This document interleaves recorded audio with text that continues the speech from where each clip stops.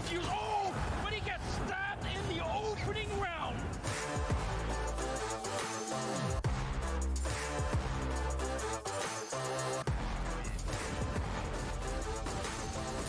Oh, nicely done, sapping Amanek.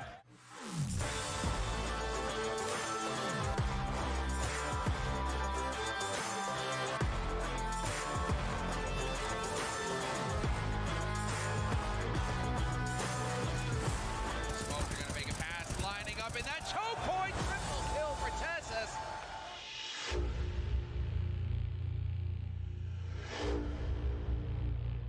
I've been having this vision. I've been having this vision, breaking out of these walls. The spot, Shush finding one. He's gonna get traded immediately by Nexa. Nexa with another triple. I'm on a mission, bringing my dreams to fruition. I ain't playing at all. Unscopes, he's gonna know it. Nico, ready and waiting, and there it is. He's doing everything. He truly is the eternal MVP of this game.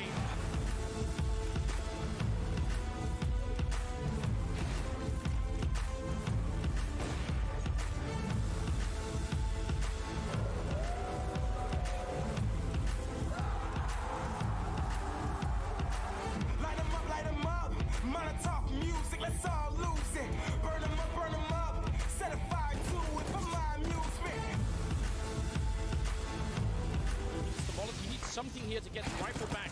Amanek shows up, absolutely stunning play, shutting down Shush and Cadian.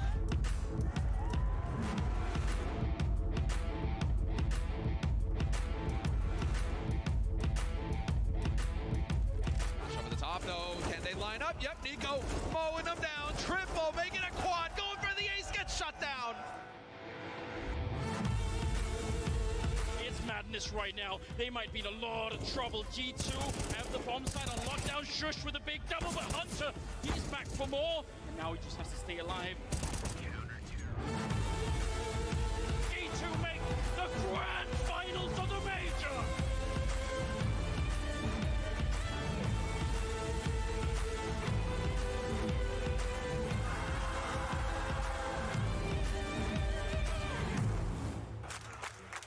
Let's go G2! Let's go G2!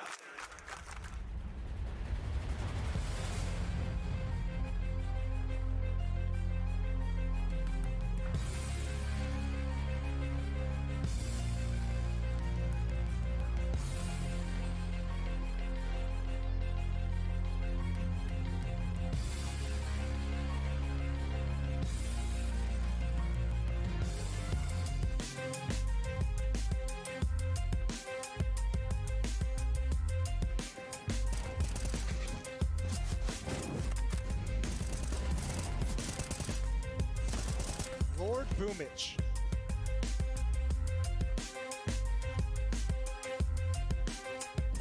Peek up, beautiful shot. There goes Hobbit.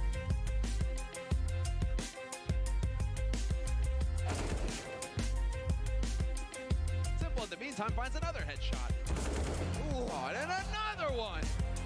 Where does this guy do it? Shiro now the last one alive here for Gambit, hoping to be the hero. Oh my Simple, God. that is disgusting. King of the free world, leader of this whole thing.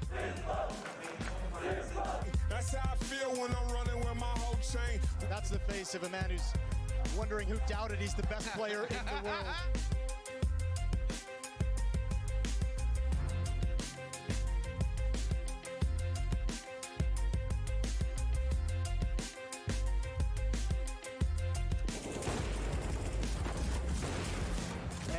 Man, this is getting mental warfare from Navi, obliterating everyone, showing no quarter.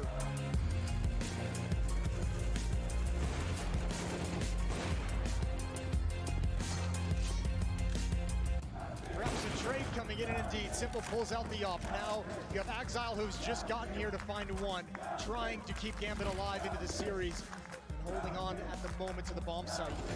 Finds an awkward timing, but Perfecto is spot on.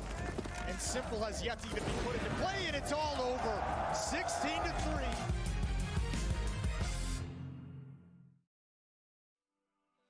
Yes, welcome to the final day of the PGL Major in Stockholm, where today history is going to be made. You saw all the action there. We've got a final fit for the occasion. We've got G2 taking on Na'Vi. Na'Vi demolishing everyone in their path. Nico trying to push back against it. And because history will be made, we have to chronicle it, and we have to chronicle it appropriately. So, as it's a throwback major, we've wheeled out a new analyst. Unprofessional Thorin from back in the day, wearing a Lakers jersey. Of course, we've got Blair joining him as well, and Yanko. So, Duncan, a fitting occasion for a historian to attend. This was actually what I was wearing, obviously not the shirt underneath, on the first day of the first ever major, before the first match, when I was joined by BSL and Scoot. So you can see how long ago it is at this point in time. And, you know, people told me you'll never work anymore. That was mainly yourself, I'm being honest, you know. But I thought, whatever, bring it out. Might be my last major. Hope it's definitely, you know who's the last major. Enough about that. Yeah, so, Blair. We'll get to that later. Blair, obviously a great... Anything controversial you want to say? No, it's my first major. Okay, I just want you to know. A few more years. A few more years. The And circle of life. Yeah. The circle of life, brother. But no, obviously looking forward to the final, I'm sure. Oh, yeah, absolutely. My first major, it's been an honor to be here. Obviously, we've had some great games, and I mean, we couldn't have set up this finals game any better. Yeah, Yanko, obviously going to be biased throughout the day. Looking forward to that, pulling for G2. Yeah, I mean, I don't think there are any surprises there. I think it's just been, we've had some awesome games in this tournament so far. Na'Vi has just been thrashing everyone, really, and I just want to see someone make them sweat at least, right?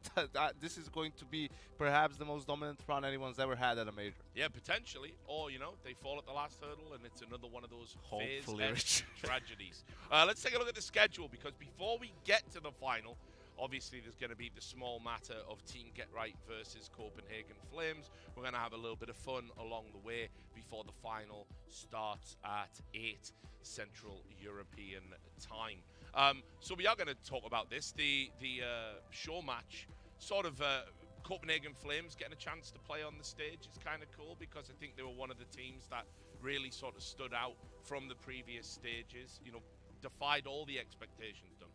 And they were obviously only a couple of rounds away from potentially making it. NIP, the hometown team, obviously made it instead. I would have actually loved to have seen them play. I don't think they really would have had a chance to do anything, but they actually showed a pretty sound gameplay. They seemed like, quite frankly, they didn't have the highest rated player in the tournament. They just looked like they had pieces that worked. And again, a mixture of brand new players and players you barely knew anyway. Yeah, I mean, you know, obviously as well, there's a lot of talk about them maybe being picked up by another organization after this. The more opportunity you have to sort of... It's pretty wild when the org themselves basically just say, like, you can literally buy it for this price. Just, if you're going to put this, you can just have them. Yeah, no, but I like it. It's nice and transparent. We all know where we are. And that was it's a nice change, you know? Before the major started as well, right? Just after they qualified. Yeah, you know, you can get this. All I'm going to say is this. It's only like 50k less than I've heard slightly used Bobski costs.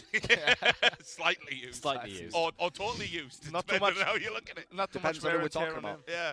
And obviously they'll be taking on Team Get Right. We saw Get Right bring out the trophy, you know, and it got a fantastic pop from the crowd. Obviously a legend, you know, and it's kind of interesting, isn't it? Because one of the things that sort of happened with the GOAT discussion is we've got all that recency bias in there, of course. You know, Get Right, certainly among the greats that you would have that conversation with, Duncan. Yeah, I mean, remember, NIP was in the first 5 major finals. They obviously won a major. He was, like, the most dominant player for the first 2 years of the game. Sure, it wasn't entirely a full 2 years in 2012. I think people forget. They always think, I always tell you this, they always think the 87-0 lasted, like, 2 years. So they think Nip just never lost and nobody's any good. That lasted something like 8 months, 6 to 8 months. After that, they just kept finishing top 4 every tournament, and they would win the majority of them as well. Like, it would be the odd day when they lost. So people don't realise he was still playing against Shoxy, Glaive, and all sorts of great players that were coming through. It wasn't like he was just playing against nobody. So I do think, just like in the modern day, I'm sure all the kids will say Messi or Ronaldo is the best, and they'll forget about Maradona, that cheater, and Pele, the brilliant player. You know, nothing How dare you bang on my Maradona on this broadcast, sir? That is a step too far.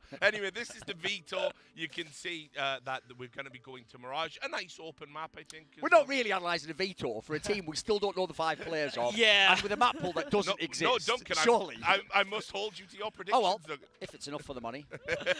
I think it's kind of apt. It's going to be Still Mirage, right? It's a one map. You know, it's been around unchanged It's since the almost FPL map inception. too. It's FPL map Yes. as well. Well, I like the fact that Flames had the mercy to veto out like ancient, new overpass. Like we're not gonna torture these old guys. I don't imagine the crowd would really appreciate it if you just hard veto them with a punish pick and go in the show match with all the legends of No, but Swedish here's the Counter-Strike, thing as well. Think about this. Copenhagen Flames, obviously, I mean, unless Get Right's got something special up his sleeve, this is going to be a very one-sided affair, I'm almost certain. But we are now ready to find out who Get Right will be playing with. We've got Freya on the stage. Thank you very much, gentlemen. Yes, we are ready to be getting this show match underway. We begin with a team who impressed everybody throughout the Challenger stage, almost making it here to the playoffs, but fell at the final hurdle against hometown heroes NIP. So please, make some noise for Copenhagen Flames.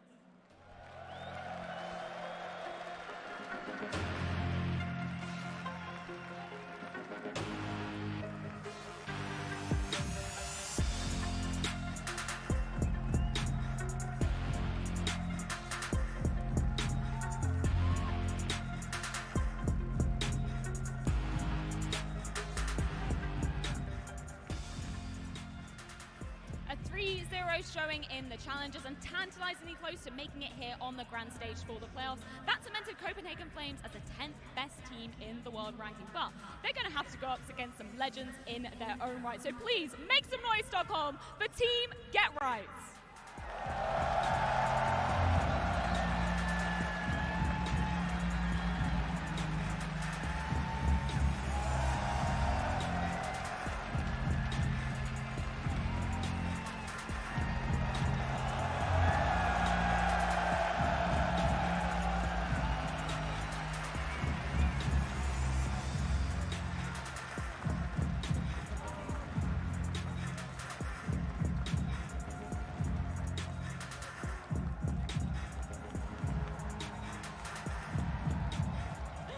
These guys certainly know how to make an entrance. Two very different teams in their own right, but we've got to get some representatives up from both sides to have a little bit of a chat. Hooksy, do you want to come up and join me, have a little bit of a chat before the match? Get Right as well, you're going to come up and talk to your Swedish crowd?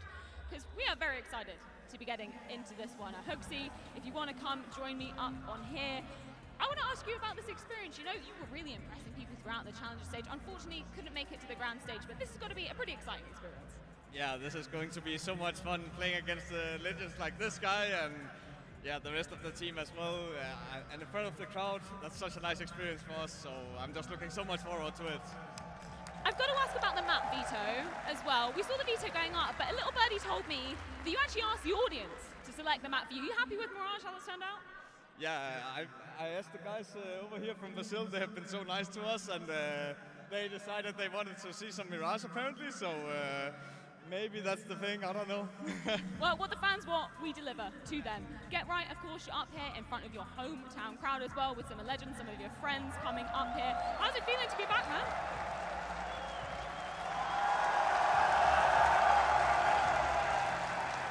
Love you guys.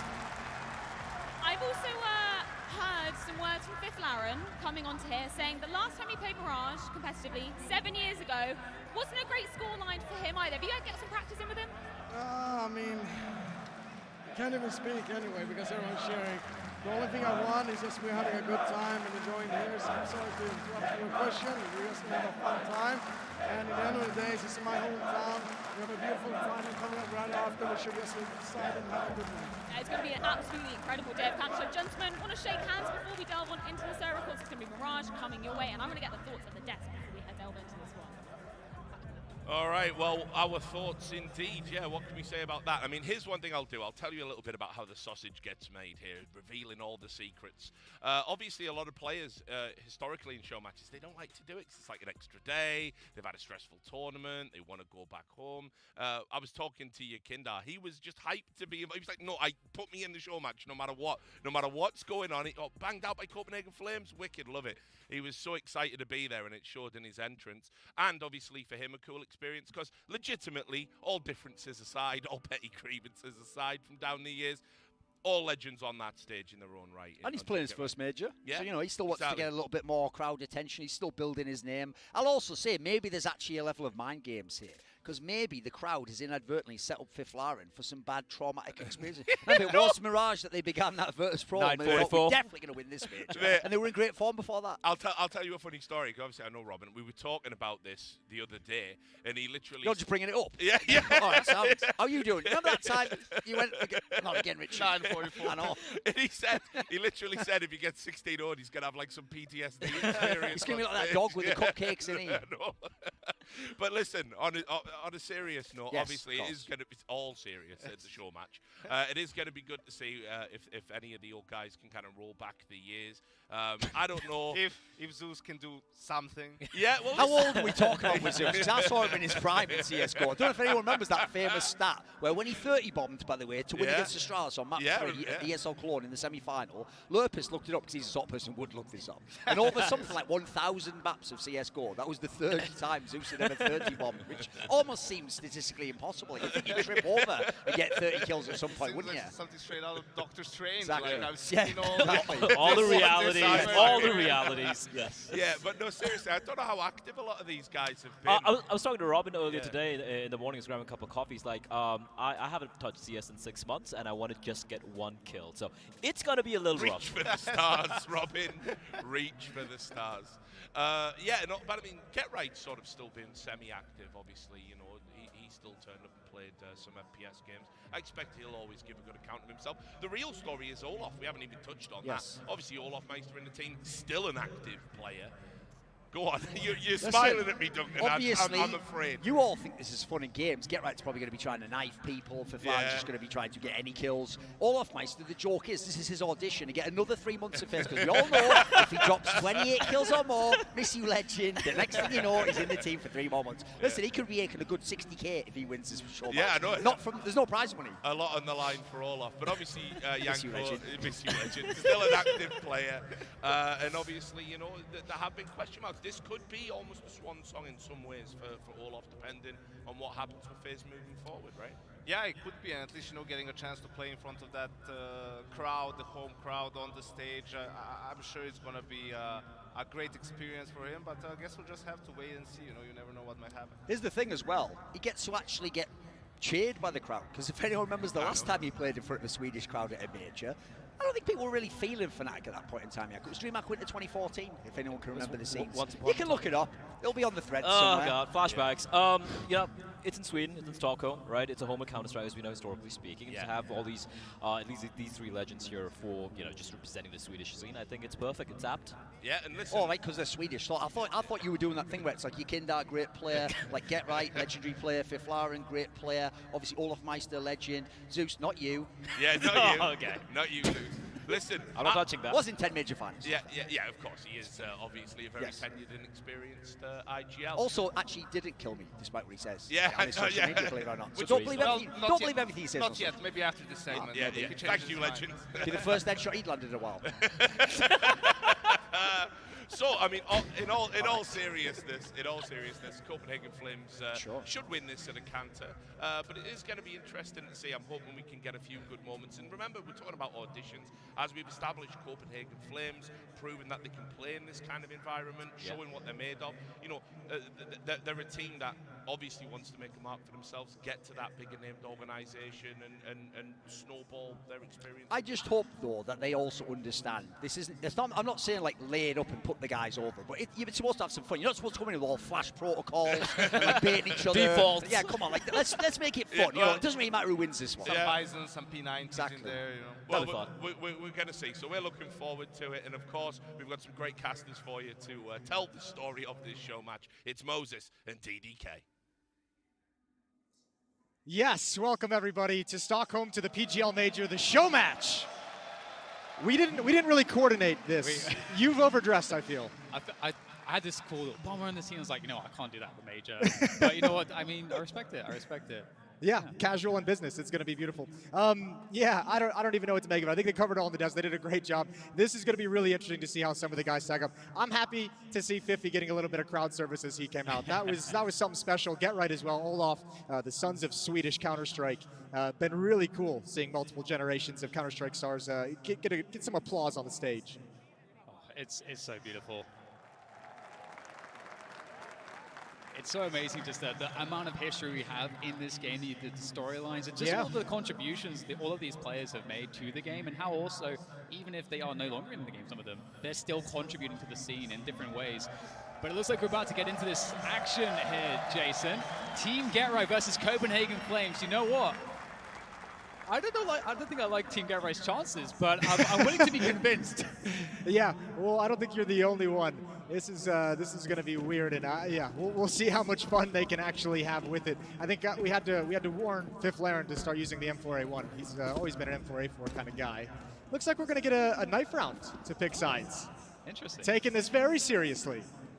Well, I mean, the knife round, it's a classic. I wouldn't want it any other way. I think they're going gladiator mode as well. Okay, well, it has begun. All of Copenhagen Flames winning.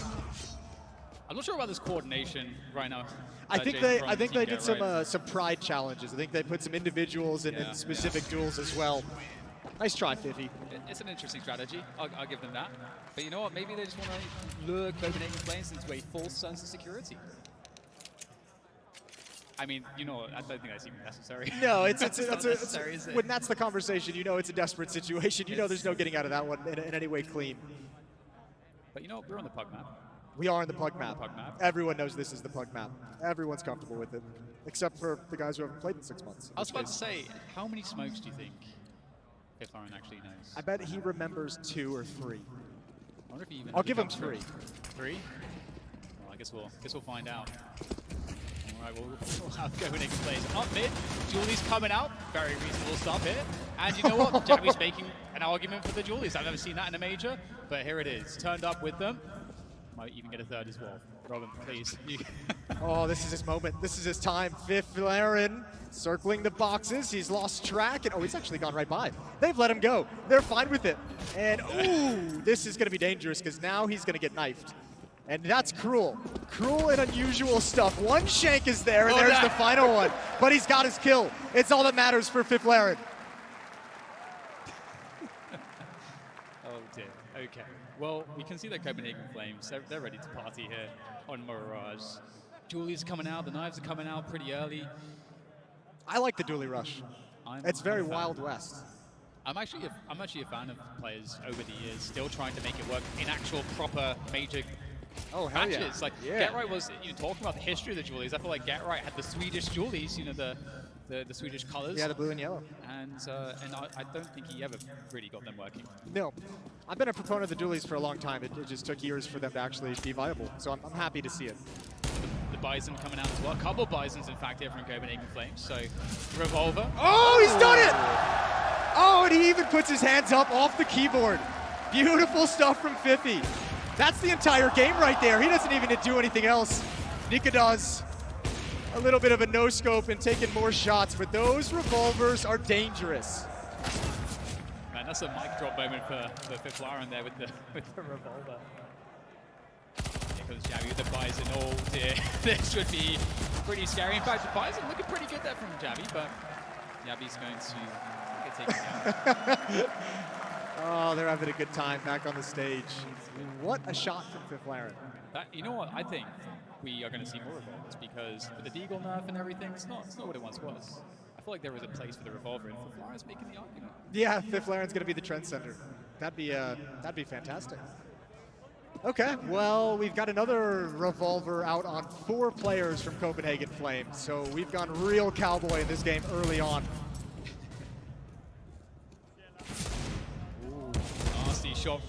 Nasty shot indeed, but we get the trade from Yukindar. Team Get Right working on the A-side control, but you know he's going to try that and hold that trigger discipline for as long as possible. Oh, he's been spotted. That's unfortunate. Bloodmeister's has taken him down.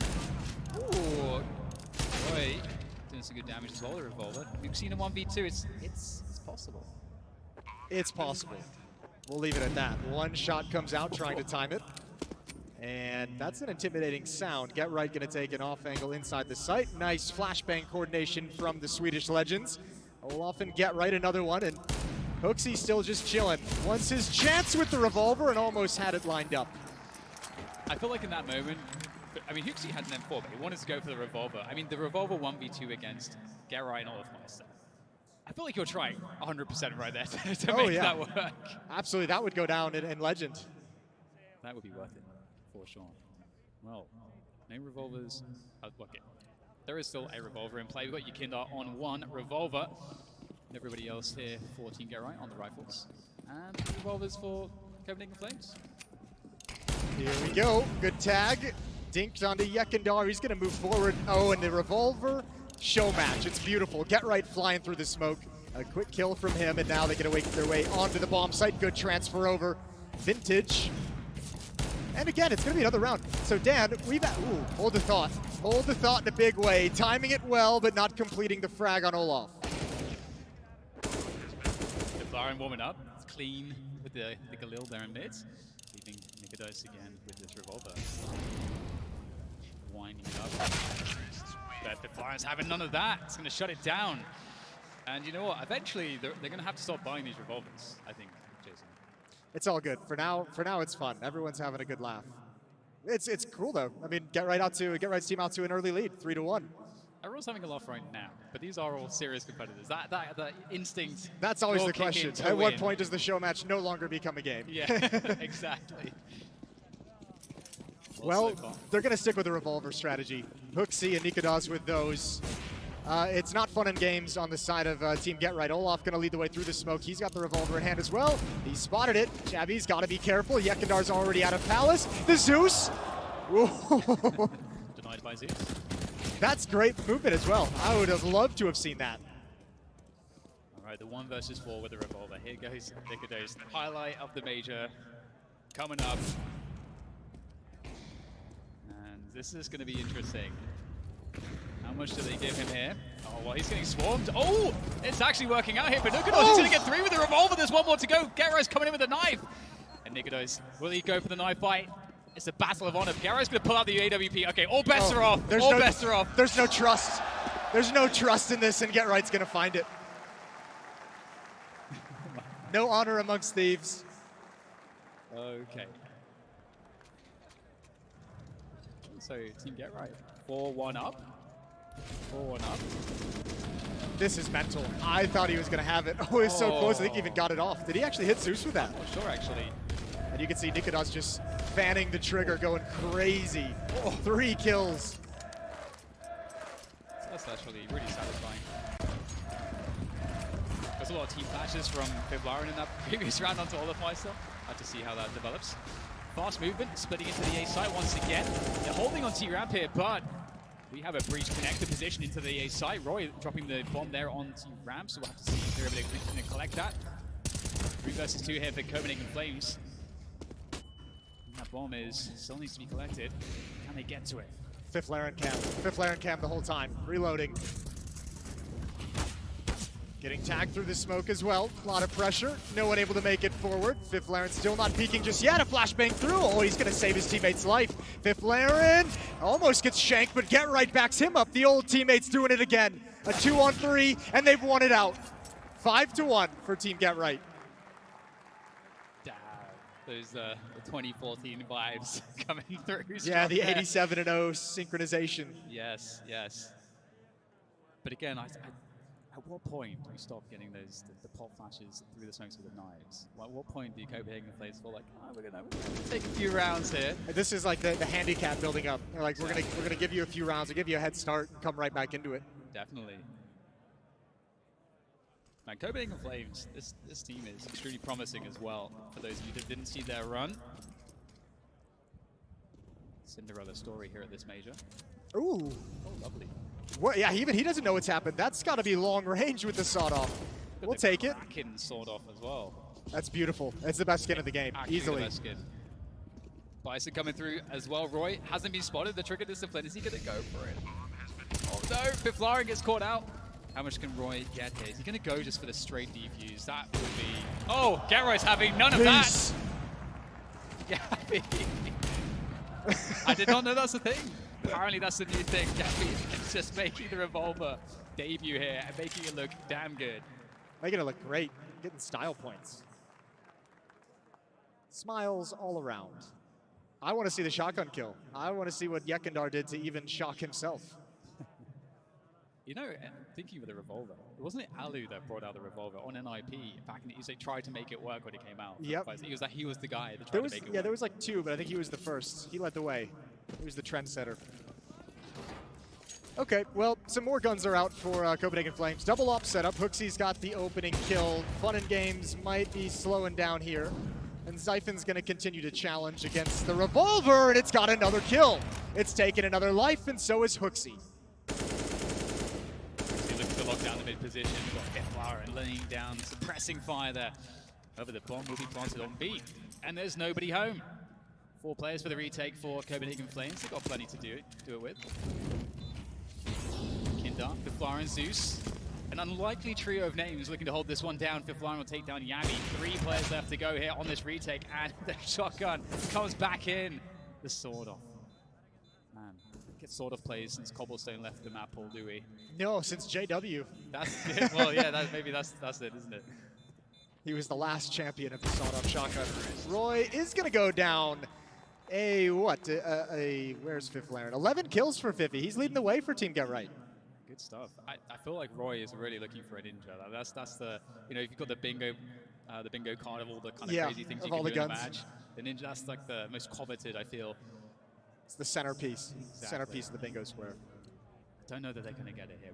We do have a lot of very experienced players on the surf. I don't think they're going to allow it to happen. But we got that P90 coming out from Olafmeister. You love to see it.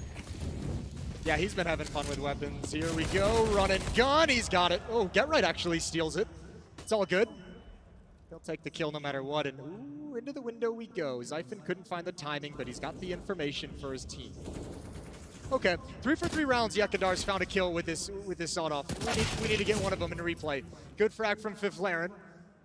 And it looks like they're going to take an 8th. It's looking pretty good. Team Get Right. I mean, they're just stomping all over Copenhagen Flames right here, Jason. Stomping over Copenhagen Flames. He's going to get a consolation kill against Zeus there. Not too much else to be done. It's going to be upgrading to the M4. This is the question. You've posed it a couple times. Yeah. Is it going to start getting serious now? I feel like that's going to have to happen. I mean, really, as you say, like, it depends. It depends. They could say, you know what, we're going to try to come back from a 15-1 or something like that. Maybe they want to do that. Maybe that's the challenge that they want here. Get Right looking suave. Why are you bullying me, man? That's a great question. Don't be bullying people, man. Oh, here we go. 8-1. Here it is. Ooh! You know what? It is. There are some very satisfying things in this game. You have Deagle headshots, Scout headshots, but I think the sawed-off headshots up there. I forgot about that one. Sawed-off headshot's pretty nice, especially when you're jumping. He's going to lead the way. Surely he doesn't get anything here. Good trades, good entrance into the bomb site. Here comes the revolver, and now the defense is looking strong. Copenhagen Flames have had enough. Get Right and Fifth Laren. Again, the dynamic duo, 2 on 4 this time. No. Oh, No. don't do it. No. No, not to him. Woo. Oh, he's absolutely done him in there. The spray to boot. That's not good. It's not good, Jason. Not to Get Right. I feel Not like on you're home soil. Yeah. It's cruel. No remorse. It feels like it's heating up now for Copenhagen Flames. Maybe they have truly had enough here. Oh, he's so happy with that. He's so pleased with himself as well. What's crazy is Boomage did that in an actual semi-final. Yeah, he did do that. That was weird. You don't see that too often. Is running into T-spawn and getting an easy knife. Good kill from Olaf. Shooting at his teammate as well. Sleeper agent perhaps. Big trades in middle all across the board. Nice and quick. And Nikodos going for style points. Kindar, he's been activated. Hooks, he's left in the 1 versus 2. The bomb is down in mid at the moment. Needs to be picked up. Get Right. Is they able to do so? Expecting a possible flank. Knows that Hooksy is one of the A players. Hooksy wants the knife. So a little bit of a clutch here. Get Right and Yekendar just chilling. Bomb is down in mid, and Hooksy over at the... I feel like they've got to be like talking to each other, typing, come challenge me at A, come knife me at A. Yeah, I was thinking the same thing. it's like There's no must be trust. it. Yeah. How much honor does Huxi have? That's the question. Ooh. Oh no. It was a Zeus duel. And Get Right in a familiar position. 1v1 bomb planted. Now we're gonna get a knife situation here, or is this? No, this is played for real. This is played for real. Get Right slow playing it behind the smoke as well. Hasn't spotted out the position. Ooh, a smoke diffuse though could be dangerous. Get Right. Here's the diffuse. Is being cautious about just a fake tap, and he'd be correct. Huxi gonna go back to it, and even that's a fake. I think Huxi actually picked up the Zeus from Yakindar. Ooh, inside of the smoke, almost there. Now the knife is out, and Get Right's got another. I think Huxi did the left, but he missed the first one. Yeah. So he didn't actually get the kill there on the third strike. That's unfortunate. But All Get the Right- legends hyping each other up on the big stage. Get Right knows how to win a 1v1 clutch. He knows what he's doing. It's like modern day jousting. I have to tell you something about Cobblestone here. Okay. We're seeing the Zeuses and the Sword-Offs and stuff like that, but that was commonplace for actual serious matchups on Cobblestone. Maybe that tells you why it's no longer in the pool. Yeah. Yeah, that's a good point. All right, the ops are out. Round number 12 here on Mirage. And now it's calmed down. Everyone's got the real guns except for Olaf Meister. Looking for challenge mid here. I'll go back to Flames. Oh, that's a nasty shot from Roy. Takes Olaf Meister down. Kindar will get completely blinded, but I think we also had Roy get completely blinded by that flash too. And Abby's going to win that one. Great pop flashes coming through to mid. That's a clearance. However, Geroy's been creating space on the A side, but they'll get denied as they start to rotate that bomb all the way around. Now the pop flashes are coming in. Get Right, Zeus with the push. Ooh, he gets baited into it. Steps forward. Vivlaren controlling the spray is going to do nothing. 9-3. 6-round lead for Team Get Right. I think it happened, Jason. Yeah, I know. It happened. Happened quick. Now you can feel it. Less smiles, more killing. Copenhagen Flames. They were, for me, one of the most enjoyable teams to watch at this major, actually. Just watching them through the Swiss system. No, they were exciting. It's always fun seeing a team break out the way they did and almost even make it all the way to the playoffs. Yeah. And it's cool to see them have this position on the stage as well. Definitely, like making it look legit, for sure. They legitimize themselves heavily in this competition. We'll see Team Get Right looking to legitimize themselves here, but I'm not sure how well it's going to go. We've got Zyphon with the spray down, and they can't get out of the apartments. There's only 2 of them left. Yeah, nothing working this time. Everything being shut down. Copenhagen Flames are here. They have arrived, and they put down the funny guns. Okay, Zeus. 1 versus 5. Half health. Smoked off. They know exactly where he is. There's going to be shenanigans. Absolutely. You can see Nikodos already thinking about it. He's got the knife out in the smoke. Zeus knows. He can feel the shenanigans, Jason. He knows something crazy is going to happen. He just has to wait, allow them to get close. This is his time to shine. There's a world where he wins this. No, there's not. There's no world in which he wins this. I mean, if they try to knife him, I feel like maybe you get 3K spray down, make it a 1v2. They're trying to set something up here. He's got to feel something around this smoke. He's got to feel it. Look at these nerds. They're not going to let him do anything. Everyone's Oh, blind. no. Oh, he could actually have gotten one. And Zeus goes down. Oh my goodness. Zeus was always such a fun player to watch, you know, from afar, like seeing him in the booth and any stage. Yeah, great personality to have on the stage as well. Obviously having a good time up here. Wears his heart on his sleeve. Yeah, he really does. And for better and for worse. Yeah. I remember the days when we were casting at E-League and we'd have our little booth there for casting and we'd be looking over and we'd always have Na'Vi right next to us.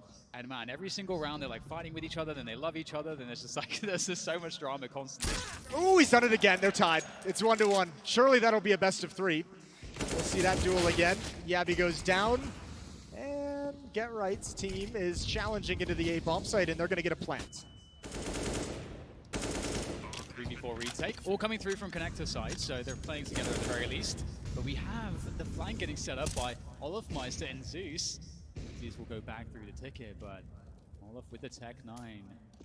Classic weapon for Olaf Meister. Absolutely. But the knife's going to come through. Out comes the Tech 9. Can he make it happen to 3K?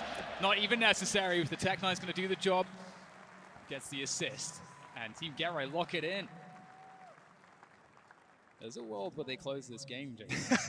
There is a world where this happens. I don't know. Let's wait for the second half. That's gonna be weird. By MT49. I endorse this messaging. Yes, I do too. Now's the time to do it. All the funny guns are out. What is the most garbage gun in the game, Jason? Ooh, it'd probably be the M249. It probably is, isn't it? Honestly, I probably would have said the revolver before today. Good kill from Olaf Meister. Here we go, 10-4. Final round of the first half before we switch sides here at the show match. Flashbangs in, and Roy's gonna back away. Get Right lurking as his classic vintage Get Right, and it's gonna be Olaf coming up connector. He finds another one with the Tech 9. Oh no, how has he found his way around here? That's outrageous.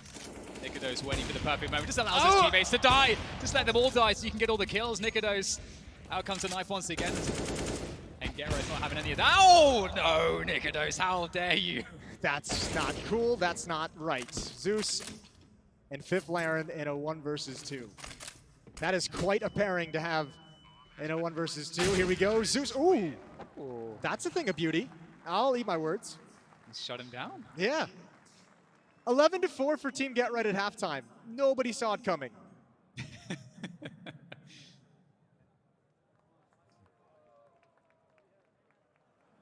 Not really sure what's happening. No, that's unique. Nobody knows what that means. He's vibing. Nobody knows anything about it, yeah. The Zeus vibes. How we've missed it. Zeus vibes. How we've missed it on stage. Man, we'll never forget the timeout, the famous timeout when Gambit won. Oh yeah, yeah, that was brilliant. That was really cool. That's gonna go down as one of the best moments in Major history. Yeah. Zeus, a leader of men. G2 Army already getting ready for the grand finals. Oh, the storylines we have going to this finals, it really is incredible. We're so close, but first, Team Get Right, can they hold on to their lead here? Copenhagen Flames, surely. They're going to start amplifying their efforts here. Oh, they're doing the crab walk strategy. They're going to crab walk the whole way to the B bomb site, which is stacked. Crab people, let's go.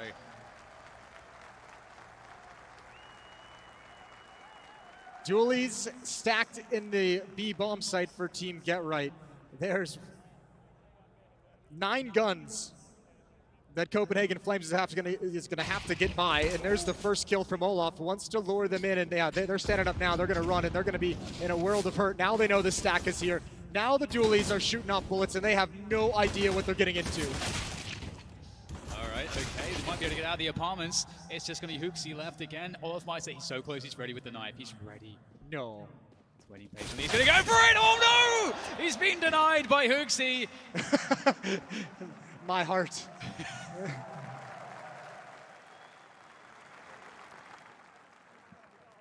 Good stuff. Well, how many knife kills we've had? We've had a lot. We've had quite a few. You had some Zeus kills into it, as you know. They've been going nuts. I can't believe they actually won that against so many dualies. He's just so happy. So happy not to get shanked. All right, second round coming in, and there's the machine guns holding down the trigger. A lot of ammunition to send out the way. I don't think he's hit a single thing. I mean, when do you practice the spray, the recoil control on the MT49? I mean, if someone's gonna have done it, it would be Get Right, the master of spray. But it's not good looking too great here for Team Get Right. Just Olaf and Zeus remain. Ooh, he's got it. Talk about controlling the recoil. Had to aim at the toes. Knife is out. Ooh. Honorable is Copenhagen Flames. Oh, no, this is so reminiscent of the face it pugs where people just like run around. It's just yeah. like wasting time. Like, please come no. on. It's getting PTSD flashbacks. Another knife kill. Man, I feel like we need more from the MT49 here. We got Gerard on it. How about 5 players on it at once, Jason? I feel like that's how you do this. Get 5 of them in the window, spray it down. How about this? Stockholm, can we get a heat check? How many of you are G2 fans today? How many of you are here for Na'Vi? How many of you are here for Get Right? Get Right wins. Get Right wins. Get Right wins. 11-6. Speaking of the devil. Ooh, biding his time. Always been spotted now though. But is he aware? Oh no, they're gonna go for the flash and the knife, but Get Right, here he goes. There's the Zeus kill, pulls out the knife, but it's Roy to get him dealt with. And now it's Kindle with that revolver. 1 versus 4 revolver. It's a tough one. It's a tough one. I feel like we need to have a petition to have just a 5-on-5 Zeus battle in this matchup. We've seen everything. That's the only thing we haven't had yet. Yeah. If only we could control everything, Jason, about what they're buying, that'd be fantastic. Yeah, wouldn't that be great? But it looks like we're slowly creeping back here. Copenhagen Flames, 7-11, turning it around. We've got the auto sniper. Okay, we want to go back to another classic. Get Right with the auto sniper. We'll see what he can get done with it. He made this popular back in the day. Got so much nostalgia. I can't handle it. I can't handle the nostalgia. Ooh, this shotgun's going to get a chance, though. All 5 players coming out of Palace, excuse me, 4 players really, really close to the entrance. Zeus can step back and get involved, but Yekindar needs 1, and he's got it. Zeus hasn't moved from ramp still. Shotgun not yet in play.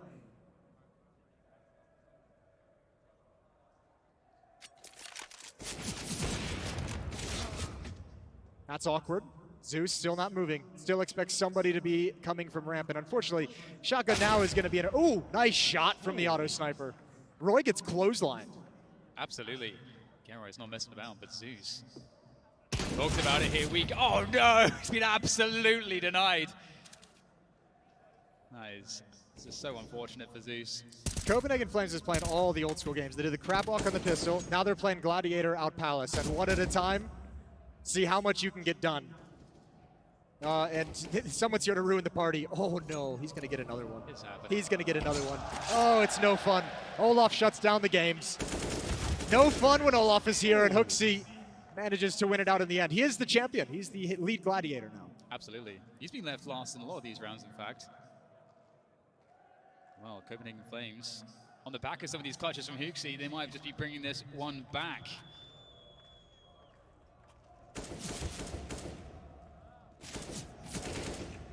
Copenhagen Flames. I mean, there's some shenanigans here, but I'm worried for Team Get Right. I'm worried for them. Yeah, a nice little comeback brewing here. Good kills from Yekindar. Not if he has anything to say about it. Roy's going to step up to the plate next. No defense. Full-blown stack towards the B-bomb site. But it's all good. 5 versus 3. Roy's going to take down Olafmeister. So they've got some control of the site, but they don't have the bomb. So that's kind of a problem. That's a small...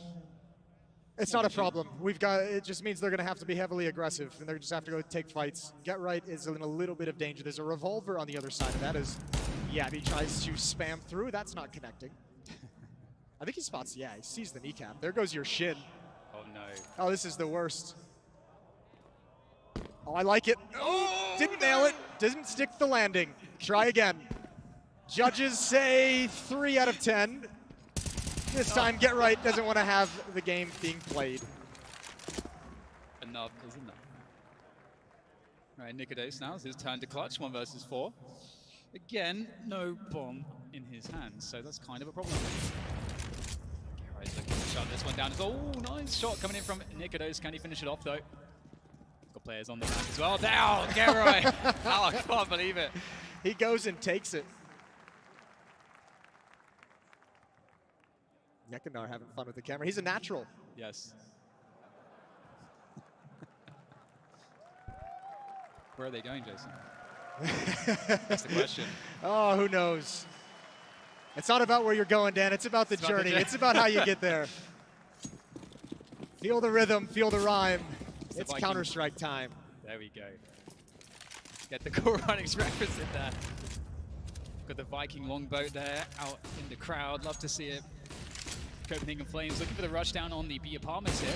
Bomb is towards that A site, so it is a fake here coming in from them. Get Right goes down, so they've sold the fake for sure. Or maybe they haven't though, because Zeus is still waiting in shadow. The trigger discipline on Fiflaren is crazy. However, he's gonna have to take one of these eventually. I don't think he realizes yet the bomb. This isn't the end point. He's letting them all through, but they've been planning to go towards A this whole time.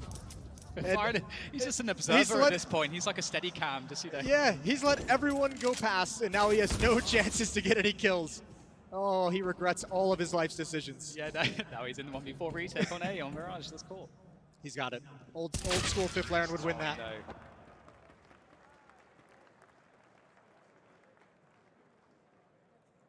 All right, Stockholm, I think Team Get Right needs your energy right now.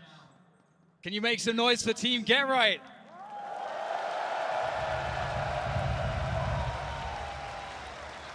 You know what? I was going to ask him again, Jason, but that was pretty good. I think Team Get Right heard all of you. I'm about to see if it's enough to take them over the line here, because Copenhagen Flames, I'm feeling like they want to win this game, Jason.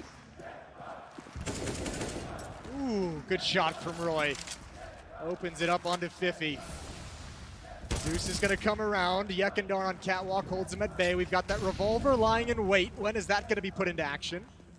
And you have to feel like there's going to be a knife attempt somewhere in this. Get Right's got his auto sniper. This is going to be an easy one. Roy has no idea. Transferring down. Roy steps into it. Double kill for Get Right. Holds down the trigger. So does Hooksy, and nothing lands. Abby in the 1v3. Look out. There's a, well, should be a kill. He's going to pull out the knife there. Gets a little bit closer. There's the Zeus. That's what he wants. That's the play for Yabi, but will get shut down. 13-9. Team Get Right. They're closing in on a victory here. So many legends on stage. Yeah, going way back as well. 13-9. Team Get Right just 3 rounds away from taking the ever so valuable pride of winning the show match. Absolutely. And can you imagine as well for the players on Copenhagen Flames, you know, just a lot of youngsters, way less experience, we're watching all of these legends that they're playing against. A little bit of a motivational speech. Zeus rousing the troops. A few massages passed out, loosening the muscles. And I mean, we know what's going to happen now, Jason. We already referenced the famous Zeus tactical timeout pep talks. Known for his inspirational speeches. We've seen this movie before. We've seen it. This is the sequel.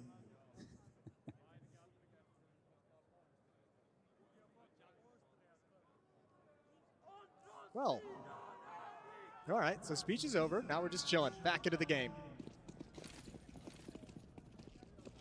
Yeah, Roy's been killing it on the auto sniper, man, which is great to see. I'm amazed at pretty much everyone on Team Get Right. Get Right doing it the auto sniper. Fiflaren's had some cool rounds. Zeus obviously stepping up. It's been good to see him back in action here on the big stage. Siphon blinded and Fiflaren pushing.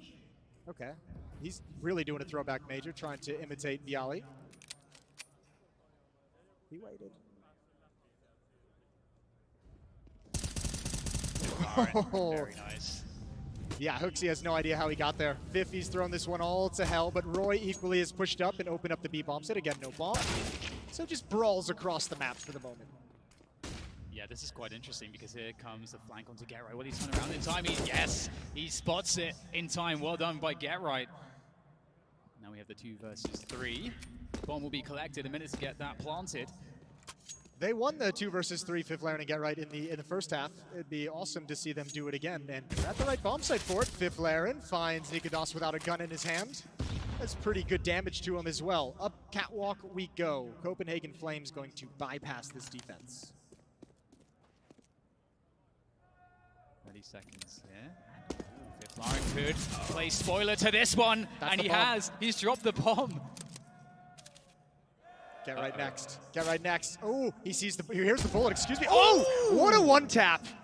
Right through the edge of the wall, and Siphon in a 1 versus 2 now. How quickly the tables have turned. And there's no time, Dan. Look at the time. Something about clay. And something clay. The clay pyramids here for Siphon. Well, as you say, no time left in this one, and that's 14 rounds for Team Get Right. Copenhagen Flames, maybe they let one too many go in this one too many knife fights, and they found themselves in the doldrums.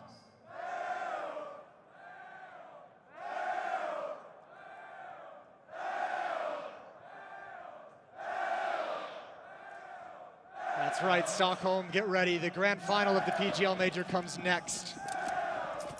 This is a fantastic warm-up. Yes, it is. Yekindar, ooh, he's gonna get a lot of action. Big trade from the revolver. Still that auto sniper in Get Right's hands. I don't think he's lost it yet. And they want to challenge at long range, and that's not gonna work well. Nice kill on a Jabby, and there goes Roy. And it's looking like Team Get Right might have a solid victory here on the home stage. Looking for 15 rounds here. Huxi and Nikodos to try to stop this one on the take. And I don't know, it's going to be interesting. Austin might have found a timing in here. He's going to go straight towards the back of GL. Nikodos, he's ready for this with a revolver. Trying to get the shots landed. It's so labored, but I mean, there we have the assistance coming through from Huxi. And that's just going to be Nikodos left alive at the back with a revolver. Can he make it happen? It's going to be so difficult. The revolver just is not reliable. It's not working out. Oh, the two's misses. And there's still a chance here for Nikodos, but no. Get Right with the knife. Will deny. And that's 15. That's 15. Just one away. And he's dusting off his shoulder. No problems for Get Right. Here at the Avicii Arena. So, this is a turn of events. And if we look at our monitors, we've got a lot of P90s being picked up from Copenhagen Flames. You'd love to see it. The run and gun is coming.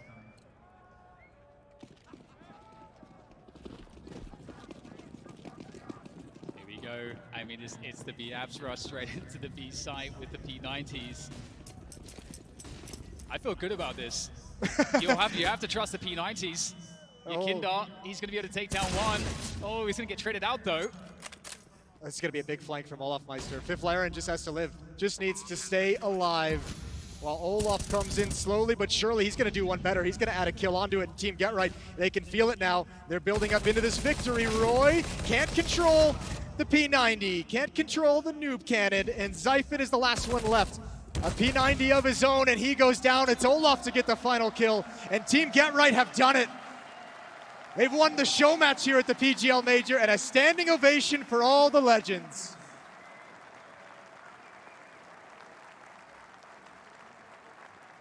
Impressive performance. Maybe we'll see them in the next major qualifiers, Jason. Oh, it's good stuff. That's great. Stockholm, give it up for Team Get Right.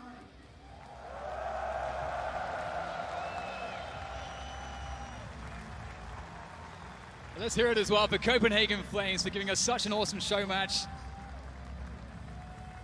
Hugs all around.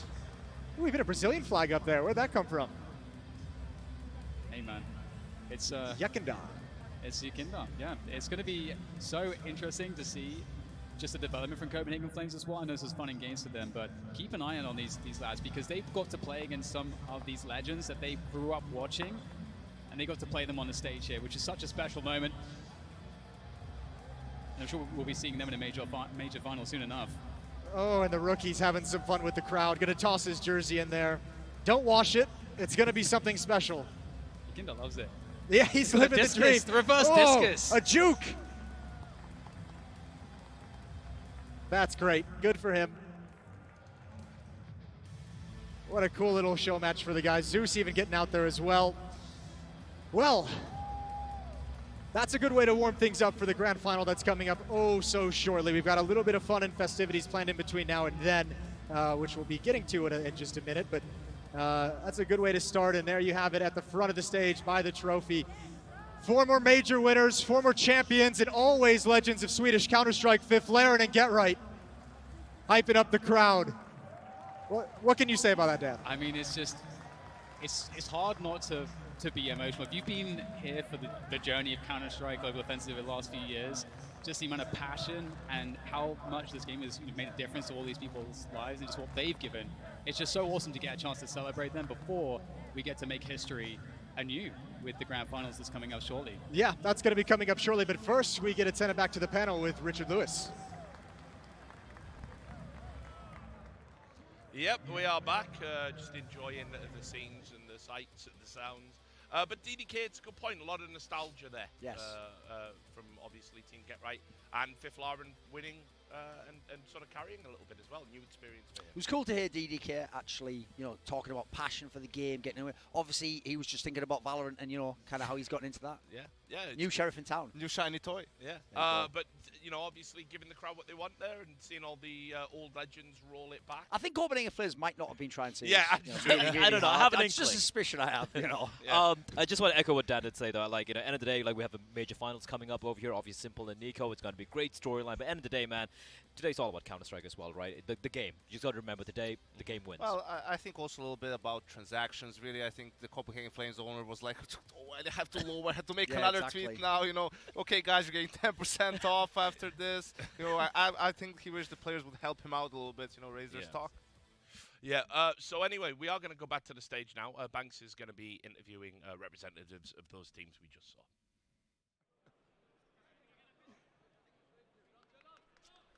Thank you very much, Richard. A little bit of fun with the show match there. Hooksy, what went wrong, mate? Huh? What went wrong? Well, we started on the CT side. I was actually against that because I was building a strat book on Twitter. And some of the strats worked. We had some Brazilian fans down here who wanted us to do the T-pistol. That worked out great. That's the only strat that worked. So, I don't know, the P90 B-Rush, it's always a classic, but it didn't work. I don't know. It's just, when you play against such experienced guys, they are just ready for everything. They know it all, right? They know it all. But what do you think of this crowd, man? It's a lot of fun, right? Oh, there's so many people for a show match, and it was so much fun. I can't describe how much it means to me to play in front of a crowd, even though it's not a too meaningful match. It's so nice. And they love it as well. Now, Zeus, you've managed to play in every single major, mate.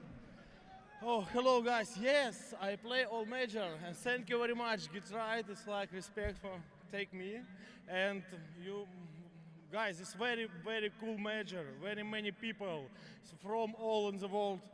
I'm very happy to see this, and it's very cool. And guys, I love you, all of my star.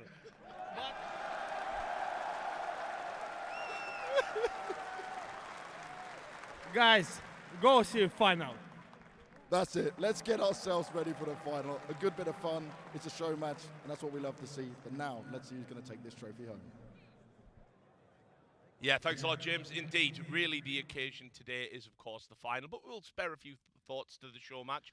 Obviously, we've talked a lot about Copenhagen Flames, but today, obviously, the theme is history. That's what we've all been talking about, because in that final, we're going to see, obviously, Simple potentially get his first major, Nico potentially get his first major, already legendary players. But obviously, it's sort of staggering to think back to the era of Fifth Lauren, of Get Right, of 2015 Olaf Meister, of obviously Zeus's previous iterations of Na'Vi, and sort of how far we've come since then. Sort of crazy when you think about it. I always have to kind of like catch myself, it's like, because it's not 2013 anymore. I actually thought, though, this major, in the sense that, like, we obviously were the ones who built it as the throwback major, and we're going to take it back, like, first major in a while. But actually what's funny is, despite all the storylines, like, it's the online era, none of these teams will make it. If you look at the end, the top 4 teams of the year, and pretty much the online era, were basically the teams that were there. Even Vitality was in the top 8. Like, it actually ended up kind of taking the narratives and bringing them to land. And by the way, that is a throwback vibe, because if you remember, the top 8 of the major used to be sacred. Like, you didn't fluke your way into those those first, like, let's say 6, 7 of them. And if you made the semis, you probably were one of the absolute best teams in the world.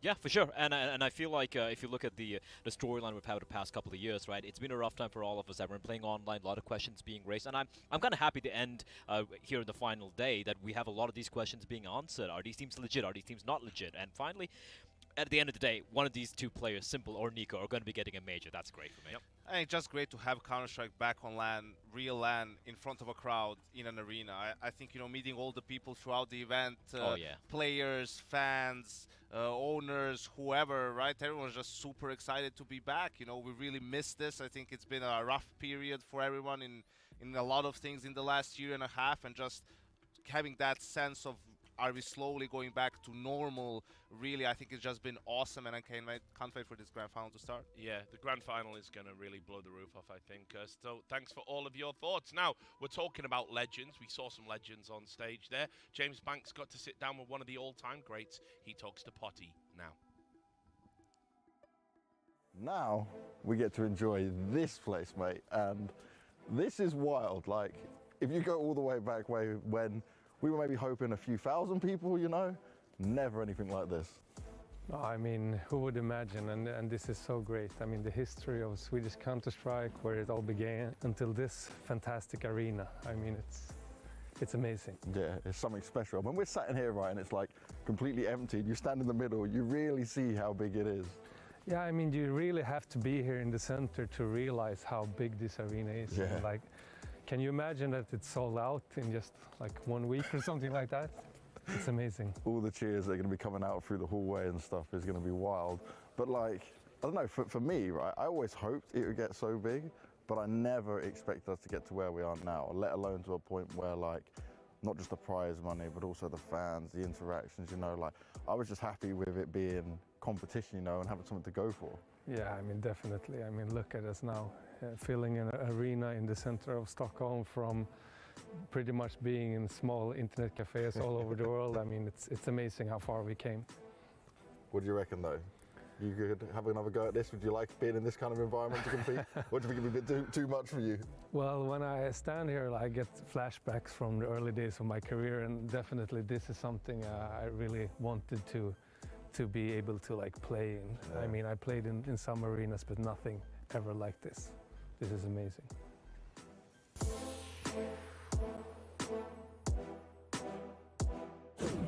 So Swedish Counter-Strike has kind of come, I guess, full circle in a way, right? But from your days, where we're talking about early 2001, forming NIP, finding this success, and now comparing to, you got to see like the players having their media day and things like that. How big a difference is it of what you had to deal with and what they have now? Oh my God! I mean, players nowadays are so spoiled now, but I mean, it's fantastic that it's come to this. I mean, I remember when we went to tournaments, there wasn't any practice computers at all. So some of the tournaments we haven't played for a week or so, like, because it was media days back then also, but it was no practice time in between. And when we flew somewhere, it could be like, 8-9 days sometimes before we even get to touch a computer again. So imagine though having to perform at that level when you haven't played for so many days. I mean, obviously you're rusty and have a rough start, but I mean, it's amazing how we come to this far. I mean, filling arenas, you have the practice areas, their own like space and everything taken care of. It's fantastic, it's great. On the other aspect as well, right, now the players don't have to pay for their flights, don't even have to book their flights. They've got support staff from the organizations, from PGL, for example. Yeah, I mean, big credit to the tournament organizers nowadays. I mean, we had to pay our tickets ourselves, basically, in the beginning, even have a hard time finding it. Sometimes you want a qualifier where you paid for the tickets, but it was hard to get the fees out and so on. And I mean, a lot of things have changed the past years for the better. And for you, right, we were talking about this yesterday, you guys are like one of the first teams with actual like jerseys and stuff. It was the iconic one with the small MIP original logo. Yeah, definitely. I mean, people forget that, but I mean, NIP was actually the first team in the world to have jerseys when we went to the tournament in 2001, which was like the first official World Championship that Valve actually like approved that this is a World Championship. And I think we were basically the only team there that had team jerseys. So you could say that we're the first team. Styling from the start as well. But when it comes to actually looking at now what's happened with Swedish Counter-Strike, because you guys are on top for so long, right? From 1.6, you even had some success in Source, then you come into Go at the very beginning, just look at NIP again, rising up, dominating from start to finish. Now we're in a weird spot where it's kind of rebuilding, right? You got these young teams coming up. Obviously, Ninja Pajamas now have their young Ninjas team to try and bring some of these players through. But do you think like that Sweden can rebuild in this way? Do you think you've got enough potential? Yeah, definitely. I mean, it's all about the trends. I mean, we were really spoiled. We had some really good teams and we had great competition. I mean, the reason why we stayed at top for so long is that the competition in Sweden was like really insane. You could have like top 10 team in Sweden, and they could probably place top 3 in the world in the end of the year, basically. And that's how hard the competition were in Sweden back then. Yeah. So competition always drives you to perform better, right? And I think that we were kind of spoiled because of, instead of new organizations starting in Sweden, like I started an IP and then a lot of other great like smaller organizations started out. I think the trend somewhere changed where you wanted to get picked up by an organization or something like that, and you felt like, okay, it's all or nothing. I want to be in an IP or one of the big organizations or nothing. So I think that created a kind of bad trend in Sweden. That's why we saw Sweden kind of drop off the map, and other people, especially Scandinavian people, were catching up. I mean, look at Denmark. Oh, yes. Hats off to them, what they've been doing for the past years. I mean, some great players, some great organizations, and I think that a lot of the whole world can look at how they've been building their scene for the past years, because they're a real small country just as Sweden, and they have like some great history in the past few years now. But finally we see some light in Sweden again. I mean, obviously this helps out, but we see a lot of new young both talents and teams are blooming up again finally. I mean, I think that kind of the part that NIP has had some great success now again is that they actually work better with younger talents now, and like infrastructure on how to bring them and onboard them, and I think it worked great. I mean, you can see the results basically from now, that it really pays off to work with grassroots and everything like that, and work with the whole community, and I think that's what's been missing for a lot of years in Sweden, but now finally getting back to it.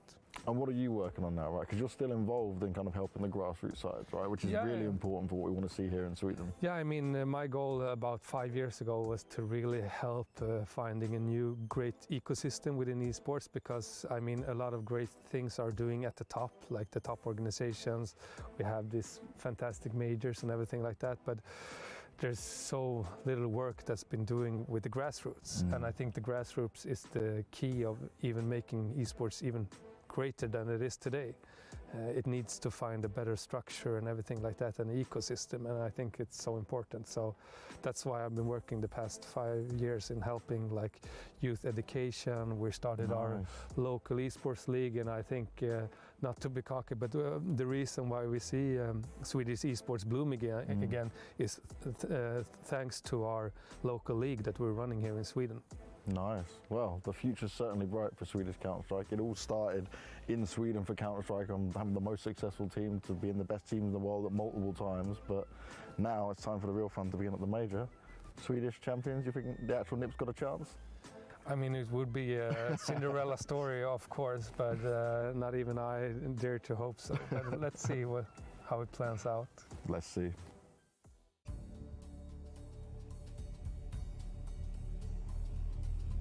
Coming up next, Navi versus G2. Hey Siri. What is copy trading? Copy trading is a service that enables individuals to automatically copy positions opened and managed by an elite trader. Explain it simple, Siri. BitGet.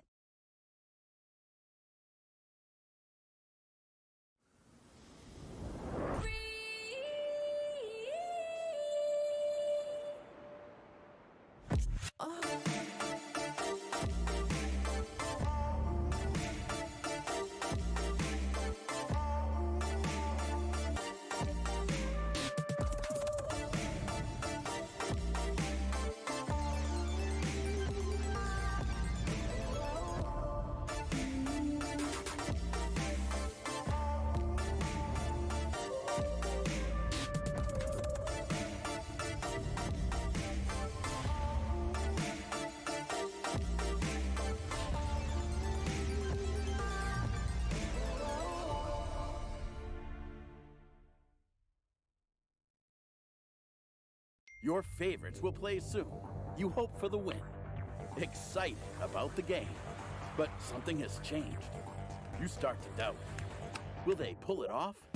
Or will they drift away? You pull yourself together. Because you're sure they're revved up to win. You know they've prepared. They picked the right course, and even when there's no chance, you believe they will win. GG Bet. Be excited.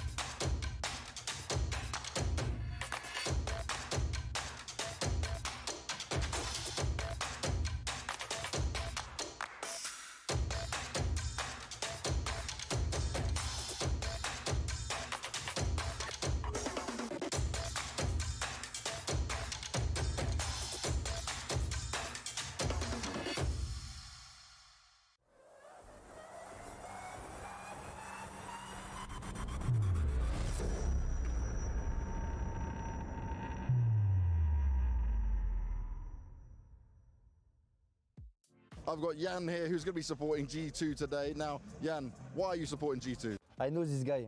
I don't remember this name, but I know this guy. I mean, why won't you support G2? We're at home now. You can directly hear the French accent. You have the most catchy accent in the world when you try to speak English. But I like the cap. We're really proud to be there, guys. We're behind you. We're going to cheer for you. Thank you, We're going to make all the noise we can, even with the crowd, the local crowd doing whatever they can. G2 is going to beat them up. That will be really, really easy for us. He told the truth, guys. He say we're gonna beat NIP easy, and we did it. So thank you, Barry. Mate, why do you support G2? Well, it all started as G2 made the France super team. And then, well, because of Kenny S, lately I loved Kenny S, and then I supported G2 more and more. He's not here anymore, bro. It's just a nice team, I love it. And why do you support G2? So first, I started watching League, and I really love the team of G2 in League of Legends. I like the guys, I like the vibes, they're really good. It's beautiful! Well, I hope you're gonna win the major. I mean, I'm also a bit of a Na'Vi fan, and I think it's gonna be a Na'Vi versus G2 final, and it's so rough, but I hope you win the major. Thank you very much, but I think Na'Vi's gonna win, so there we go. He's G2 and Na'Vi fan, so he hopes for the big final Na'Vi against G2. I'm gonna do it for you, bro. What do you want to say to the G2 team? Let's go, Nico! Woo! All about Nico with him. What about you? Whoa. I'm very glad in Nico. I hope they do a very good job. Typical fan of Nico. I hope they do a good job as well. Let's see how they do. Huh? But Nico, he was the hero of the day. 2-0, easy. There we go, that's what we're talking about. They all tell the truth. They all say 2-0 easy. Actually, I'm gonna say these guys are insane. They have been looking pretty good in the start of the tournament. People thought that they wouldn't make to this far. People actually picked them as a 3-0 team. They thought before this tournament that they couldn't even make to the playoffs, but they did it. They did it like in a good fashion, and they were the first team to qualify in this tournament to the playoffs. And I think personally, these teams has the potential to win this whole tournament. It's true, bro, it's true. We have a problem with G2, it's to be consistent. We can be really good and to be scared, and we can be really bad. At least they will win today for sure. I'm gonna be pretty sure about it, even though it's in Sweden, but still, these guys have a sick aim and sick gameplay in this tournament. And I'm gonna be honest with you, I think it's gonna be Na'Vi versus G2, and then we will see who's gonna win. Thank you! They're awesome. I'm sure they're gonna do it. I want them to just break the curse of E0 3 finals. I want them just to do it. They have got the potentials, and I'm sure they can do it. You are so nice, bro. Good vibes. I just wish the best of luck to Amanek, who is one of my favorite players of all time. Bonne chance François, éclate tout. Oh, fan of Amanek. T'as tout compris, mon gars. T'as tout compris. And you, what do you want to say to G2? Like, you're against the guys that are at home, but you're gonna crush them like 2-0, no respect. Let's go. Hey, let's go! Merci, mon French, international people, I don't care. I just see the good vibes. I see the smile, and for me, it's the things can make me happy. And thank you guys, and I hope we can meet after and enjoy together.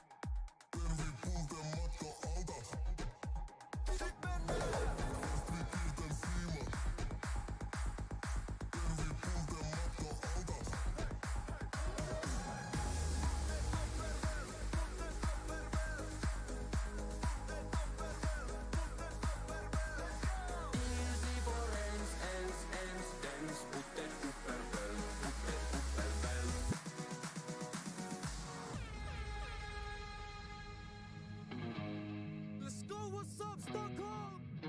It's Verkars and nothing.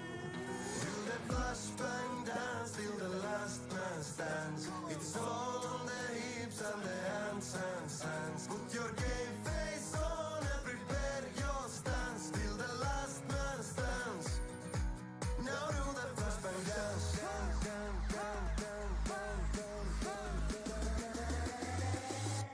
Now do the flashbang dance. Flash batanga dance.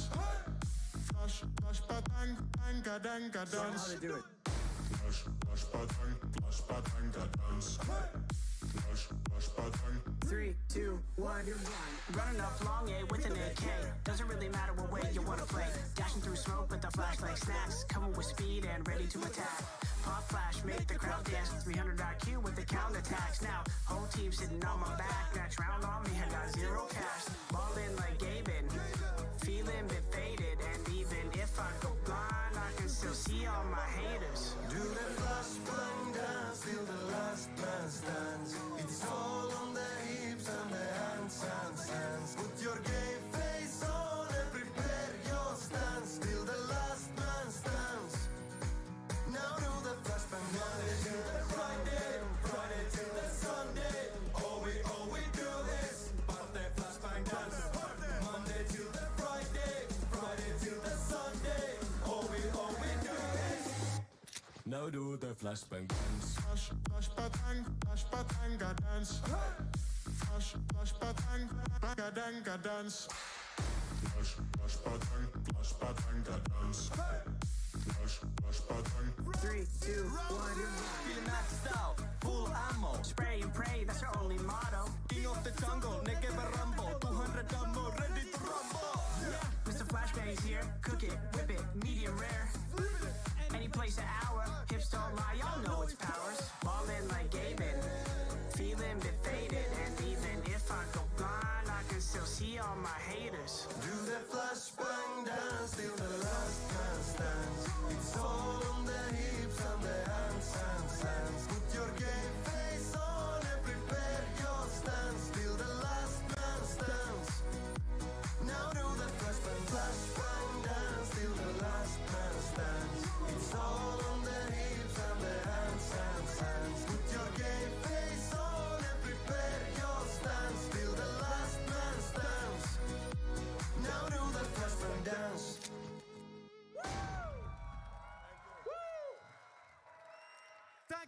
Thank you, Stockholm. Yes, so there you have it. A musical performance at a major. You know, it's debatable, the first part. Yeah. And we couldn't see Jordan as well at a major Debatable. final, of course.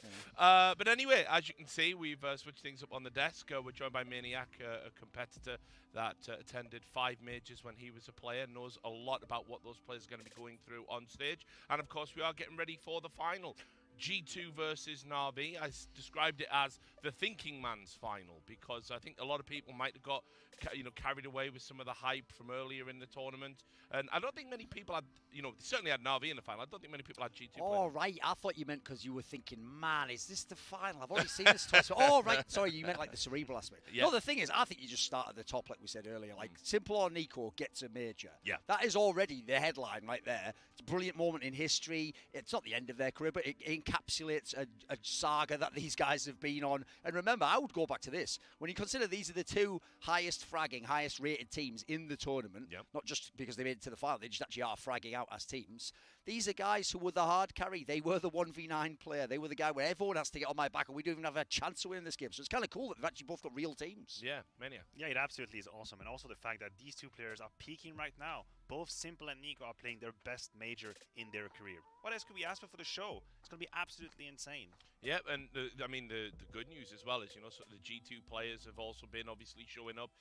Nico has had to drag them through the more difficult encounters, but that's what you expect, obviously. But, we're hoping they can make a good show of it here, even though it is Na'Vi's final to lose, essentially. Yeah, and that was probably their only way to make it to the grand final on the back of Nico, and he's had a tremendous tournament here, and you do feel like for Na'Vi, Simple didn't have to play as well as he's playing, right? I mean, it's great for them that he is, but everyone's been showing up. They've just been stomping people this whole tournament, right? And on the G2 side of things, obviously, we had that amazing semi-final yesterday against Heroic, where it really was in some of the crunch time moments.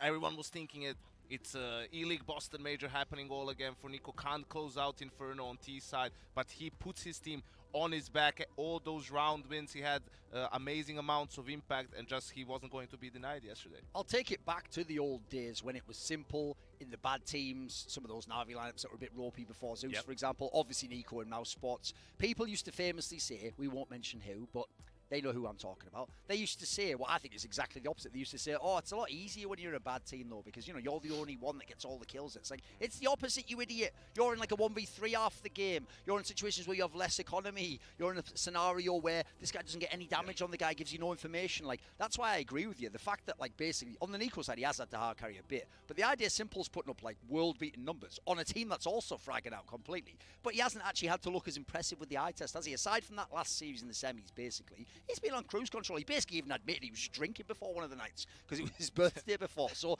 this isn't actually, for me, a scenario. It's more Nico who's in the old school vibe. For Simple, it's kind of like, it's almost like the universe just wants him to win this major. Yeah, that's how good Na'Vi actually is. We stand up, we say, Simple didn't have to be absolutely extraordinary to make it, but he's 1.46 rating at the event. Like, that's how crazy this is, how good and how well-rounded this Na'Vi team is, because he's not the only one we talk about anymore. He's got loads and loads of talent distributed around him, whereas, as you mentioned, Nico, he's really got it all to do. Yeah, I mean, certainly does. You can see just from the statistical analysis just how ridiculous Simple is. And, as you say, probably hasn't had a lot of stellar performances here. The Na'Vi story isn't just about Simple for a change. By the way, anytime a guy can get a 1.75 kill to death ratio, and you're basically going, he's sort of just having an all right tournament, and he's not really at his peak. He's not really, but they have to realise that's how insane Simple is. Like, I actually do think the cool thing about the way the tournament's gone so far is even though Na'Vi hasn't lost a map and he's posting these mind-melding numbers, if Nico outperforms him in this final, I think it's one of those ones where he might even be able to get the MVP in a losing effort. So there's plenty to play for here beyond legacy, just the individual match, even just the head-to-head. It actually does mean something. Yeah, and obviously as well, I've talked about this concept that they talk about in American football, which we're all fans of. Maniac, not so much. That's not good. We'll get him in. Yeah, we'll get him in. But obviously missing rings, that you didn't get the Super Bowls you were supposed to get at a time when your team was dominant. Now, I think both of the players were highlighting Simple and Nico. I think they do know a thing or two about it. Mainly Nico with that Fizz super team, the miracle in Boston when Cloud9 beat them. And, there is an aspect in these moments, in these finals, where if I don't close this could be my career. I might never get one. And I like the fact that you mentioned this, because I've gone deep into the history just to look at Simple stats in the finals he lost. We're talking 2016, obviously, against SK, and 2018 against Astralis. Two very miserable finals. We're talking 21 kills over the course of 2 maps, 24 kills in the other. But at the time, it was different. I think at the time, he himself thought, if I don't do it right now, if I don't show up, this is it. We're not going to win this major. And he might have just dug himself in a hole. This is a completely different situation. So I don't think he's got the same kind of load on his shoulders. Sure, the pressure will be here, but it's not Simple who's got to go absolutely nuclear to win. So I'm hoping we don't see the same Simple disappearing in the final. Well, also, he was a massive underdog in both of those finals. I mean, the Liquid one was a miracle in itself that he got to the final. Basically, he denied us, or Liquid denied us, the Fnatic versus Brazilians actual final at the major. And also in the second one, he faced Prime Astralis, and he had to play with Zeus and Edward on the team. So, you know, he didn't have the pieces around him at that point in time. And I think this one is now it's turned completely on its head. They are the team to beat. Yeah, and I'd even say as well, actually, if you look at the Nico example, also famously, people were very critical when he didn't win that final because people outshine. I mean, even someone like Skrudel had better stats in that final, actually. So even though it wasn't quite as bad as the examples, and obviously had a much better team than some of the Simple teams, I'd agree. I think sometimes, I've always said, Simple actually would have looked better if he'd have just narrowly lost those semi-finals, but fragged out like he did. And then he'd never had to be kind of shown up on the major stage. And I'll tell you, you know, in addition to that, Nico being in that final, losing, and not really having an insane performance, right, as you would want to see from him in that big of a game, you know, you learn from that. That's a learning experience. And yesterday, I think, was very much a learning experience for G2 because it was the first time they've lost a map in the series, and we got to see how they responded, and they responded really well and managed to grind out a game that had comeback written all over it, right? If there's one thing that we did not see from Na'Vi in this tournament, is them having their backs against the wall. We know they haven't lost a map, right? They're 8-0 in this tournament, but they've only lost 2 halves out of the 16 that they've played. So, you know, that was both against Vitality in the quarterfinal game. So they really, at very little, you know, at only a minor point, have felt probably any sort of pressure. So in this situation now at the grand final, if you for the first time experience that you're down 1-0 or the game is really close and you just kind of got away with it, you know, that might be the worst timing for that to happen to you. Well, we can take a look at the road to the final for these teams. Obviously, this is the bracket and how it all went down here at the champion stage. Obviously, we've said it many times, Na'Vi didn't drop a map the entire tournament. It could be one of the most dominant runs. Meanwhile, if you look at G2, obviously a bit more laboured, but still, you know, having to beat NIP on home soil, you know, that's obviously legitimate. They had to dig deep against Heroic. Heroic have absolutely established themselves as top caliber LAN opposition. So 2 very contrasting journeys. And I'll ask you, Maniac, is there a potential benefit to sort of having these dirty, scrappy games where you have to dig deep and you find something coming into a final? Does it give you a different type of self-belief? The way I see it, Na'Vi hasn't been truly tested at all at this event, and we are yet to see how they would react to it. They won 8 maps out of 8. Only 3 times their opponent made it to double digit. What kind of reaction do we see on the side of G2? You mentioned it.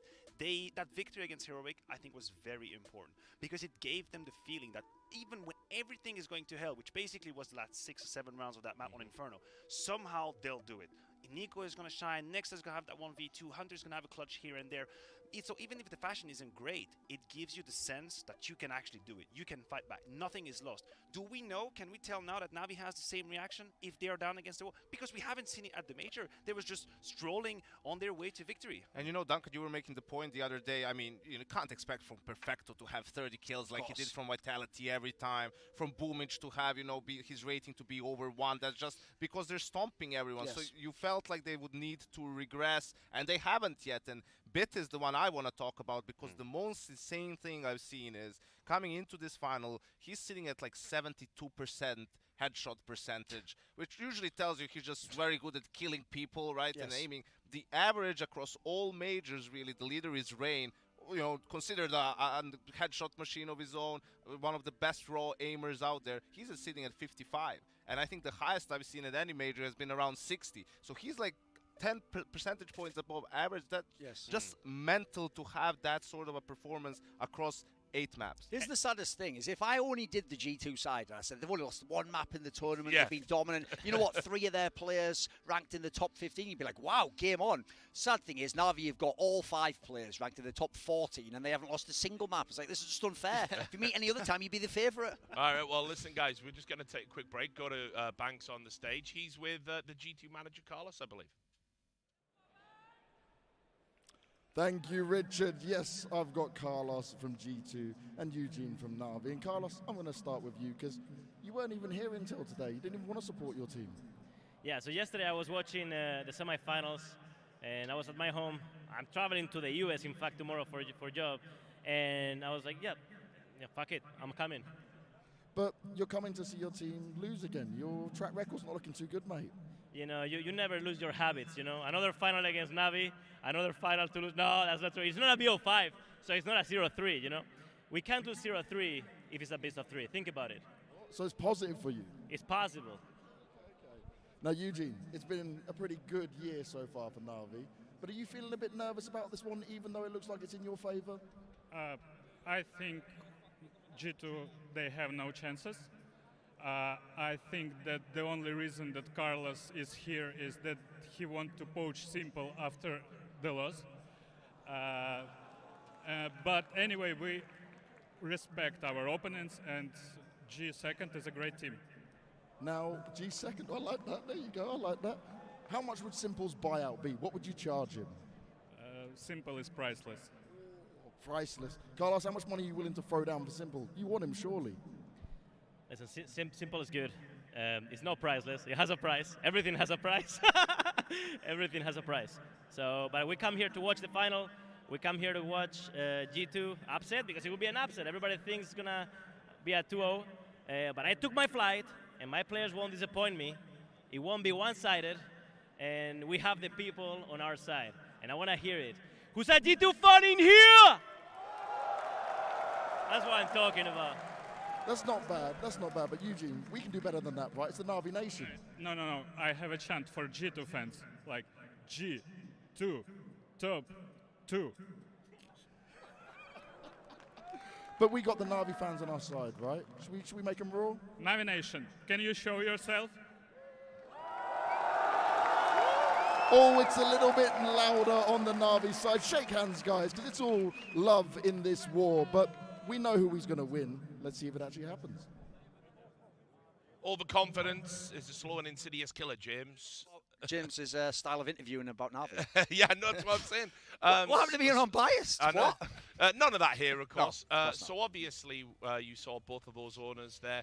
Navi, a very tenured organisation. Yes. G2 are sort of like little infants in that sense. A brand new organisation that Carlos himself created, formerly known as Gamers 2.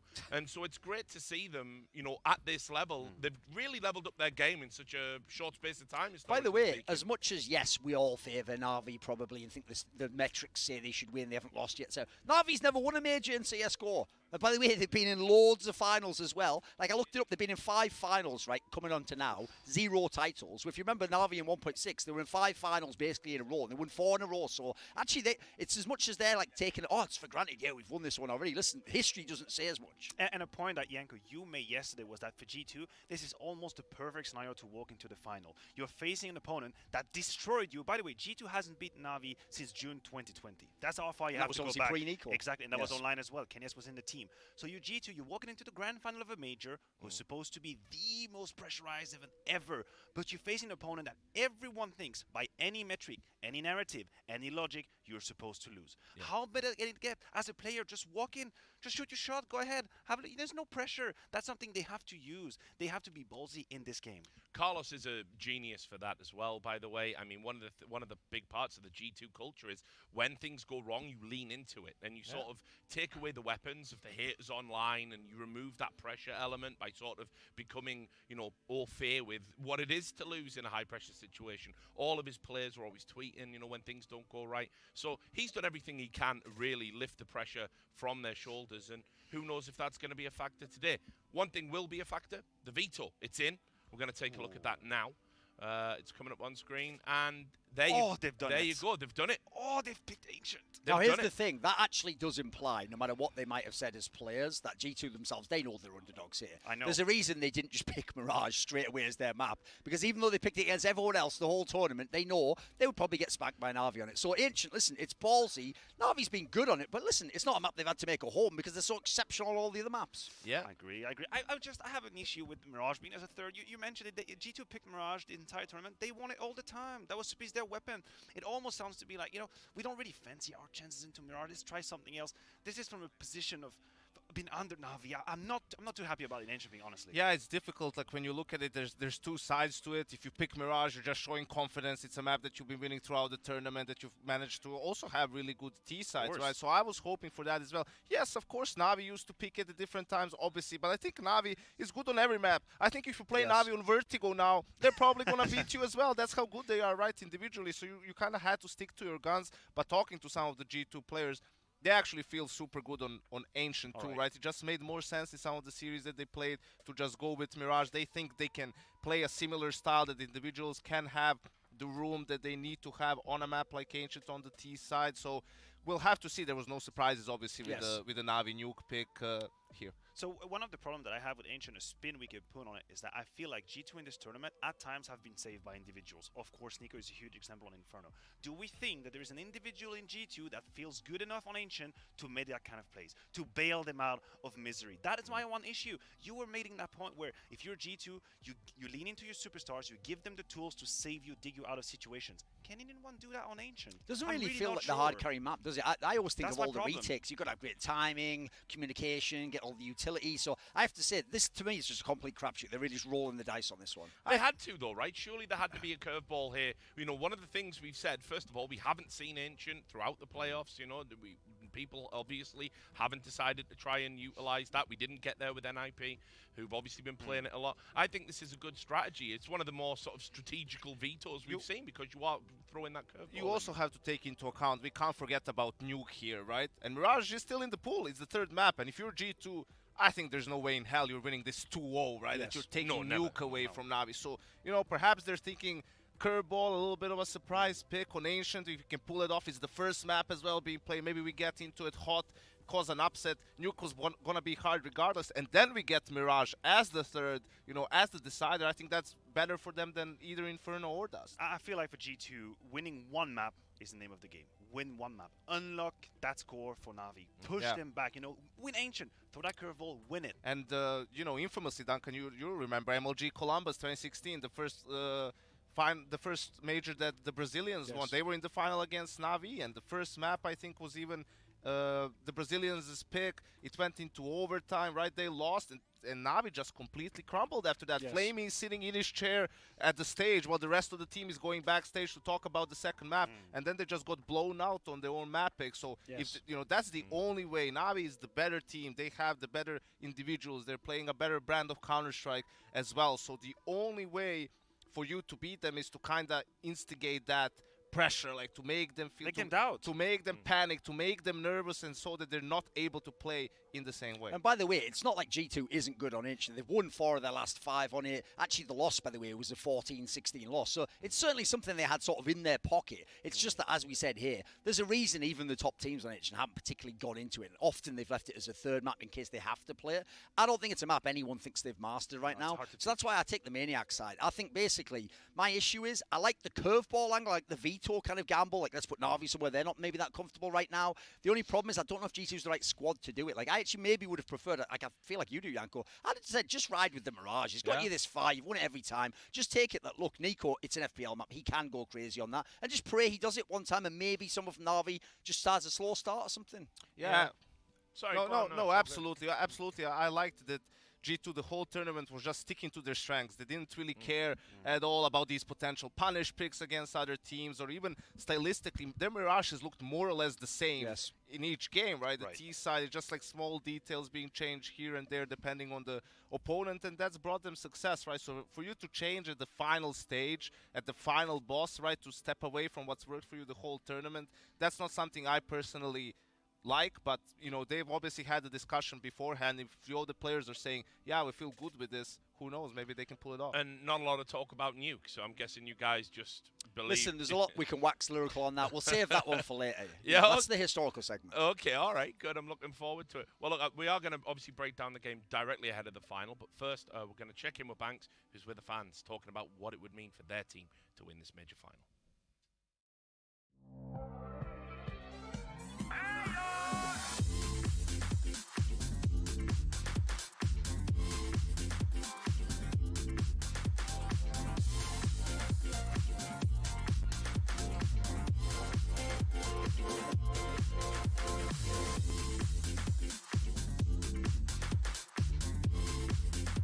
What does the major mean to you? Means everything. Sweden has always been on top of CS, and to finally have the major here means everything.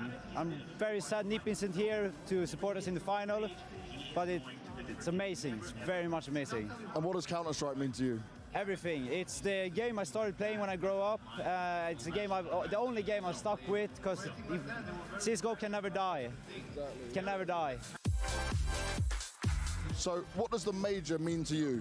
I was shouting a lot and watching good Counter-Strike and being hyped as Oh, yes. It means it's the greatest achievement for everyone in Counter-Strike. It's the greatest tournament, and I don't know, I just like to be part of it. And what does Counter-Strike mean to you? Counter-Strike is the best esport, best game there is and will ever be.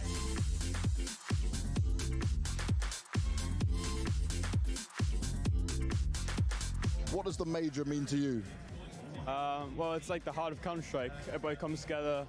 We can show what we love. It's better than online because you can see everybody, meet new friends. It's really important for CS.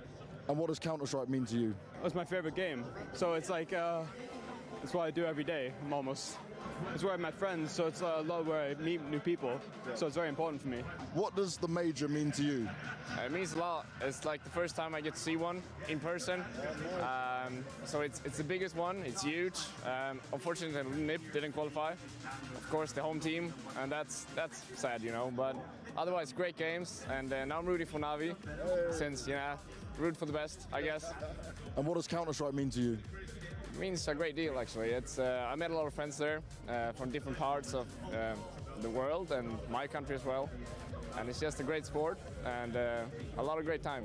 A lot more than obviously a video game. I mean, I've had to have the talk with my parents that I know a lot of people have. It's like, it's more than just a game. It's definitely, I mean, this is crazy. Like, I mean, I flew out from the UK to come to here, and it's been incredible. Like, I was messaging my mum earlier saying, like, this shit has got, feels like it's bigger. Well, the atmosphere has been more intense and just crazy than like football games that I've been to. That, it's ridiculous. What does the major mean to you? It means a lot for me because I live here in Sweden. I have lived here for the last 10 years. I speak Russian, so that's why I cheer for Navi. And I traveled 500 kilometers with train to see them today. And what does Counter-Strike mean to you?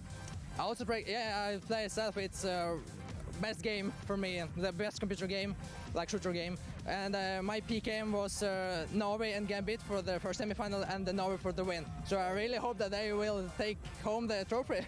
Let's hope so as well, man. Thank you very much. Enjoy yourself.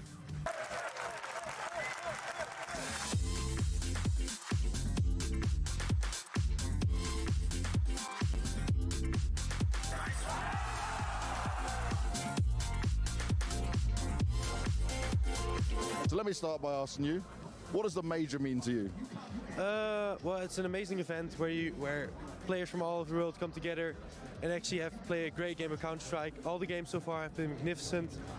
I feel like everybody's playing at their best, and it's just very, very great to see, and it's amazing so far. It really is. And what does Counter-Strike mean to you?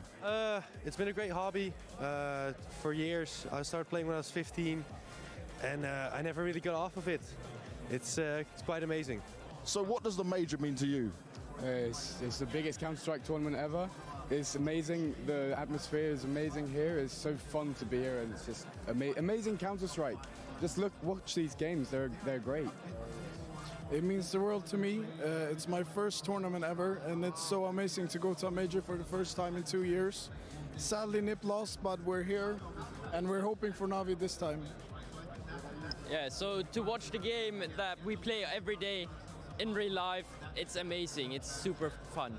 I would say the same thing as these guys. They've said everything. Counter-Strike is just an amazing game, and it just brings a great community as well.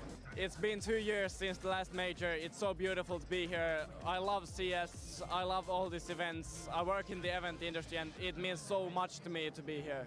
And what does Counter-Strike mean to you? It's my whole life, you mean. Like, I play CS so much nowadays, and I've been playing it for so long, like since 2012, since CSGO launched. It means so much to me, so it's amazing to be here.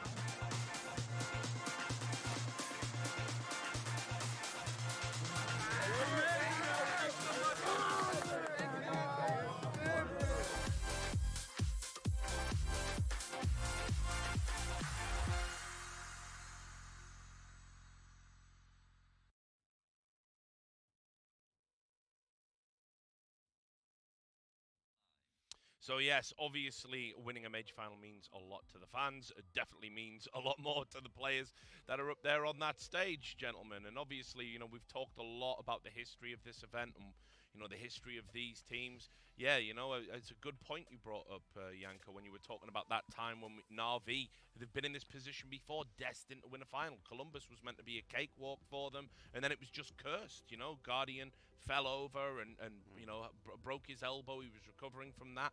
Famously had to play with, like, double the sensitivity to try and make his AWP shots, and just a crazy story. So sometimes when you're destined to get things, you know, things can conspire against you, Duncan. Did you sense any of that in the air tonight? I don't know that much, because here's the problem. Even when I said earlier on, like, they have actually got, like, high-rated players in G2. Like, they're popping off. They're the second-ranked team. 3 of their players in the top 15. The problem is when you start to go into some of the numbers, like, Hunter hasn't actually, he didn't perform that great against Heroic. That was actually kind of the dip for him. He was mainly farming some of the other teams. Then you go and you look at Nexa. He's been steady, but historically he's been the guy people kind of point to. Is he a star player? Does he actually earn his keep as an IGL? So to me, Nico's kind of the only certainty. You feel certain he will show up. It seems like his mindset is just he's going to play well no matter what happens in the game. So the real question is the Na'Vi onslaught going to continue? Are we going to get like those kind of games where basically everyone just frags out and it's basically, you know, it's unfair? Yeah. Go on, Maniac. No, I just wanted to say as well, something we don't really consider about Na'Vi because of these individuals popping off massively is how they improve their playstyle. Holy hell, this is not the Na'Vi we used to talk about with running down the clocks, looking a bit silly on their T-side. They have a very good T-sides at the event. Actually, they have the best T-side of the event. Ridiculous stats, 62% of round 1 on the T-side. And even they were down a man, 4v5, still about 50%. So they figure out solutions. They have a game that is much more polished than ever, and that you have to couple with the individuals. And this is why it's the deadly combo. I've said it multiple times at this event. I'll repeat it for the final. You know, what Blade did, it takes a lot to go away and reflect on your Counter-Strike philosophy, because it has worked for him for a long time.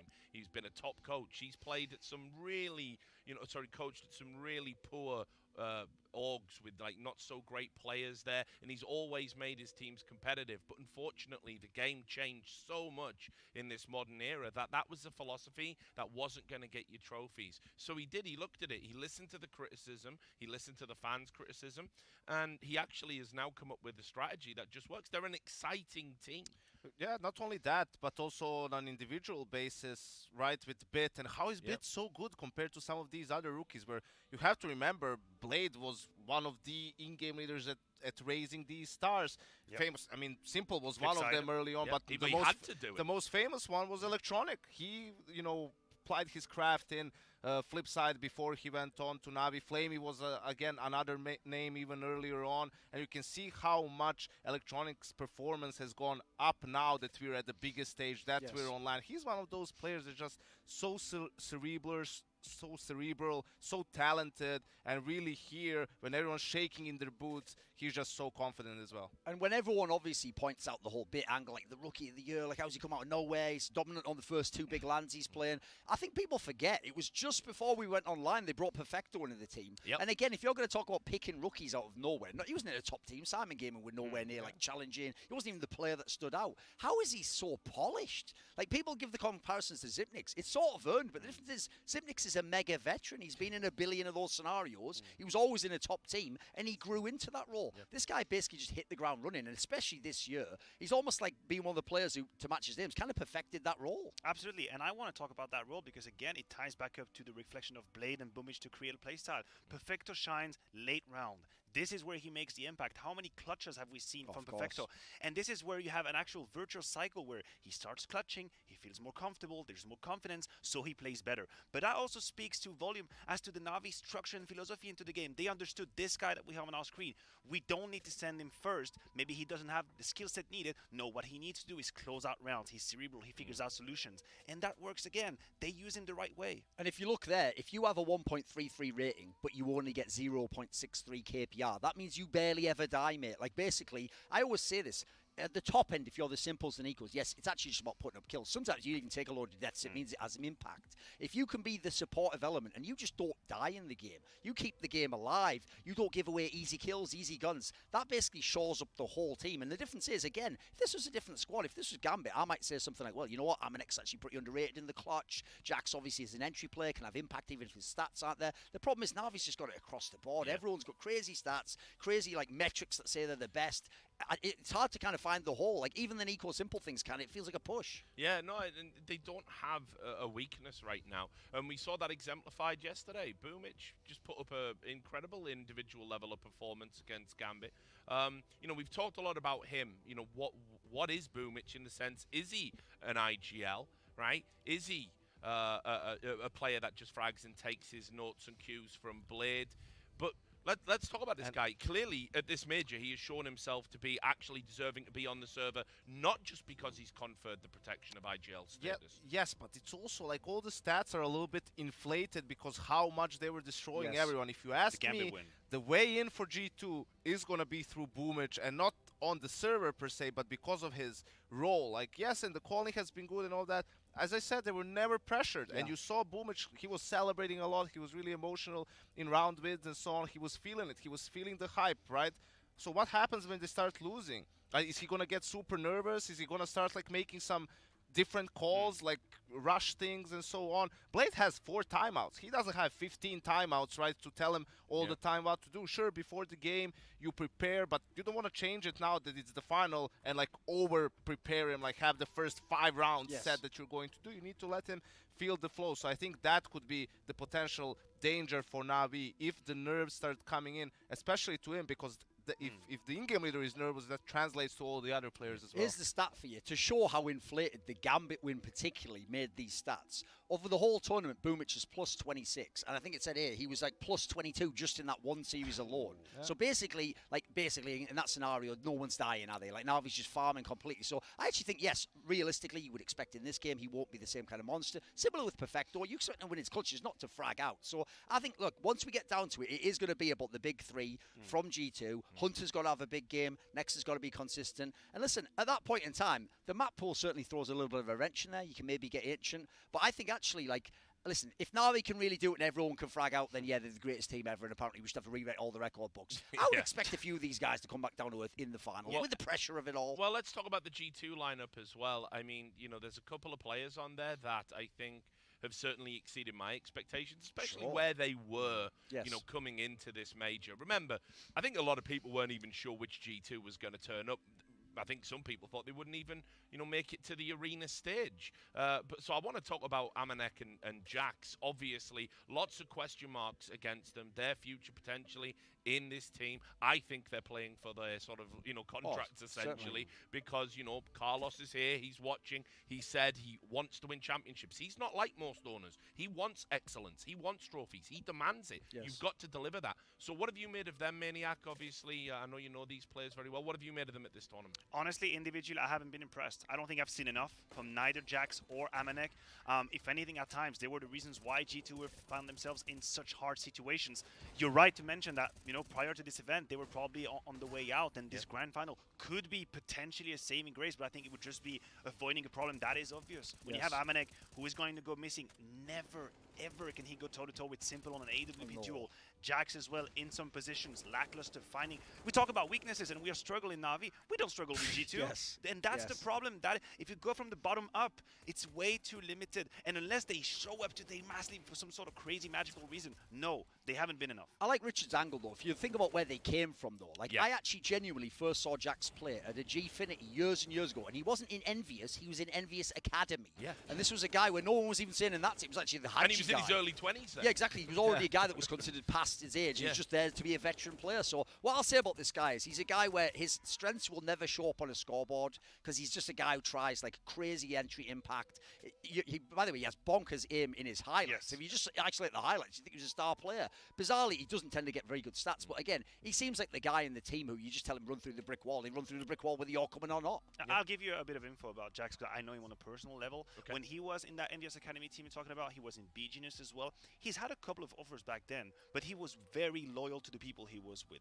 And I think that played his demise, right? Because I think he had a way in to top Counter-Strike of the French bar a bit earlier than what he did. And so as a result, he came in really late. But he's a very loyal guy. But right now, you're right. He's very selfless. He takes a lot of risks. And unfortunately, when you press tab, you point towards him. You say, hey, you are not enough. This is insufficient. Although he did have a mad run at IEM Fall in the group stages where he was like a top 10 ranked player. Like, he was just wrecking everyone while entry fragging. Obviously makes the life for G2 a lot easier. And yeah, talking about nerves for Navi and so on, I mean, we saw some of that from Amanek actually yesterday. You guys were talking about it, that mad round where, you know, G2 is 5v4 and he's just running through the smoke in ruins, dying. Then Heroic does a fast retake after that, and just the round disintegrates for G2, right? So you do wonder, we're talking mostly about Navi, but maybe these G2 players as well, they need to first show us that they're here to play, because sometimes, you guys know this, a team gets to here and they feel like, okay, we've done enough. You know, it's like Navi on the other side. Look how well they're playing, and then you just sort of get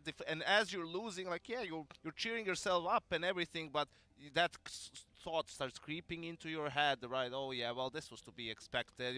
No one, no one's gonna like accuse us that we did, I don't know what. No one expected us to win. So I don't want to see that from G2. Yes, that's actually the angle I was worried about. I saw people already congratulating them. Oh, what a great run, though. Maybe they can keep the players together now. And, you know, will you guys win? Well, we'll give it a go. No, you're in a final. It's like that Jose Mourinho quote I pulled out on Twitter. Finals aren't just for playing, they're for winning. You're not supposed to go, well, I got the silver medal. Silver medal's only cool if you were never supposed to be in the final. Then it's unexpected. If you've actually done as well as you have at this tournament, by the way, the one angle we are ignoring, sort of, and we sort of alluded to it with the Cloud9 angle, is in a final, anything can happen. By the way, simple, Nico, these guys can disappear in the game. Suddenly the pressure could get to them. And then all of a sudden, by the way, someone like Hunter or Nexa could overperform on one map, and you have no idea what's going on in map 3. Yes, Skadoodle, the MVP of the Boston Major as well. Yeah, one of the craziest of all time, right? And I'll tell you, listen, is Navi the better team? Absolutely, by a large margin. Does Navi win 10 best-of-3s against G2? No, they don't. They win probably 8 or 9. So all that needs to happen for G2 is that 1 or 2 times is this game right here. It's actually the speech, if people don't know, from the Miracle on Ice in the, well, obviously the US like men's team where they were all amateurs, beat the famous Soviet Red Army team. Supposedly that's the speech he said. He said, basically, like any other day they beat us, we just have to win today. And it was like the angle was like, yeah, forget that they're better. Basically, make them beat you. Yeah, and this is exactly right. Champions don't give themselves permission to lose. Just to talk a little bit more about G2, we've got approximately 2 minutes before we're going to see these teams walk out. You know, I mean, there's the next angle is super interesting to me, because we've talked about Boomich. Is he the real leader, or is it Blade, and what's going to happen in those mid-rounds? I think Nex is a guy that, like, when he was propelled into this leadership role, it was kind of thrust upon him.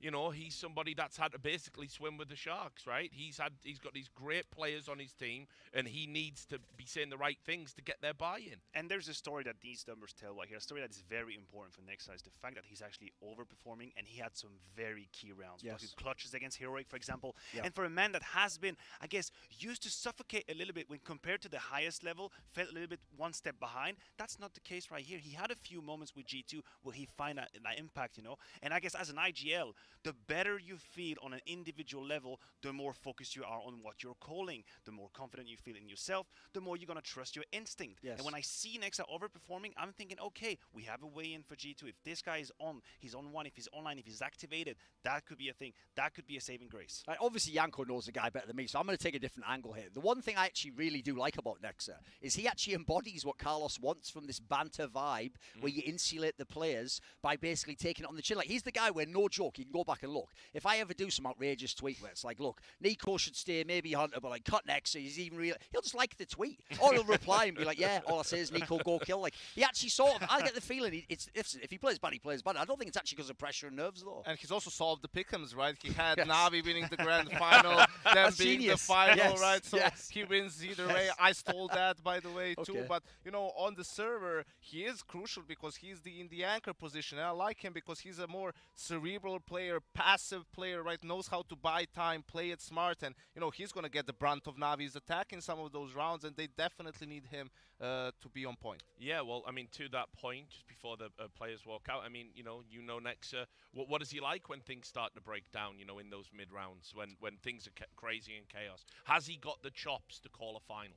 I think in general, right? This is for him and Hunter. This is the first arena playoff Yes. for them, and all of a sudden you're in the major grand final. So I'm sure there's going to be some nerves there. But I think this G2 lineup as a unit, you can really feel the camaraderie being there, and there's sort of maybe even a last dance vibe with all the rumors that are going around, right? Yes. And doing it, and I think the nerves will be there for him. But I also think you have someone like Nico who's going to like pick you up and say, you know, you take one time out to say, hey, let's just reset. You know, let's stick to our own game. Forget about, you know, the stage and all of that. Let's just have some fun. And I think if the game against Heroic taught us one thing, is that G2 can cope with chaos. And that is absolutely important in the final. Nothing is ever going to go to plan. Like, you have to have that flexibility where, okay, maybe you lose the anti-eco round, you're frustrated, you lose a stupid clutch, that frustrates you a little bit. You have to stay in it. You can never allow yourself to give away 1 or 2 or 3 rounds because you're not in it anymore. And they were hardcore tested against Heroic. The amount of clutches they lost, weird situations, oh my, they stayed in it.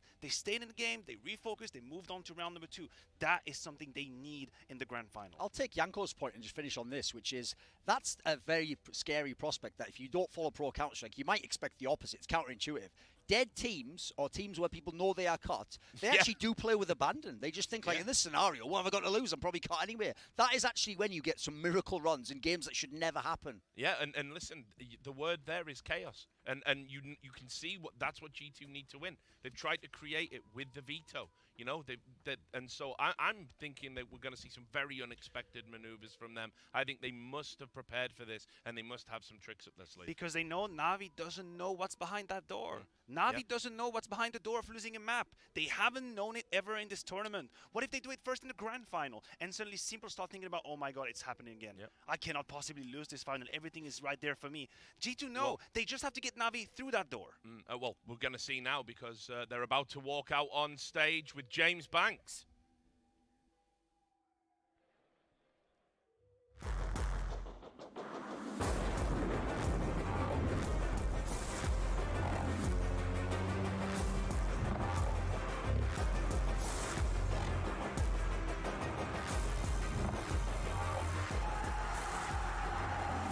This is real life.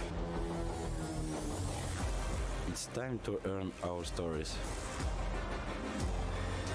This is our victory. Let's show them who we are.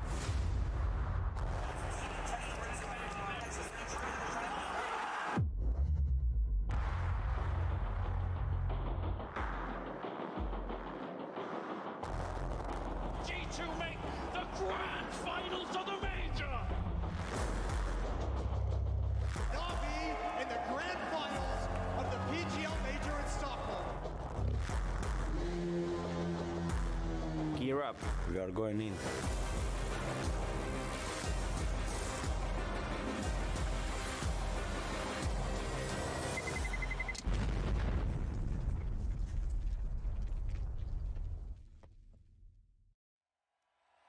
It all comes down to this very moment. For over 2 years, we've been racing to crown our next major champion. And by the end of this series, we are guaranteed to have a new victor lifting this trophy. And we begin with a team that are no strangers to the big stage, an organization that have been at 3 major grand finals, but never able to claim the crown as their own. And that team is Na'Vi.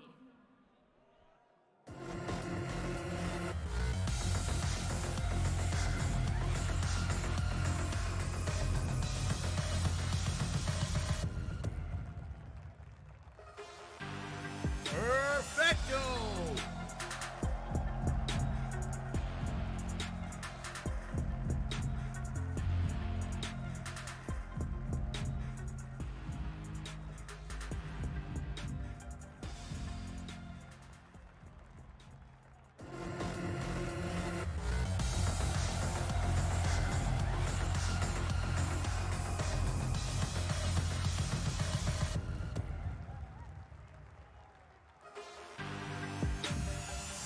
Bitch.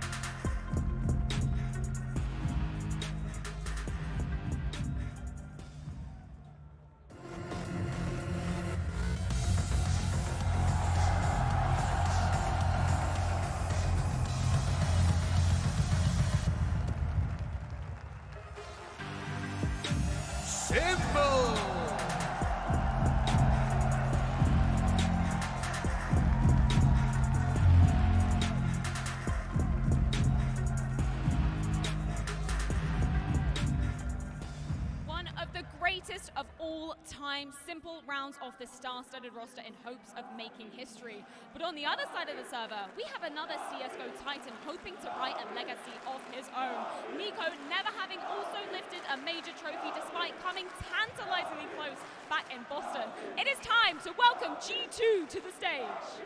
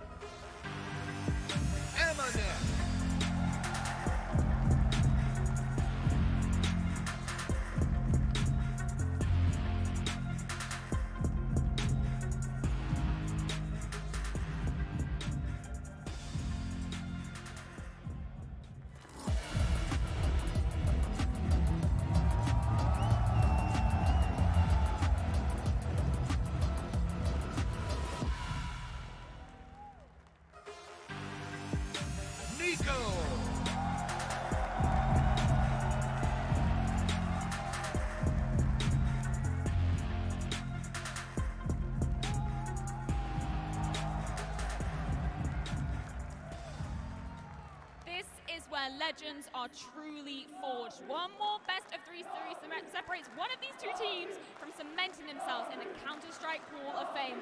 And we have two absolute Hall of Famers joining us on their respective sides. We've got the wonderful Nico, who's going to come here and have a few words with me alongside the star-studded Simple. Two incredible players going head-to-head once again. Nico, do you want to come up here, have a few words with me? Simple as well.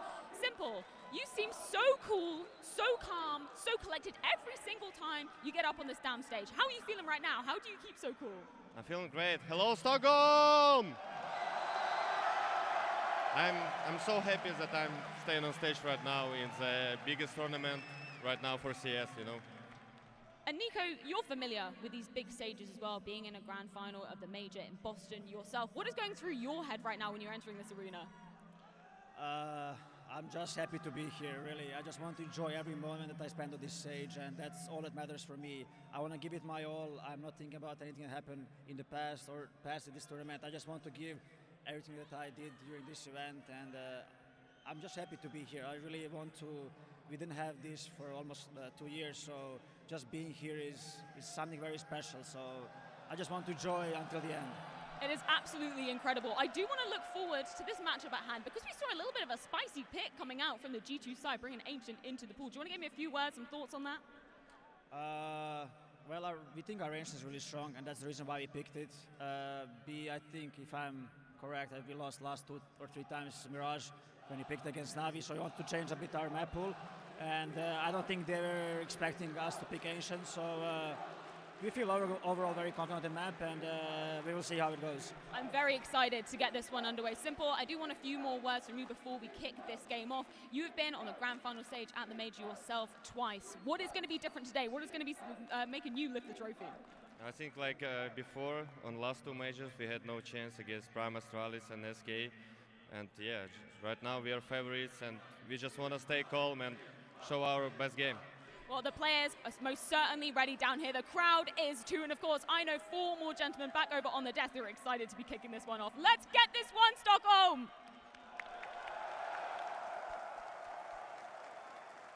Yeah, thanks a lot, Freya. An electric atmosphere in the stadium. And indeed, you know, I don't know if I heard a little quavering in the voice there from Nico, maybe from Simple too. You know, nerves. This is where it's going to come into play. You know, quarterfinals, semi-finals.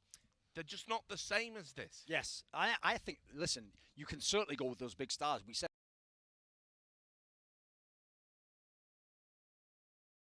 it up early. They both had finals where they didn't turn up and dominate, and they weren't kind of the MVP player. Listen, there's a lot on the line just for those 2 guys, but I go to the other names as well. Let's forget G2 for a moment. How about there are 3 players in Na'Vi who are massively inexperienced? Like Boomich basically is considered one of the biggest flukes of all time with Quantum Bellator Fighter. Just made the top 8 and got absolutely banged out by Na'Vi, actually. And then the other 2, Perfecto and Byte, they've been nowhere close to a massive stadium in a major final where people are saying, you can't lose. It's impossible to lose. And the thing is also, yeah, G2 has a lot of rookies when it comes to the major stage, but they're just older.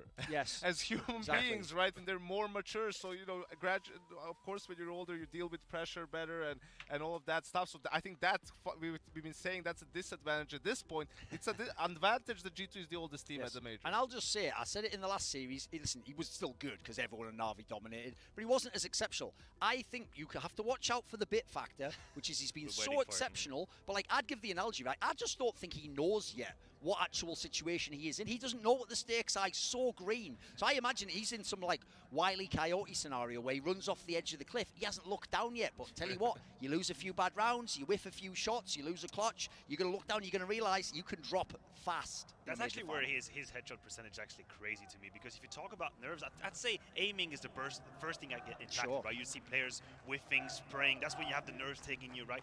With that headshot percentage, that basically means he's cold-blooded all the time. Doubt hasn't even crossed his mind. But as Duncan is referring, pistol round, you miss someone from behind, you have an anti-eco, you get blocked or something like that. How do you cope with that? How do you cope with the idea that, oh man, I'm actually bungling it right now in the final? You have Amanek running through a smoke with a Mac 10, 10 just owning you in your face, right? Jax with the entry fragging and so on. Yeah, that's where we want. That's what we want to see. Yes. We want to see G2 perhaps even start with the lead to see how Na'Vi is going to respond. Because if Na'Vi gets off to a good start and plays from ahead, it's going to be a storm. Yeah, I mean, look, the Byte, if he actually maintains that composure, performs here, probably greatest rookie of all time in Counter-Strike. It's absolutely insane the level he's playing at. But let's talk about Ancient. We've got about 2 minutes before it starts. So this is it. I think this is all or nothing for G2, frankly. I think if they don't take Ancient, they cannot win this final.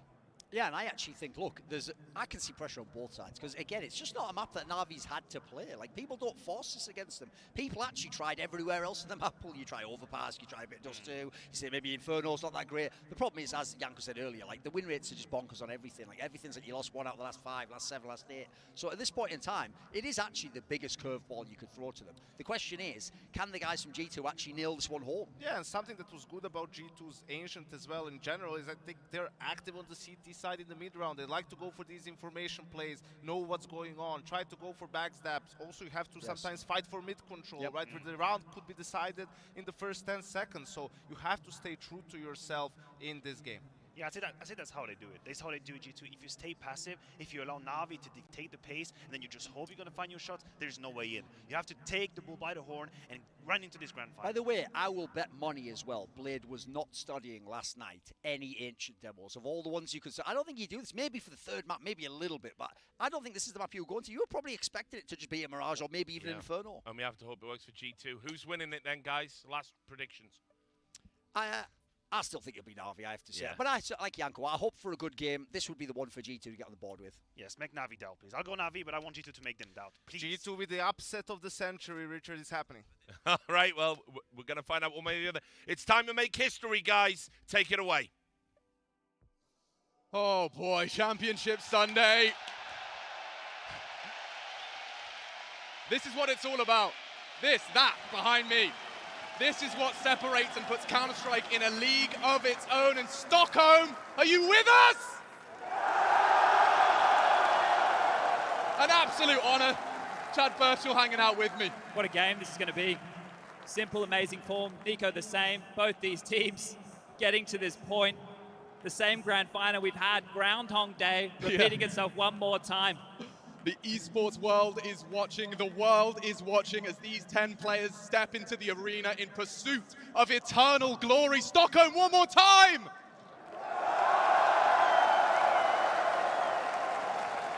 Grand finals. I mean, they just framed it so well, Chad. This is brand new. This is brand new. We waited 2 years for this. We're not going to miss a moment. Getting into things now. Live on 3. Pistol round. Map number 1. G2 on the attack. Na'Vi to defend here and getting into Ancient. Take a look at the buys. Break this one down. A little bit of utility here for Nexa and Amanek going into this. Boomich sees that in his hands. We might see something quick and in the face out of him. But Ancient, Untested Waters, the newest map in the pool, and the map to kick this one off. You've been thinking about this call already. You've been visualizing how that pistol goes. Ancient, the curveball thrown into this grand final. Simple to be tested, immediately smoked off. It's just a decoy. It's very shallow. They're in, though. A-split here, going through donut flashes. Lined on up. Pop in, away they go. Bomb site is open. Nobody from Na'Vi to contend this one. Open runway here. Na'Vi are paranoid now, starting to rotate a bit. He is going to be the first man on the scene. Looking for first blood of the final. Who will take that shot? Bomb to be planted. Long range exchange. Still nobody has hit the deck, and there it is. Blood drawn. Simple puts his name in the feed right next to the rookie. Already bodies are dropping for G2, and it's a disaster. A bomb plants something. We better hope that's not what's to come. Simple already kicking things off. Flawless for Na'Vi on the pistol. Oh dear, you better hope if you're G2 you brought something into this force by Na'Vi throughout this tournament. Second round conversions, 100%. Haven't dropped a single second round here after winning the pistol. Let's see if they can keep that untarnished record. Got a bit of a tech issue here, guys. We love these. Give us a second. Perhaps he's been punching his monitor in success. Boomich was so happy, thinks it's done. Oh boy. But you're bang on, Chad. The G2 Samurai, that is the opposite of how they visualized that one to go. Yeah, if the Des didn't do it enough, the last 2 finals we've had on LAN in the last 2 years was exactly this. Na'Vi versus G2, and Na'Vi dumpstered them both times, 0-3. Absolutely dismantled. Coming in here today, G2, they have Nico in absolute best form, but they're going to need him, and they're going to need that supporting cast around to make this one possible. This curveball of Ancient, they need to push them here, and it's not going to be easy. I mean, there is something to be said about being that underdog, right? Nico knows how it feels to be a favorite in a grand final. But coming in as the underdog and ready to bare your teeth, there's a lot of Na'Vi chance in this arena. The black and yellow jerseys sticking out throughout the Avicii arena.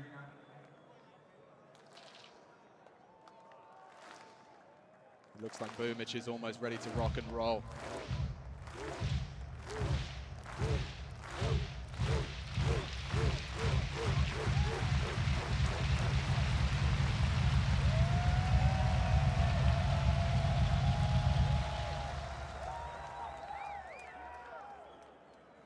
We're ready, but other teams, looks like things are good to go now. Buys are coming in. Force buy for G2 on the menu early. Galil's out. We'll get these replays. Simple to kick things off, but everybody for Na'Vi walking on in, grabbing ahead. Flawless stuff, and when it's electronic, simple, and bit, the first kills in the server, that's the recipe for success right now. AK in the hands of Nico. Let's see how it goes here. Been fantastic in the openings. We're going to spread out into a bit of default across the map, G2. Not in a rush here. Have bit to contend with, aggressive towards main, but up there he is, Nico in the fight. Multiple targets. Managing his angles well, re-aggression, Perfecto dips his toe already again, Simple. Silences Hunter, that was one of the rifles.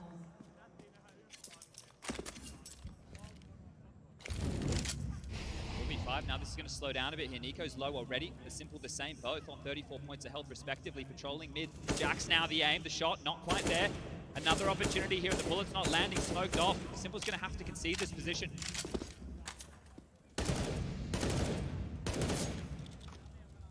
Feeling this one out now. Still a minute on the clock here. Bomb, it's making its way all the way back through T-spawn. Nico has control of the lamps. Pressure towards the B bomb site here. Perfecto, Boomich, Electronic, they're all to receive. Take a little bit of a look at the utility. There's not a whole lot, just a flash in the hands of Jax. They're going to have to do this with bullets. Spray through, Boomich low, trying to find him in the smoke. On notice now. Using every second they've been given. Already on the back foot. Nico bleeding, yet to frag.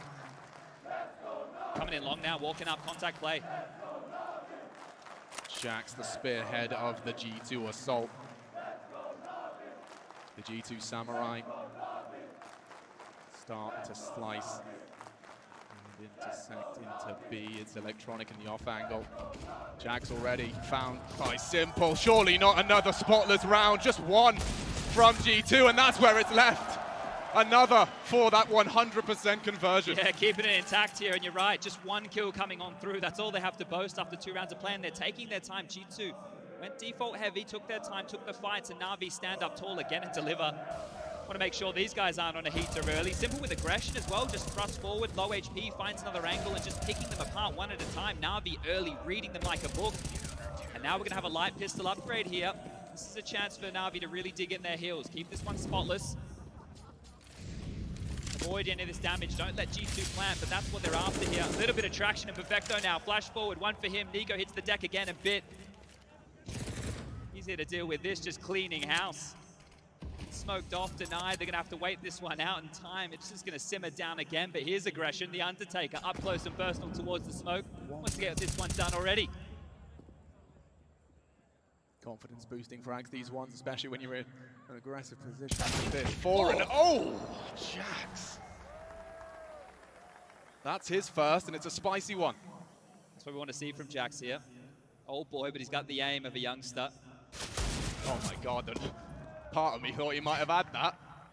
Time now, just to get this M4, still a minute on the clock, a couple more kills, not too bad for G2 here. We know the money game, the economy, want to keep them humble as far as the investments go. Simple's going to have to reinvest, but he has an opportunity to bring out the AWP as long as the rest of his team stay alive. Amanek Hunter with a lot of room in mid, but Electronic's coming, patrolling. Bit over towards the side, they're turning their attention one more time through Donut.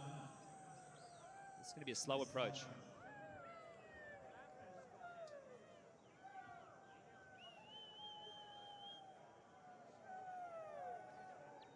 Bit ready for this, and there's the bomb to confirm his suspicions. It's only Hunter.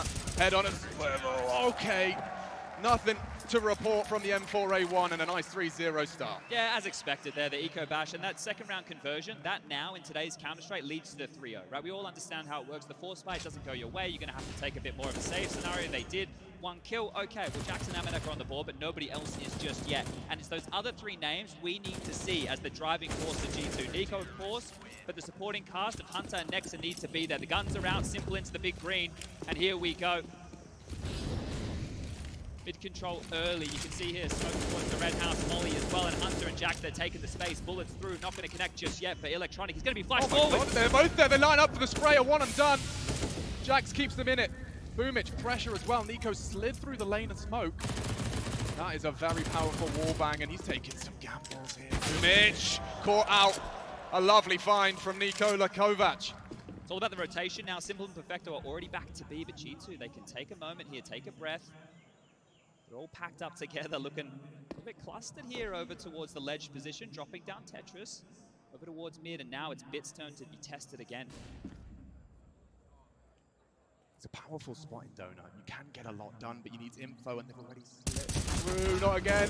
This time, Amanek silences the rookie. They're rotating quickly towards A. They know Bit is the A defender right here. Perfecto and Simple are out of position, and we might just see a save. That's great from G2 to get this gun round so strong. They played together, they traded off one another, and that's it. The bomb's down, the 42nd timer begins, and this should be a save.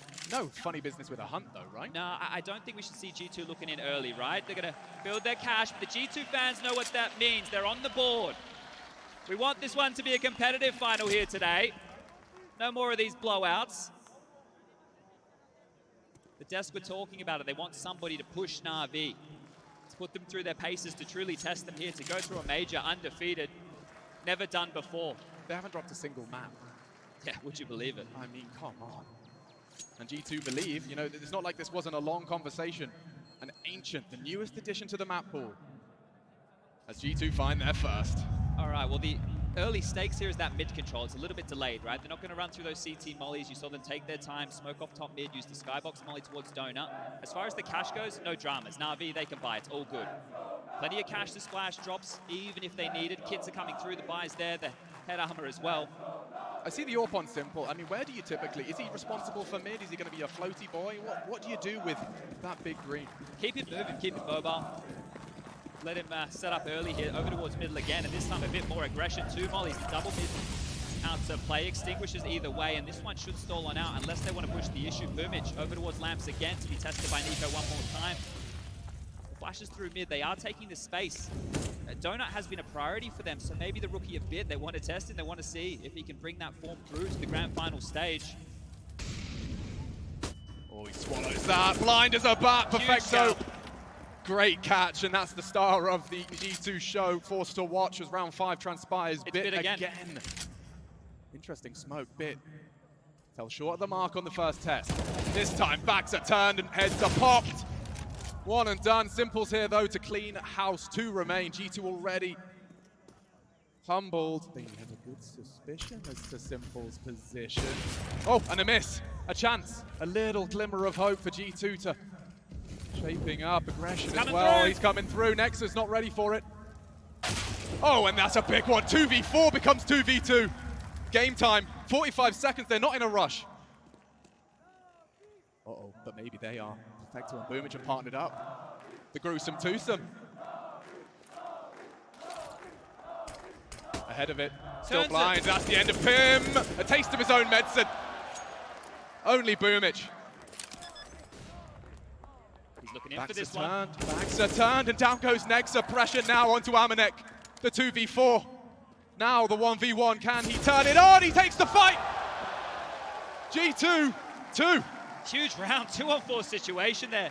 They just took their time. They let the game come to them, hit the brakes, paused on out, and Na'Vi were the ones in the rush.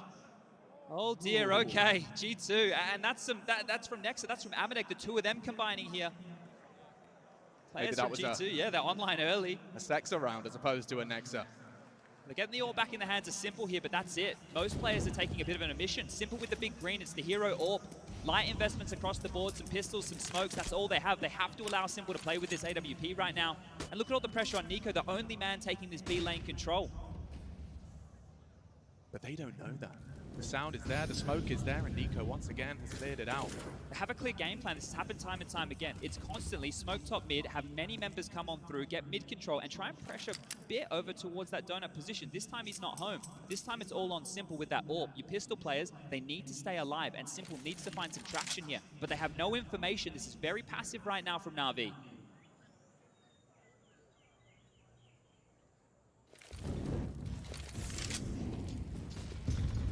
Procedural.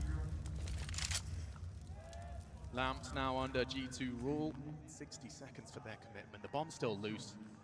If they can gamble over towards B, just take a look. Perfecto and Electronic still have smokes. It's all going to come down to the timing here. There's the first dropped on out. That'll stall out another 20 seconds off the clock here. But with the bomb down, Nexa needs to pick that up on his way through T-spawn. They're walking in. It's the right call if Jackson hit this first shot. Already chips away at Perfecto. Surely you don't want to walk through grey screen. He does take the gamble. Oh, not checking his corners, and Perfecto does make a little mess. Nico, though, he's fallen as well. G2 cannot lose this round, and Simple's hit and banger. 2-on-2. Bit and Simple. He has been brought low. Smokes are faded. He's got the angle here, Simple. 18 seconds, and he does connect. Amanek, oh, maybe! It's denied, and Bit holds his nerve with the pistol. That is magnificent. We talk a lot about the man right there, but those smokes from his teammates facilitated him to get in position. They stalled out that attack right there from G2, and that right there is just the AWP, a couple of pistols and some smokes, perfectly timed. They do what they can, but coming through the gray screen, they're separated. Simple hits this, the second is brilliant, but then Bit set up in the one-on-one. Whoa, he held that. Back in we go. Mac 10 in the hands of Amanek here. Could see a little bit of a pace change out of them. More players over towards B lane as they lock down mid here with heavy presence. Forward play from Electronic, and up and over he goes. Tetris with the swing, a flash would be great. He's just going to peek. That's a lot of information. Hunter's responsibility as well. The trajectory does sell him down the river. Still tucks in Electronic. And Nico, undeterred, coming in hot, and that's a headshot. B-site Only one man to defend it. Mid-fight, won by Bit. He can activate. They'll have to give them the site. Playing for the retake. Bomb to be planted now. There's kits for this. They have a couple of smokes as well. They can wait this out. They can take their time. They have the utility advantage over G2 just here. They've dropped out of the site. They're going to piece this one together. Smoke lined up from Simple. That's going to isolate the top of B ramp. And still, we have a smoke and a kit on Perfecto. His job is clear. The wallbangs might come into play here. They're all going to be isolated. Those smokes are going to start to fade. This wallbang from Amanek could be everything. Running out of time here. Running light on time. The wallbang comes through, calls the bluff. On it. He's defusing. He's still defusing. Knocked off. That'll do. NiKo saves the day in the last second.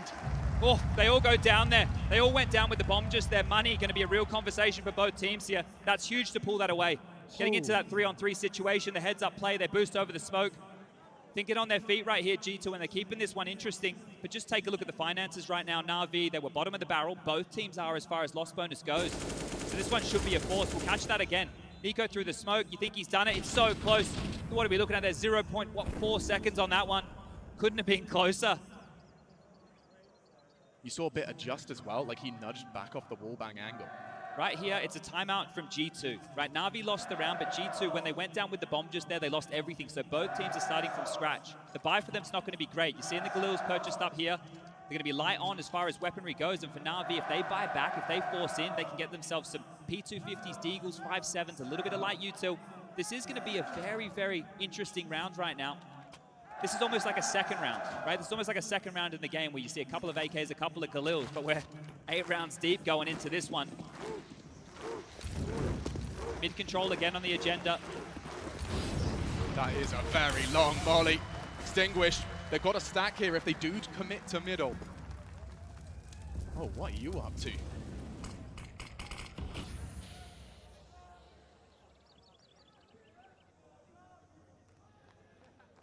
NiKo may not be anticipating this. Oh, tip of the head. NiKo does behead one and handing out haircuts, 2 quick ones. The full investment of Na'Vi falls short of the mark initially. And that's Bit being tested early here. It was his job to hold that line. Able to get them across the line here in a 3-on-5 situation, even though NiKo's low at this point, unless they walk back into the stack that currently is Perfecto on Boomage towards B. This should be G2's round. They don't need to take any risks. It's been very telling of their game plan early. A lot of plays over through Donut towards A. We've seen that on the lower buys time and time again, and once more they're using that exact same avenue. And it's not a bomb site we see an awful lot in Ancient. Yeah, that's one of the things here, right? We're used to the B hits. The A is something that I really think you need that mid control to get the most out of here, but Boomage, he wants to get the most out of this round. He's heard some footsteps, would love to get a Galil in his hands here, and I don't think Amanek's ready for this. Bring around the Rosie. So loud about it. Boomage, perfection. Oh dear! He's let that one go. There's some nerves. We're starting to see a little bit of shakiness out of Na'Vi here early. They're not going to get too much more out of this unless they walk into the Denner Electronic. And Nexa looked like he was flirting with the idea for a moment, but as I mentioned, the economy for both teams is very fragile. This is G2's chance. Don't give these weapons up and take that away. Great stuff there. Nexa finds Electronic sleeping, and we're going to call this one 4-4. We're all tied up here, and it will have to be the eco from Na'Vi now. This map, historically speaking, it's been CT biased, but over here at the Major, starting to level out a little bit more, getting closer as far as these two sides go. So far, so good for both teams. But Na'Vi are likely to lose the lead here. I'm impressed that G2 shook off that loss to the Pistols. Yeah, that was rough. Straight back. I mean, they've got 4 of the last 5 rounds under their belt. It's Na'Vi that look likely to concede another here. They'd love to upgrade into these AKs, right? But they're going to need to hold on to these Galils for as long as they can. So 3 players over towards Lamps and Cave right now from Na'Vi. Simple top mid bit, patrolling Donut. 3 USPs, a P250, and really it's just the UMP. We have to turn our attention here to Perfecto. He's the only man who can find too much traction. They're jumping up again, the same play, mid-control into Tetris. Perfecto might get some company. Information. Step advantage here. NiKo, however, is addressing the situation. Perfecto still a threat, but silenced immediately afterwards. I think we can call this one done right now. Last two with USPs in their hands. Bomb making its way towards the B side of the map here. Not going to take too long with this one. Get their mollies down, get the smokes in play as well. Don't take any risks. Well, it's kind of G2. If any of our newer viewers haven't seen much of Ancient, you've got to see both bomb sites over the course of these last 2 rounds. They're being spoiled here. Next round, we get the 2400 as the loss bonus, so that's going to mean Na'Vi's buy. It's not going to be super strong. Now, Simple, I don't know what you're up to here, mate. I don't think you can get a lot out of this situation. Neither can he. On the fade, goes on down. Nexa with another. Nexa top of the charts right now. 9 kills for him along with Nico. Those two have the most frags in the server. Simple with 8, Electronic with 7. Middle point here of this first half. Now, needs to be a turning point rounds, and wow. We're talking about the budget rifles over there for G2, the Galils. Take a look at Na'Vi's buy. Take a look at this. They've gone for Famises. They need the utility. They're opting for nades here over the firepower of the Silenced M4. Product of that diffuse round. God, there's a lot of util. Flames. All over middle. And smokes for good measure as well. He wants it. Electronic commits. He's only got 13 bullets. He won't have enough. Silence now, but it's Simple's mid-hold. Nico needs this. Ooh, 20 HP and counting. They've already turned a 2v4. And this now a 1v3. Amanek was a component previously. If he gets moving right now, he can just isolate a one-on-one fight against Byte, the A defender. Perfecto and Boomich still over towards the B side, but he's not to know that. Cuts noise, takes his time, and has a decent amount of utility to work with this. A smoke could be towards Donut, a molly for Temple. Take a bit of a risk in this situation. You got 2 options. Try and get that bomb down, or take a fight early. Turn it into a 1-on-2 situation, but Amanek creepy crawly in towards A. Mantle up towards Temple here, and might get an opportunity to find the timing on Byte. If he starts to reposition. Safe for now. He's going all the way through CT spawn here. If he goes highway towards B, Perfecto and Boomich are checking. It's back around towards A. This angle Byte might not be expecting here. He will now. Looking for a plant. Playing for the team. $800 minimum injected into everyone's bank. And oh, he's already low. Byte finding the tip of the head. Now looking to reposition. They're coming. Oh, spotted on his retreat, and that's the end of that. Well handled. Right now, if you're Na'Vi, sure, get that diffusing as quick as you can, but go and pick up whatever AKs you can find. I think there's one brought on through, and Simple had an M4, right? We need to take inventory here, because this game right now is all about the economy. Both of these teams are in a position where their bank is pretty rubbish. In the next round of play, G2 have facilitated themselves another buy, but think about this, we're on the knife's edge. When you're close to that min-loss bonus, right? When you're at the bottom of the barrel, as we like to put it, you need to make sure you're picking up all the goodies. They get the AK, they get the M4, they do what they need to do here, because guess what? G2 are about to bounce back with some AKs of their own. No AWP here by the looks of things for Na'Vi. That was huge. Simple, right? That molly, I think it missed. There's no way he should have been able to get away with that. It looked like it was way too shallow. In towards mid, Simple behind the flames gets 2, so the impact right there from Simple was massive. But now we're turning our attention. No more mid control. We're heading straight towards B. They want to punish Perfecto and Boomich. Early stop molly. Keeps the CTs away from aggressing ramp. Oh, nice nade. Oh, that's gonna leave a mark. Already bleeding. And he's gonna, oh, he's coming in. He wants to play ahead of it. Looking the wrong way, it's Boomich. Pierces the ears of Nico.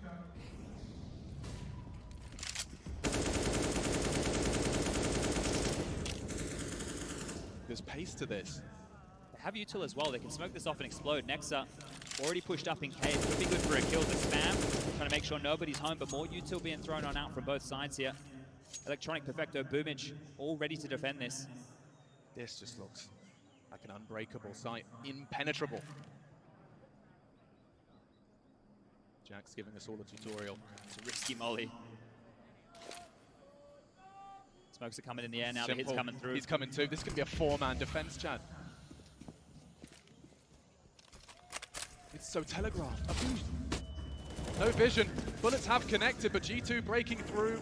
Oh, spotted over the boost. Jax is in trouble. If he goes for the plant in the default spot, oh, Simple will connect. Bomb loose and running shy on time. 25 seconds now. Need to get this bomb down, and they think they will. They're pushing. Went straight through. And good shots out of Hunter. Wow. Competitive now, if anything, favoring G2. Byte found as well. Okay, Simple. What have you got for us? A dag, not enough. Looking for the body bag. He's opted for the pistol. Amanek hunted. Getting chaotic now. What is this? Getting a bit shaky here from either side, but that was Hunter stepping up with some massive impact. Those two headshots. Nexa was the first, I believe, on the way on into that site right there. Passive play from Na'Vi. It comes back to bite them. They're hoping to play around behind those smokes. And a timeout now from Na'Vi to have a bit of a discussion. Blade, chance for him to get on the mic with the team here. They had a really long team huddle. Blade was the only mouth moving in it. He's back on the mic now. 11 rounds into map 1 of our grand final. G2 are putting up that fight we've been looking for here. It's been some good stuff early. Nico Nexa. Hunter there, he only has 3 kills, but that's an impact round, right? That's an impact round in the early stages of this here. And you can see Nico. He's got a bloodlust in him. He's got the capacity for those frags, but it's the fact his team follows up with his commitment. One of the things that I want to highlight is the conditioning towards mid. It's actually drawn multiple more members over, right? We've seen Simple and Electronic trying to deal with that early, and then in that round, G2 went towards B early, right? So you can see they're trying to pull these strings. Hunter, smoked off for now. Nades on through.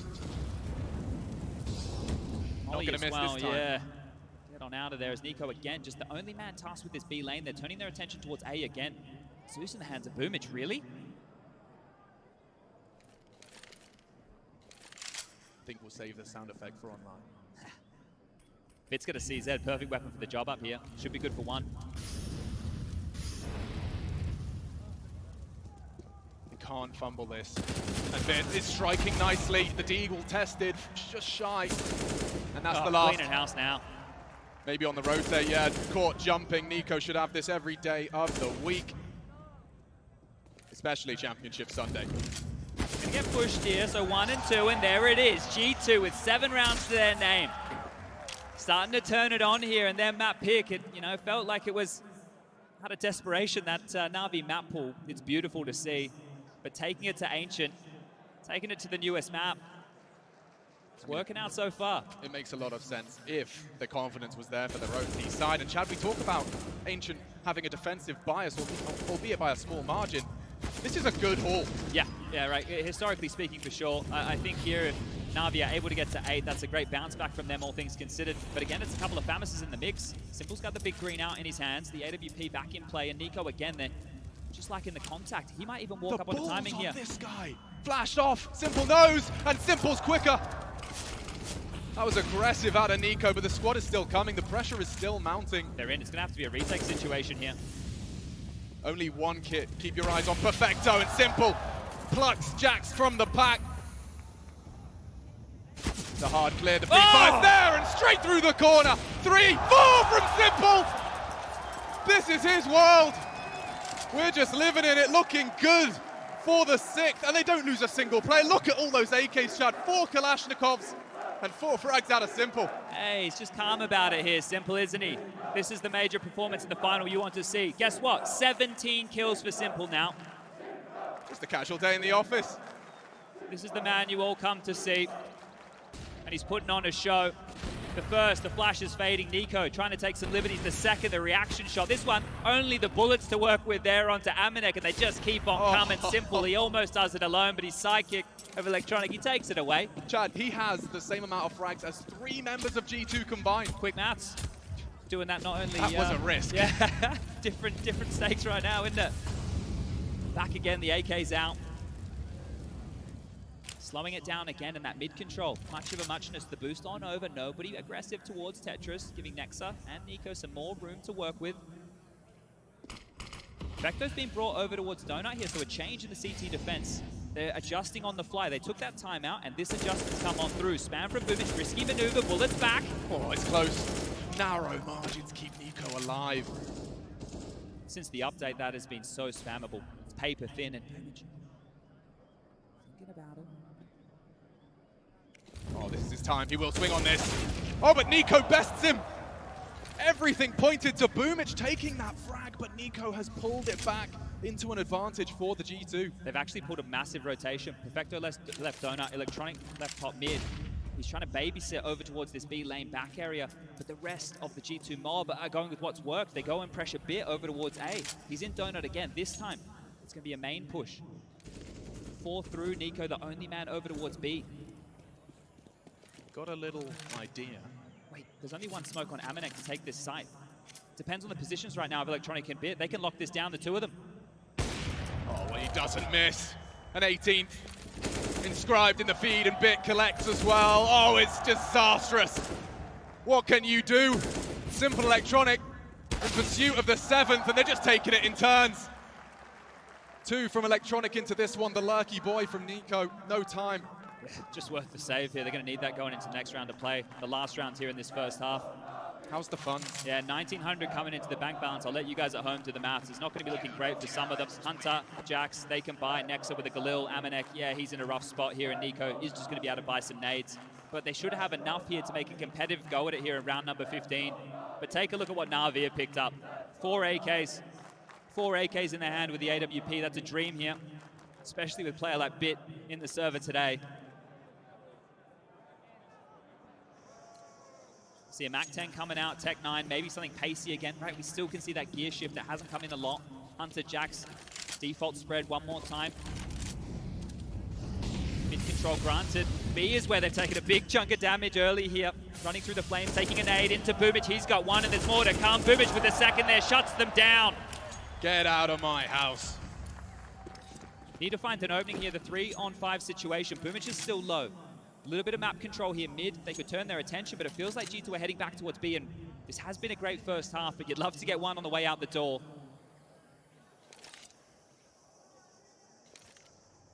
Momentary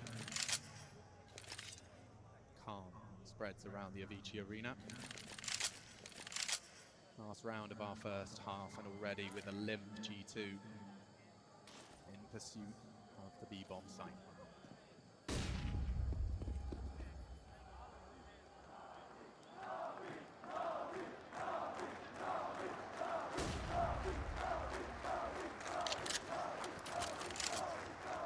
Rejig the setup.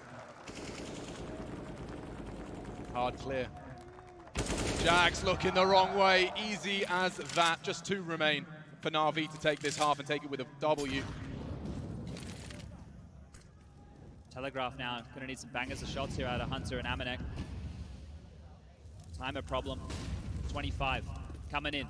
Simple as an AK. Ready for this. They double peek. Need more out of them. That'll do nicely. Na'Vi 8. G2 7, and even a fair here on Ancient. The conversation coming into this, the battle of Simple versus Nico. Well, Simple, he's here to play right now. 20 kills in the first half. That's massive. That's what you want. That's what you sign up for. Nico with 13. It's not that he hasn't had his moments. You can see how much has been put on him. The fans are loving it.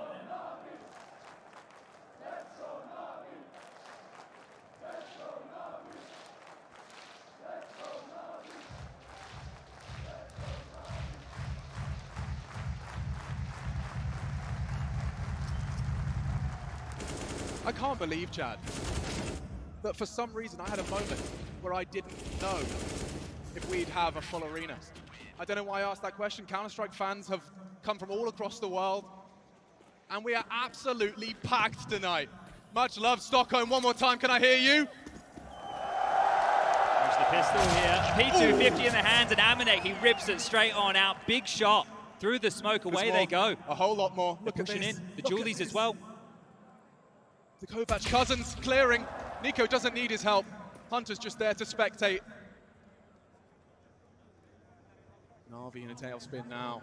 2 casualties very early into the piece, and one of them is Simple. 20 frags will be kept to that in round 16. This is G2's round now. So much time here for Na'Vi to work with, but they don't have anything as far as control goes. Bit passive. Boomich and Perfecto tucked over towards B. The bomb needs to be scooped on up. They have that one flash for Perfecto to work with, and well, right now the B-bomb site is pretty open for business. Hunter here, he doesn't realize that Boomich is in pocket, has no idea these are slinked on past.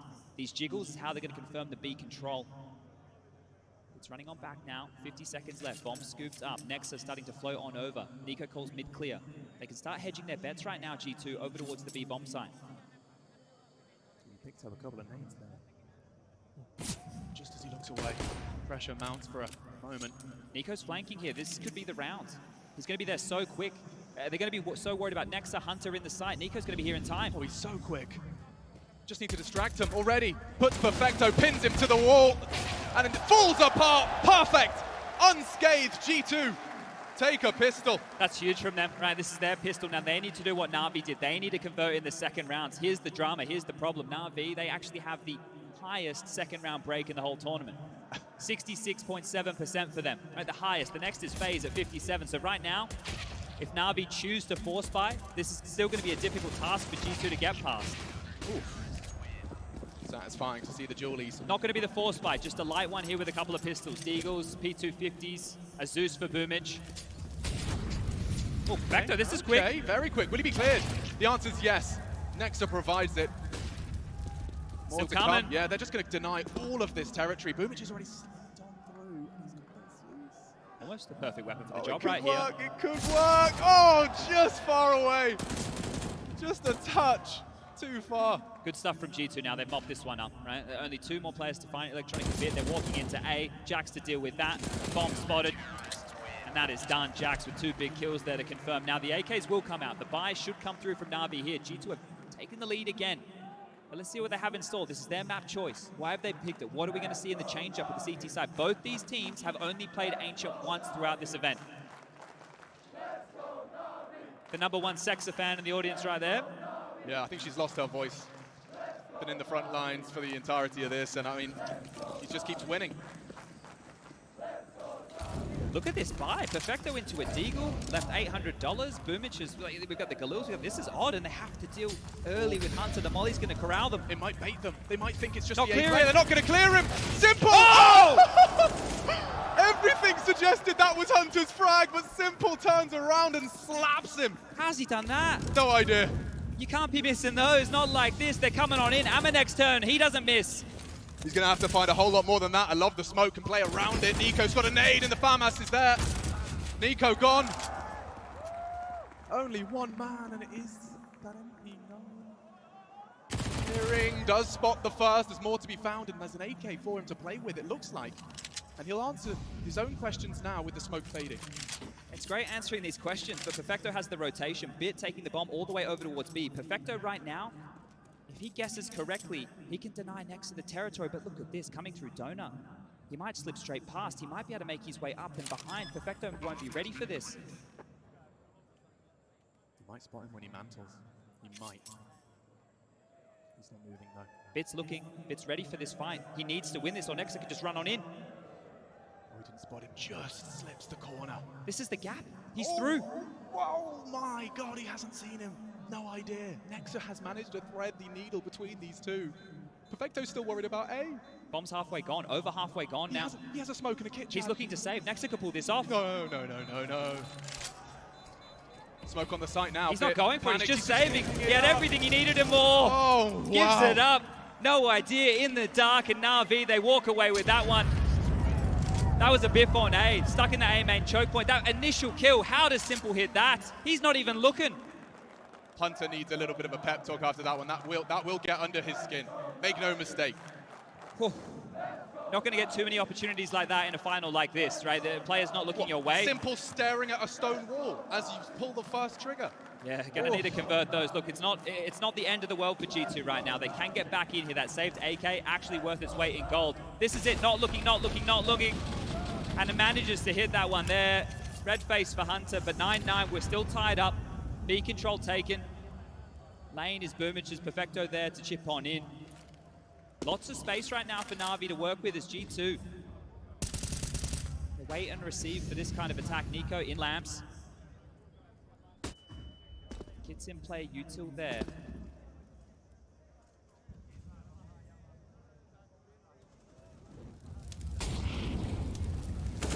Oh, that's an opener. Nexa just wants info and he gets a bullet straight between the eyes, and there's more to come. Simple, 22 frags here in round 19. Posturing for control. Nico advancing straight through the flames. Oh my God. And there's more. Electronic at least keeps the advantage in Na'Vi's court, and we've got 60 seconds for this one to once again slow down only for a moment. They've cleared out Bit. Things will level out and things will slow down. Jackson's still coming here. Jax pushes the issue. If he gets a bit of a timing right now, they're going to lock them in towards Cave. All three grouped up. Hunter here as well. They've hedged their bets correctly. Everybody from G2 can respond to this. Simple responsibility, and it's Jax's to make the choice as to when he strikes. Contact to be found here. Smoked off. Now Hunter. A lot of opportunities coming his way. And that's a quick one. Nice headshot. Tucks in. Playing for Amanex. Fallen. Nice from Hunter. 2 headshots. He's aware. He knows where they're coming from. He's going One-on-one. 15 seconds, and Jax is on the hot pursuit. Perfecto will get the bomb down. Jax is going to be just behind him. The chase is on. The time is the problem here. He has to just plant. Jax knows he has to stick it. Plants for the A-Hall side. Jax makes a step. Holds the headshot angle. The Frenchman up against the Russian, and Jax will take it. Vengeance and a 10th. G2 find double digits first, and that is 3 of these 4 defensive rounds going their way. Great stuff from Jax there. Pressure situation. Absolutely pressure situation. You see the games that are being played late. You know, Perfecto, in that moment, understanding he has enough time to run towards A, not stalling out, not getting worried about the fight, but Jax, he takes the time. He understands how that game can be played, and then his aim, he backs it. He takes the fight, wins it with ease, and puts Na'Vi back in a questionable situation where they take their second timeout. Now, the last time Na'Vi took a timeout, they immediately bounced back, right? Blade changed the script. He flipped it on them. They have enough money to buy here, at least on a couple of their players. Boomich with 4.6, Perfecto 4.5, Simple with 4.7. The other two of Electronic a bit. Look, it's not going to be great, but they can justify the purchase because it was a one-on-one. Right now is where you want to keep the pressure on, and this has been the story of this entire map so far. Neither team has been able to break away from economical woes. You haven't been able to build a bank. This has been a back-and-forth game. Great stuff there from Hunter, right? He set this one up. He hit some big shots. He made up for the boo-boo in the previous, and that buy is out. Perfecto's usually good for those. You can see he's almost a surprise to him.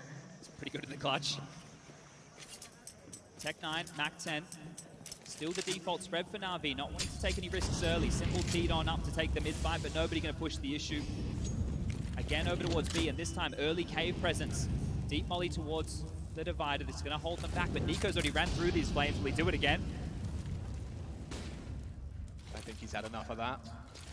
2 of them here, they are going to fight. Through the fire and flames as it fades, and it is a Dragon Force of Na'Vi breathing life into round 20. Hunter's silenced as well. This one will just peter out into nothingness, and those 3 frags happen very quickly. We haven't had a lot of this, right? We haven't had a huge amount of saving going on, but the issue right now for G2 is Simple is on the prowl. He's already close mid. Jackson and Amanek are over towards that site. Simple can actually start crawling, right? If anybody has the liberty to overstep the line in the server right here, it's him and Nico. The bomb ushered in towards the site will go down. Electronic is also starting to turn his attention for the hunt, right? They can probably throw 2 guns at this. You can justify giving 2 bodies away. Amanek and Jax need to hold on to this. There's no loss bonus going forward for them. 1,400 in the next. If they want to be competitive in the next round, they need to live.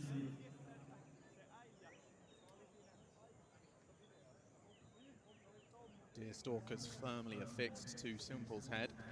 Still have 20 seconds for this. There's a clear intention. They are looking for the G2 members.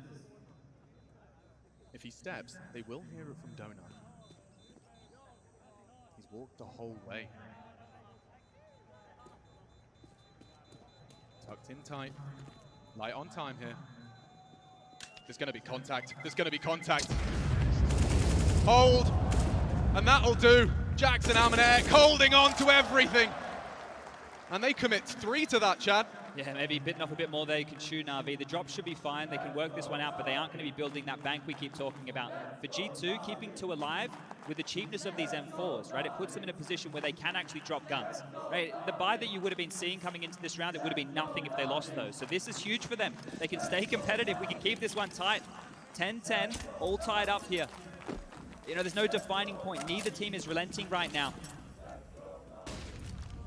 I've seen Nico's Deagle do unreasonable things and whistles one past the ear of Boomich. Space taken though, and they've loved this pressure. Both teams are fighting over cave control quite religiously here, and that's a great nade. Electronic chunked on down. Just dropping a couple of extra nades, yeah. Oh, smoke, yep, nice extinguish will buy time and maintain control at least of the site, but cave now occupied. Suppressing wallbang deters Nico from the safety of that corner. He's going to have to take a risk here, Nico. Looks like he's pushing forward. Flashed off for now, but I think he'll reconsider that. Deep smoke to buy time, maybe a bit of attention towards this cave. Hard clear on Boomich, and he's taking the ball here, and that's not bad, but that's better. Boomich gives us a 4v3. It's so telegraphed. The second wave's coming. They want to push. Jax is coming in. Jax. Got to clear him. Boomich looking the wrong way. That's great. We need a whole lot more. Oh, Jax delivers when it matters most, and there's more knocking on the door. Bit silences him, but still that 2v2. Can't deny the plant. Hunter chooses not to reveal who he's coming from. Time on that smoke, fading now. Oh, pressure. This could be interesting. Looks away. Amanek has a chance, but Simple again. Quick adjustment. They're both in here. And he's found the first one. Doesn't clear the box. Bit holds his nerve again. That's another 1v1 for Bit. That hidey hole right there really played into that round. You could see how Na'Vi used it, and that was so much pressure, but immediately the shoe put on the other foot. G2 are the ones who are broke right now, and this back and forth nature, this is what you want to see. This is what it's all about. 1v1s, as close as you like. No timeout being called here. Jax, you know, you feel he's done so much here. The second is great. Rock in a hard place. Having to worry about Cave and Long goes on down, but Simple's done that twice now with the readjustment. He's looked away and adjusted in time. Saving his team when they need him most. Well, you can't deny his presence in the server right now. 23, but guess who's rocked up to play as well? Electronic with 17. The big boys, they're here tonight. Full eco taken, hedging over towards the A side of things at G2. This one here should be a foregone conclusion. Look how forward Electronic is. He's taking so much space. Regardless of these rotations back on over, Simple might get to pad his stats even more so here. They're combing through mid. It's so insane to me that Bit can... Oh, there shouldn't be anything more than this. He can hit those heads every single day. Continues to farm up. And with 3 added to his tally, Electronic cleans up. 73% headshot ratio from this kid. I can't quite process that. The average at the previous majors, we're talking 40, 50. And over the course of this undefeated spree, he has been body bagging through the dome more often than not. This is a really important round right now. We move into this loss bonus at 2,900. Sure, it's okay for G2, but if they lose everything, if the Hunts stay religious like they have been for Na'Vi, that could be a real issue. And remember, this is the map pick of G2. We go into Nuke next. Na'Vi have won 17 in a row. The Na'Vi Nation, they're out in full force tonight. There's G2 fans here though as well. There certainly is a cheering section.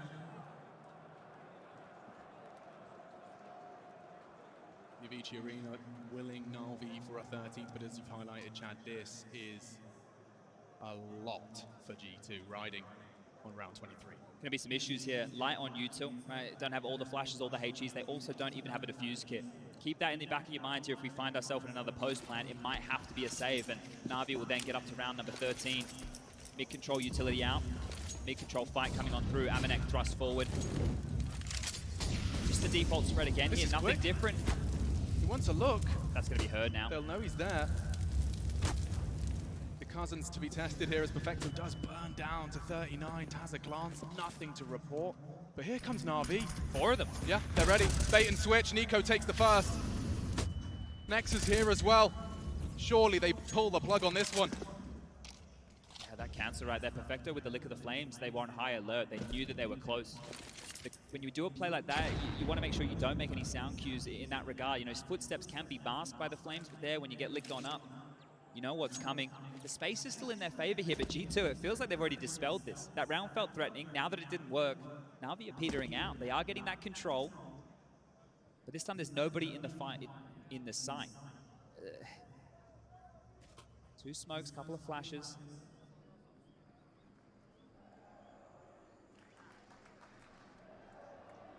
Must-win round.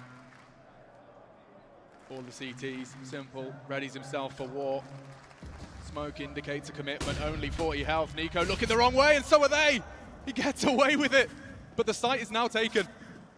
Boomich swinging in, delivers. It's Nexa to keep him humble, but look at Na'Vi's name in the feed. Another chance for Simple. Oh God, did he get him? He actually did. Hunter's gone.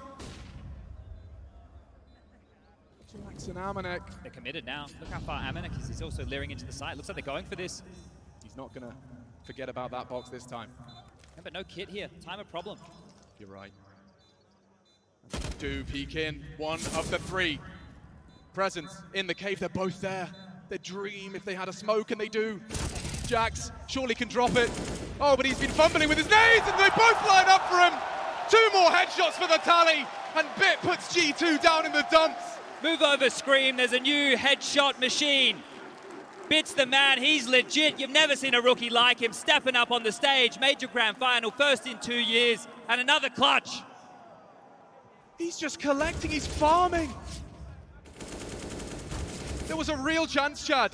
And then Bit happens. Look at him. He makes him do backflips. And it means a lot to Sasha as well. 13, and that's a death sentence for G2. They're only going to have one more chance. And this one, surely a freebie. You can see again, back down to the pistols here, and Na'Vi more pep in their step now. They can smell blood. They're going quick, and Boomich gets 2. Nexa with something, but this is Na'Vi surging forward now. 14, more than a likelihood.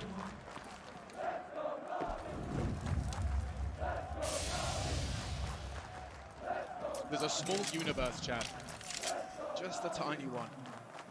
You're telling me Nico with a deagle can get a couple of headshots? He's done it once, or twice. His biggest problem right now is he's on the wrong side of the map. So as Na'Vi just slink their way in through A main, connected at the hip, all 4 members, it will be Nexa and Amanek.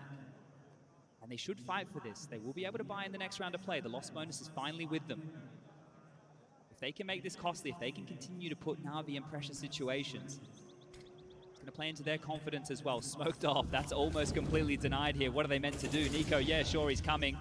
Unless you hit a bullet through the smoke, it's going to have to be an absolute banger here. Yeah, no kit to be seen. The bomb now planted, uncontested. I say uncontested. A brief chance and through the smoke, simple. He's heading towards the 30, Chad, and they just come into him as easy as that.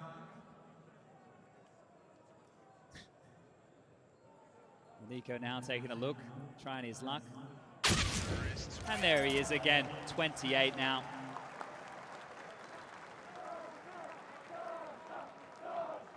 I think what we're witnessing here is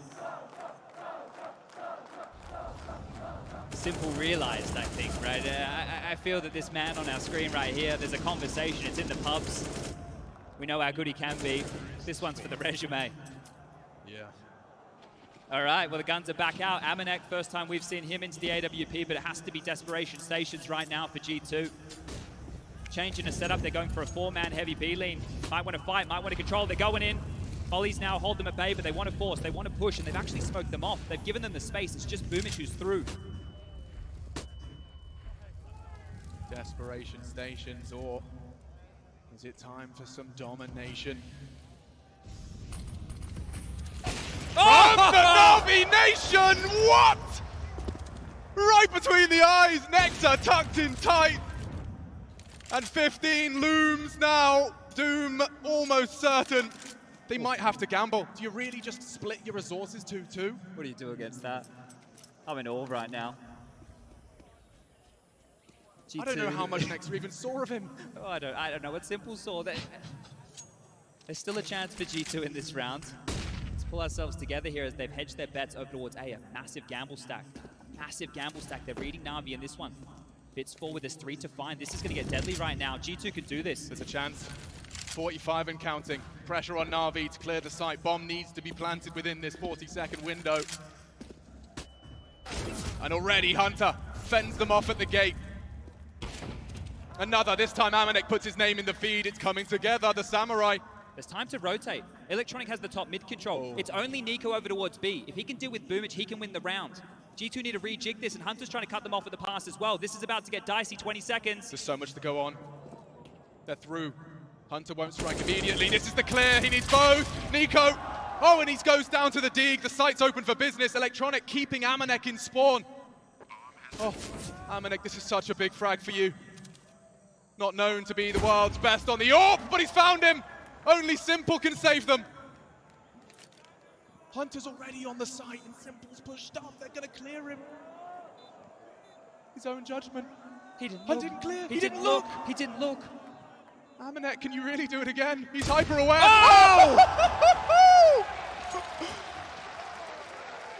Oh, they called upon him, and in their dire moments, Amanek has saved them. 3 frags, Chad. Otherwise, it's curtains. That was the screamer of Simple to kick things off. We're going to catch it again on the replay, I'm sure. The flick of the AWP right there. They had everything they needed and more. But G2, that's brilliant. Check this one out. Bang! On the peak, he's down. But this here, holding them back, not letting them through, forcing them elsewhere. Amanek does a lot, staying cool under pressure. And this could have been a genius clutch from Simple. Stepping into the line, knew he had to make a move, and Amanek just deals with it. There's some life in G2 yet.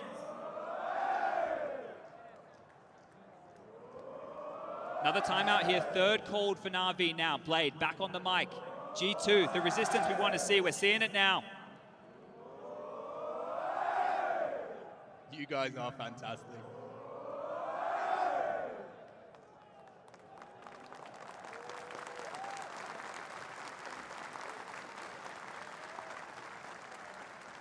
Spy's a little rough around the edges here for G2. They have the AWP still, but an MP9 for next to the buy, much better for Na'Vi in this. And Amanek, 20 kills to his name. How much more can he do? Electronic, this is looking quick. They're coming out. And that's one. Jax is dead. Oh no, straight through the smoke.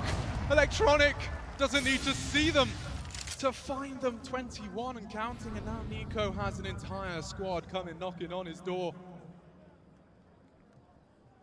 Slinking away, and no test immediately. Nicely, gets away with it. What was 3v5 now established into just 4. Take their time, be a case of hurry up and wait here for the CTs. They've already done pretty good as far as the gamble stacks go. You can leave Nico over towards this A side, B side. Maybe his name alone is enough to ward them away. But Na'Vi are taking their time as well. Bomb about to be scooped up from Bit here. He's taking this walk all the way back through. Simple Perfecto towards Long, Boomage still in towards Cave. This really, truly is all on Nico right now if the hit was to come. Simple's already made it very clear that he is in this grand final. Maybe Nico's turn. They're not rotating. They didn't move on the flash. It's just him. Nico. It's just him. Nicola.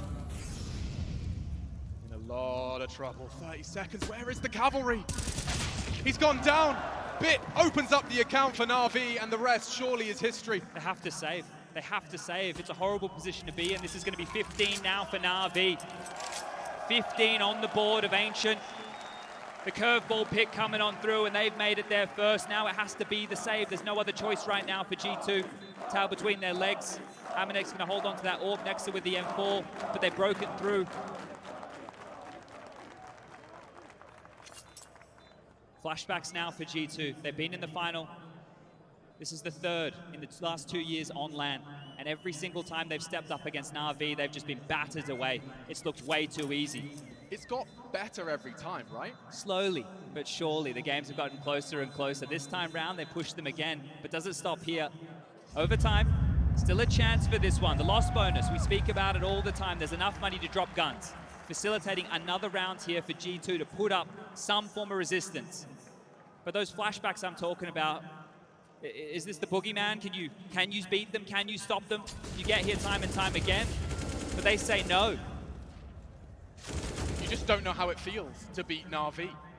You've got nothing to call upon in terms of experience of how that feels, how that works. Na'Vi have got your number time after time. Surely Electronic doesn't get another this time. He gave him a double entry on his patrol through mid. He's through. Nico could be tested early. Oh, booked! The combination, white screen from Simple, Electronic. Oh, and he's been equalized early. That will slow things down. Amanek's putting up a fight here, leading the charge for his team, and they need him to step up. 4v4, this one is going to slow down again. Simple forward, Perfecto dealing with any pushes towards B, and it's coming their way. Amanek posted up, slinking on down. Perfecto just under the scope. And there it is, the shots are back. Perfecto's low, and Nexa wants to take the fight. Flash on over, Perfecto jumps away, and there it is, another kill, but Amanek has done a lot to make that happen. It's only going to be Jax. The fact that Simple's still going to be showing face on B, they're not going to go. Oof! Oh my god, he's been deleted! We don't even get to see it! Up to Hunter now, he has managed to pull one out of the hat. He's got to push this, he can isolate. It's a one-on-one, a duel! And he's lost it! Boomage takes off the head, a 2-on-1 established. Amanek, he's been so good. in the grand final. He's the one pulling G2 through, but a 1v2, the bomb is ticking. And that's the end of that. 16 to 11. G2's pick goes the way of the Na'Vi Nation.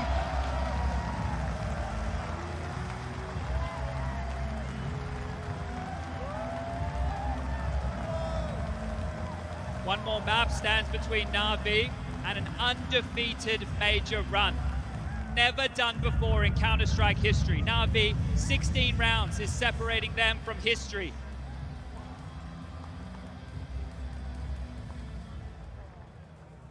They tried all the tricks in the book, Chad. Ancient brought into that veto, and it did look like we could have had the most competitive grand final for G2. You said they can't get this boogeyman out of their back. They just can't seem to beat this team.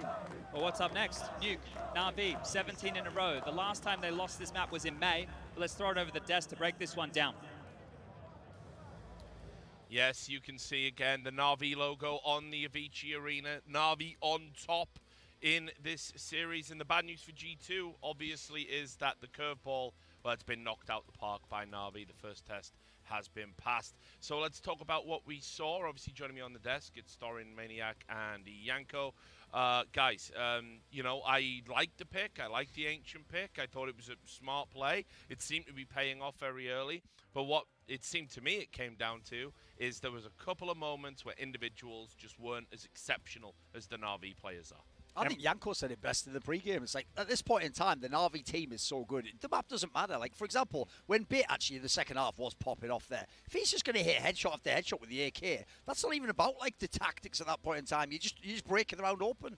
Yeah, I think the problem was for G2, great start. They win that 2v4 early on in the first half as well. That's, you know, a huge momentum shifts type of a round. And in the second half, though, the problem was that they couldn't get their economy stabilized. It was at 14-10 the first time that Amane could afford an op, and he got 3 kills with it. Yes. Right? So that was the main issue. Every time they need to just close out one of these retakes, one of these post plants, so that Na'Vi has to eco, they couldn't do it. It was Byte coming up with some massive clutches in the second half. The weapons that Na'Vi can use is just too many. They're limited at this point. Not only do you have Simple posting 32 kills, which is, by the way, in the grand final, insane. You have the consistency of Electronic coming in with multiple entry kills, plurals, entry kills at key moments. And even when G2 is on the cusp of breaking Na'Vi, we have one of these 2 clutches on the B side who actually steps up.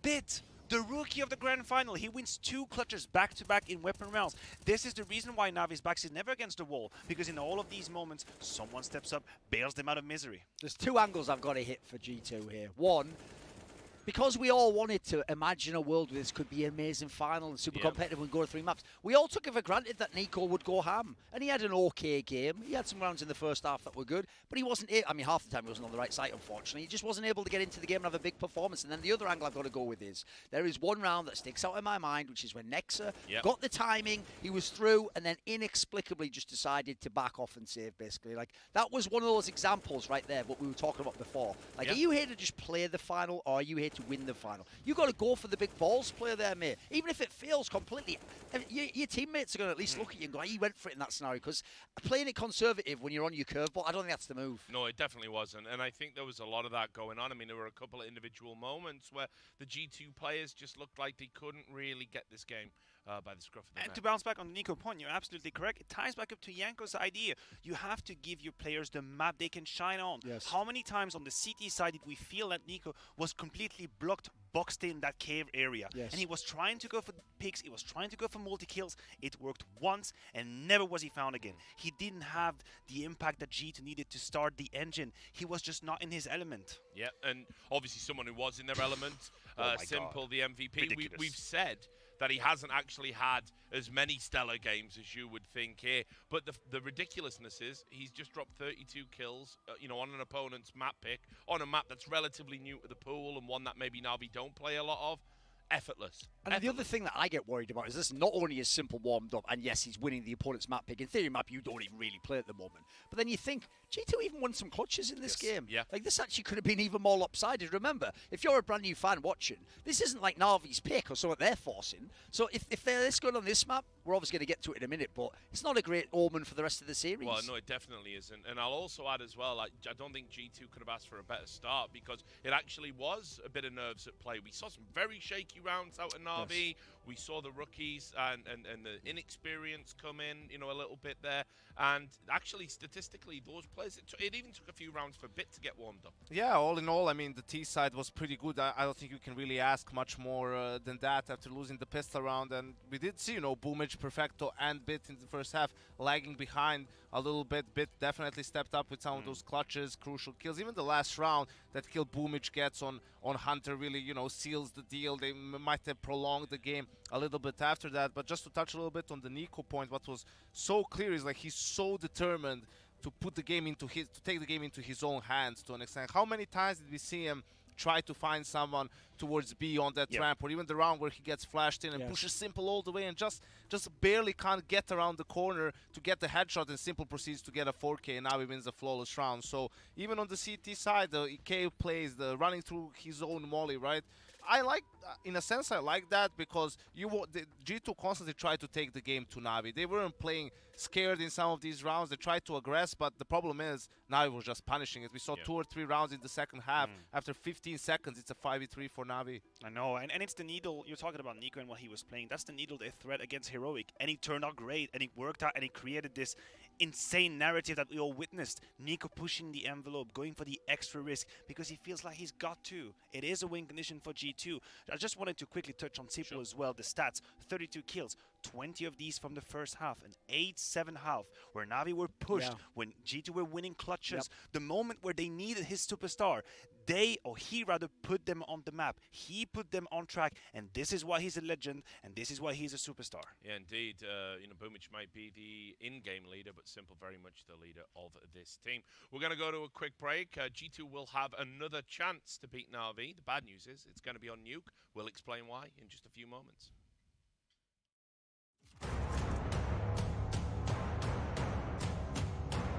So I went mid to fake default, because that was the call to fake default mid and explode an A. It's usually Hunter who is the one faking mid default, but now he had the best point to say, so me and him just replaced.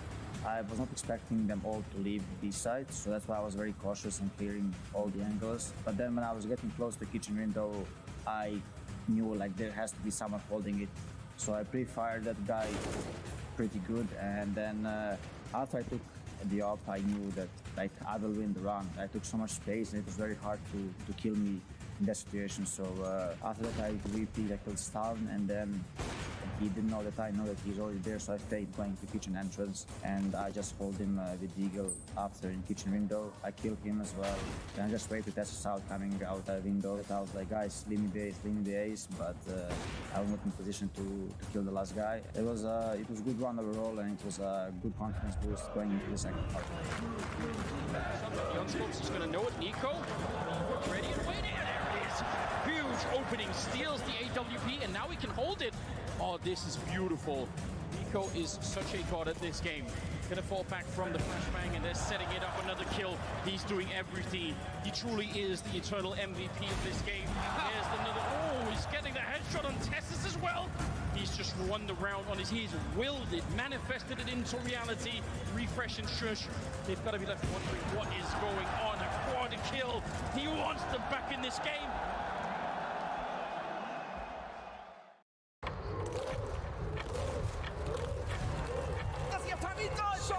Like magic. This is just chaos itself. With the spray through, catches two, finds the headshot. Up again. He missed another third equalizer. Just had it, a missed opportunity.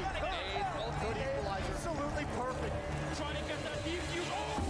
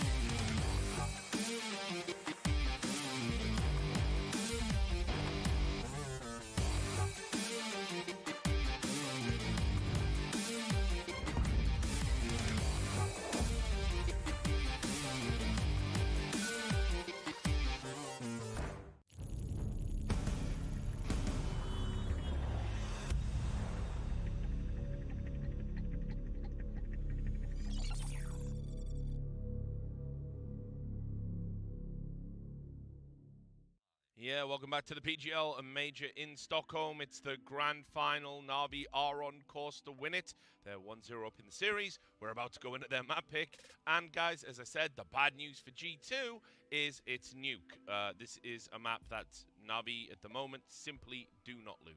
This is not only the best team in the world, but this is the most dominant map in the entire world. Any map port, especially now that Gambit's Vertigo fell and a lot that was online. They're not just on a 17-map win streak, but they've won 19 of their last 20. This is like, at this point in time, look, G2, I'm sure they're going to have chances. You can win pistol rounds. All sorts of things can happen on the CT side. The problem is 19 opponents were unable to do it in the last 20 times. Will G2 suddenly turn the corner? It's a map they've always played. It's always been a little bit ropey, I've thought. Yeah. It's unfortunate, right? It's looking very bleak for G2. We painted the picture. If they were going to have a chance in this final, it has to be a 2-1. Yes. Because Nuke is just Navi's playground. And I have to say, the problem also in that heroic game that we've seen G2 play, you know, Nico was getting tons of openings on the T side. They were in 5v4 situations. They just couldn't really convert those. They were a bit too slow. Took them too long to organize, too sloppy. So what I want to see from G2 here is maybe take a little bit more risks, try to do some more pop-style plays towards the upper bomb side perhaps, try to group up a little bit more, right? Because I feel Na'Vi, especially after being 1-0 up, has so much confidence, they're going to pick you apart if you go for that slow style again. There is a player that actually shown on Ancient that I didn't really expect. Amanek was the one fighting for G2. If anyone, one that has been lackluster for the better part of the season, actually risen up to the occasion. And now we're moving on to Nuke. We're on the CT side, and he's going to bring the AWP. Can he transfer some of that confidence from a good first map, objectively speaking, and then have an impact that he's never had before? Because that would ever be the time, if there was one for Amanek, to have an impact. Now, with the AWP on Nuke. The problem you've got is every time G2 sort of gains something in one area, they seem to lose something in another area. For example, Hunter, he had a poor series by the high standards. He sets himself, and obviously I know that, you know, he's a big part of the G2 firepower. You take him out of that equation, and suddenly, you know, if you are relying on Amanek, I think you're in for a tough time. Hunter was the 9th highest rated player in the tournament coming into this match. He has to be on the server. He can't go missing. Someone like Amanek should have put you over the top there. The problem right now, if you are the guys from G2, is normally we do a whole 5-minute segment about how insane Simple's movements are on CT side, and again, it's a map he can choose people up, he can use a close range combat hopping. All true. The problem is, as you just saw, and as Maniac said before an Ancient game, the T side of Na'Vi is bonkers right now, and if Bit and Electronic and Simple are going to get entries like this, It's going to be a really, really hard time to even get that CT roll going. And Simple is who he is. He just has 32 kills on map 1, but the focal point, and probably the most important player for Na'Vi on this map is Electronic. He's the player on Yard, and why Vitality made that game so close with losing both pistols was because the focal point was Yard and shutting down Electronic and then taking it from there. I think that's a blueprint, a plan that G2 can replicate. By the way, we barely even talk about this. He was the 4th highest rated player in the entire tournament coming into this. We just spent too much time talking about Simple and Byte. Yeah, I mean, well, it is crazy the strength and depth that Na'Vi finally have. We're about to get ready into the game. I mean, is there just any way G2 can do something? Here's the thing, they are going to start CT side. You can win the pistol, you can get a nice little roll going. I will just say this, what they can't do is let the Na'Vi team hang around and make it just close like that, because eventually some of them are going to wake up, they've got too much firepower. You've got to just crush them flat, you've got to have a monster CT half. Na'Vi has shown the main constraint. They're going for it. That's their title. They've shown it. Okay, Yanko? I think there's a chance. Obviously, I'm gonna stick with them until the end, Richard. You know, there's a chance. You're right on time, kind of guy, Yanko. There's always a chance. There's always a chance. All right, well, Yanko believes. We're gonna see if the casters believe it. Take it away, guys. Well, I mean, it really is the question on everyone's lips. Is this where it ends? Hope dies last, I think, Alex. So for G2, right, we've spoken about this. 3 grand finals over the last 2 years. They've been in the grand final time and time again, but they've just been swatted away time and time again. A map is all we're asking for here. It's going to make the series extremely exciting going into the 3rd. If they can put up some resistance, if they can try and replicate something that Vitality did just the other day against Na'Vi, it'll be exciting at least. But we're getting this one underway. Live on 3. Pistols being brought on up, and if the pace from Na'Vi is hot out the gates here, I fear for G2. Let's see. Can they put up the CT wall? No team has made Nuke look more sexy than Na'Vi. The synergy, the quick, look how much utility they can barrage through. This pistol will be scary. They've gone for a Tech 9 onto Electronic this time round, a little bit of a different look. No P250 for Simple this time. He's going to set up his standard util. This could just be a top pop into Jax and Hunter. They're about to have company, but they're pushing in. An armored Tech 9, the Raid Boss set up, and Jax isn't up to the task. Hunter at least puts his name in the feed, more pressure on him. Does pop ahead, needed more, bomb loose on the floor, Nico through the smoke. And a big find. Oh, and he's handing out more than that. A quick click from Simple, and the multi-beacon. That's what G2 needed.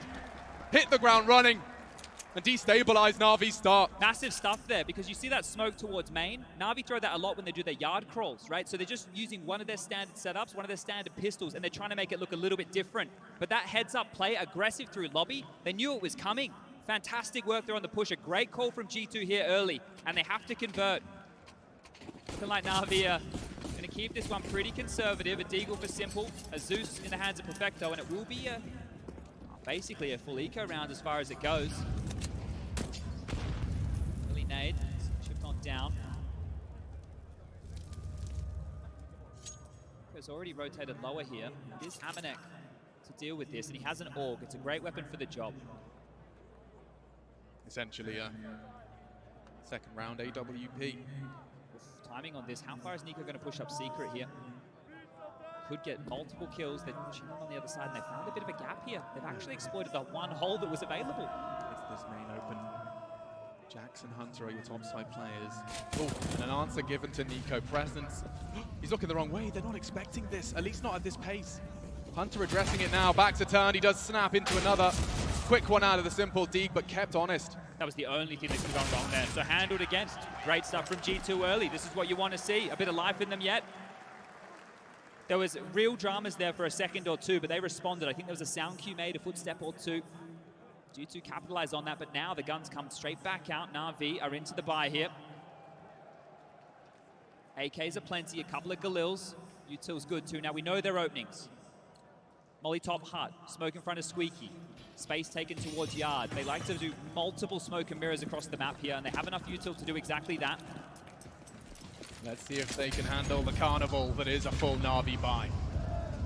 Smoke, mirrors, and maybe even some headshots. Bit of a gap here, huge gap to work with, and oh, he slipped on past. Very late on that from Nico. It's enabled Electronic for a lot of control. That will force a rotate. Already next to addressing it. Boomich too. He's the second man on these yard lurks here, and the smoke is going to fade the reload. Boomich is aware. He's going to try and catch him off guard. Nico, just the leg, the cheeky bit of thigh. And that's enough for him to at least put Boomich down. More presence. Amanek forced off a ramp. They can go anywhere with this. They can assault the low sight. Nexa loses his sight. It's on Amanek now, he's pinned. Oh, he's got so much to do, and it's an obvious clear. Steps all over. A headshot presents itself only for a moment. They're hunting him down and silence him immediately. What do you do if you're G2? They're through lobby right now. We've got Nico coming down through the secret position. Jax and Hunter over towards Ram. The question is, do they want to save? It looks like it, leering back now, just locking down their exits, trying to take away as many of these upgraded rifles as they can, seems to be name of the plan, but that's Na'Vi on the board early here, so bouncing back was a bonus scenario. You can see now just upgrading their weaponry here. Felt great after Nico gets the first kill onto Boomich, right? That's one component, but that electronic kill, right? The reason that's so big is because that puts all the pressure on Amanek. He did have a buddy, right, who was meant to be dealing with that part of the map, but as soon as he loses him, as soon as Nexa goes down, he has to worry about both positions, and then they just slowly creep on in. And you could see how, like, the playbook was outlined for Electronic. He gets across secret, bides his time, strikes with the first bullet out of his AK. I'm going to be excited to see if G2 want to continue to take the fight. Like, there's no question about the firepower in this team. Hunter, Nico, obviously they are the two at the top of the scoreboard here, but Amanek just showed us he can deliver on the grand final stage. We know Jax, the off angles he likes to hold in some of the bomb sites he plays, throw Nexa into the mix. The skill is there, right? There's no question about that. It's just, can we see it? Can we see it manifest right here, right now? And some more aggressive maneuvers could be the answer to that. But here we go, the save. Another buy on through, an important round for both teams. Early utility raining on in. Bit looks like he wants to go through this. Taking as much space as he can. He's ahead of the smoke and tucked into the vent. Descends silently. No one knows. This is massive right now. That rotation will be cut off. You can play with this now if you're Na'Vi, but Amanek up and over. Spotted goes on down. Electronic again. Oh, this is already smelling like a Na'Vi second. That's something though. Nico has silenced the yard lurk and now Bit activates its ramp presence and pressure. Oh, he's not holding it though. Nico's allowed to get down. Bit's heard this. They're going to hit the brakes right now. Oh, he's going to run straight back into him. Bit could deal with this. You'll hear the doors. Nico knows. Presence in the low sight. And a headshot. He's looking the wrong way! A MAC-10 takes down the prize winner! And already the site falls into disarray. They had to have known that door open. Nexa was right there. Didn't hear it, didn't react. Hunter, need this. Hard to find, a messy spray, it'll do. And Jax just doesn't get a chance. Okay, Na'Vi immediately pull two of their own out of the hat and doing so convincingly. Oof, that one right there, you know, Bit gets let off the hook in that whole situation. You felt like all eyes should have been drawn on his position, deal with him, taking him out of the equation. Could have been a bit of a miscomm in that scenario there, and it will force a timeout. G2 are going to be taking a timeout here pretty early in the piece, and maybe that's exactly why, because that rotation, it felt like it should have been on point. I like the fact that Nico took the heads-up duel towards Yard. This is what we're talking about. This is what the desk is talking about, taking those fights. When you identify where Na'Vi are, they like to play the map control. If you know where they are and you can take the duel, you can definitely win it. Nico just showed us exactly that. Yeah, I mean, pound for pound, they've got it in them. This right now is a difficult position for G2, and one of the big reasons they would have taken the timeout, right? You look at the cash situation, we're talking about 3.5K for some of the members, 2 for the rest, so it will just have to be a light investment into the pistols here. Now, one of the question marks with Na'Vi is, at what point do they decide to let themselves off the leash? Because they can be very quick.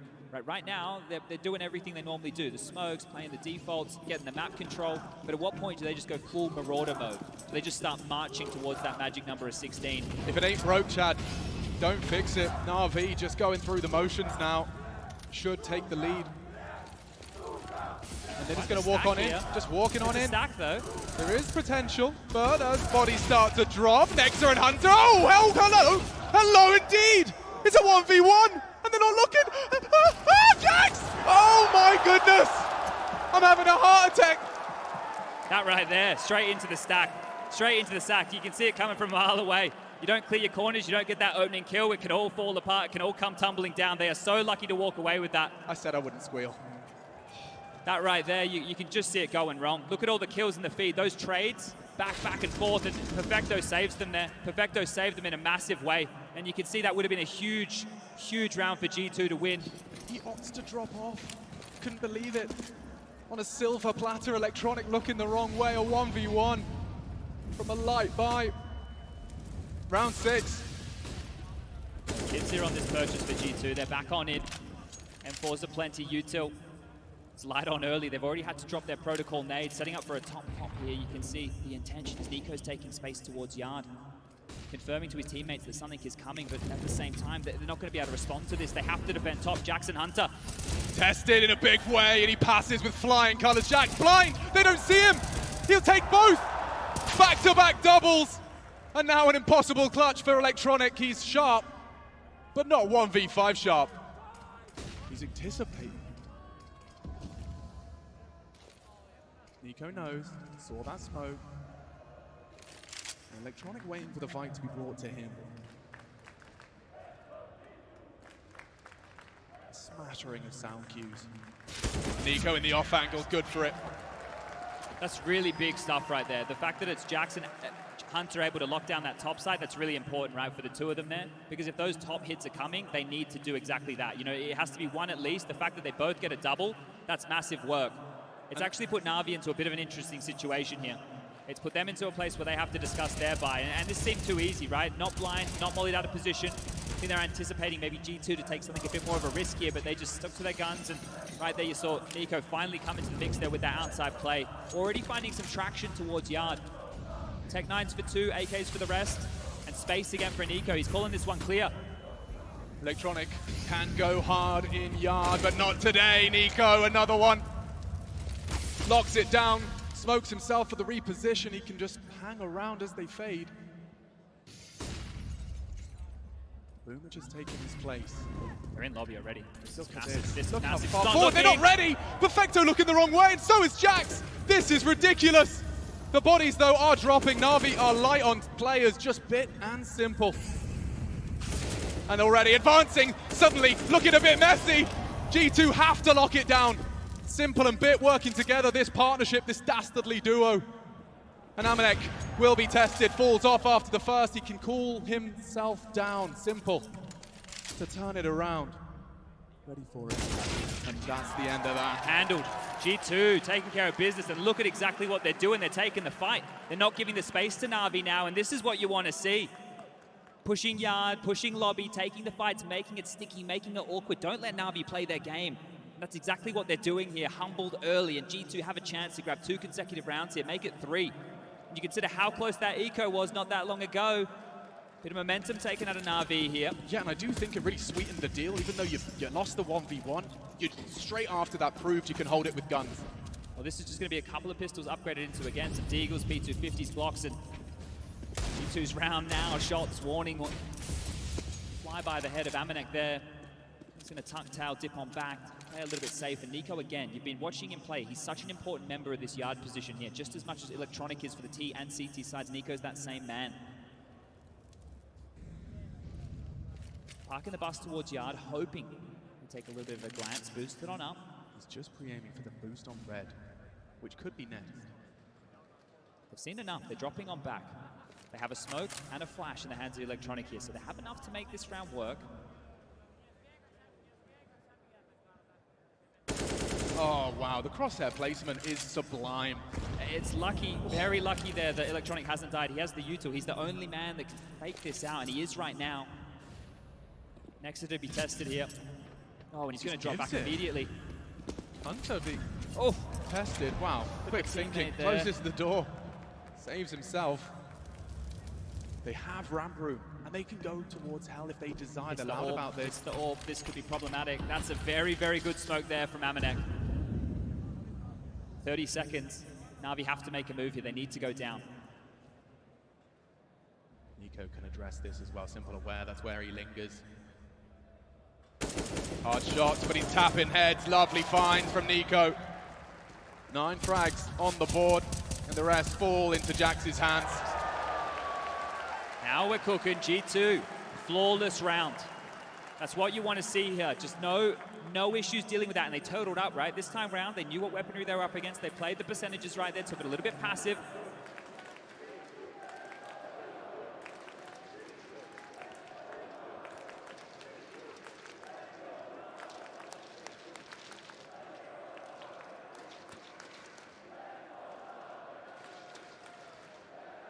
Bit of a battle of the chance.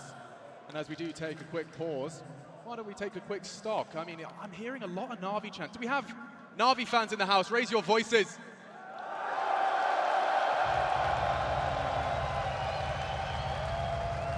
Now, I'm sure the silent G2 fans to your left and right might have something to say about that. G2 fans, are you present?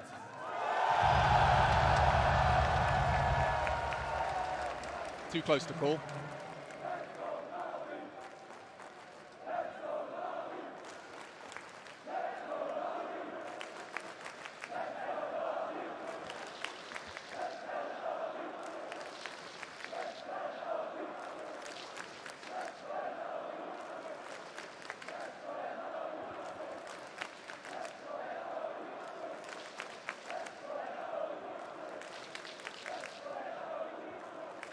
You're doing a fantastic job of making everyone that's watching in their living room incredibly jealous.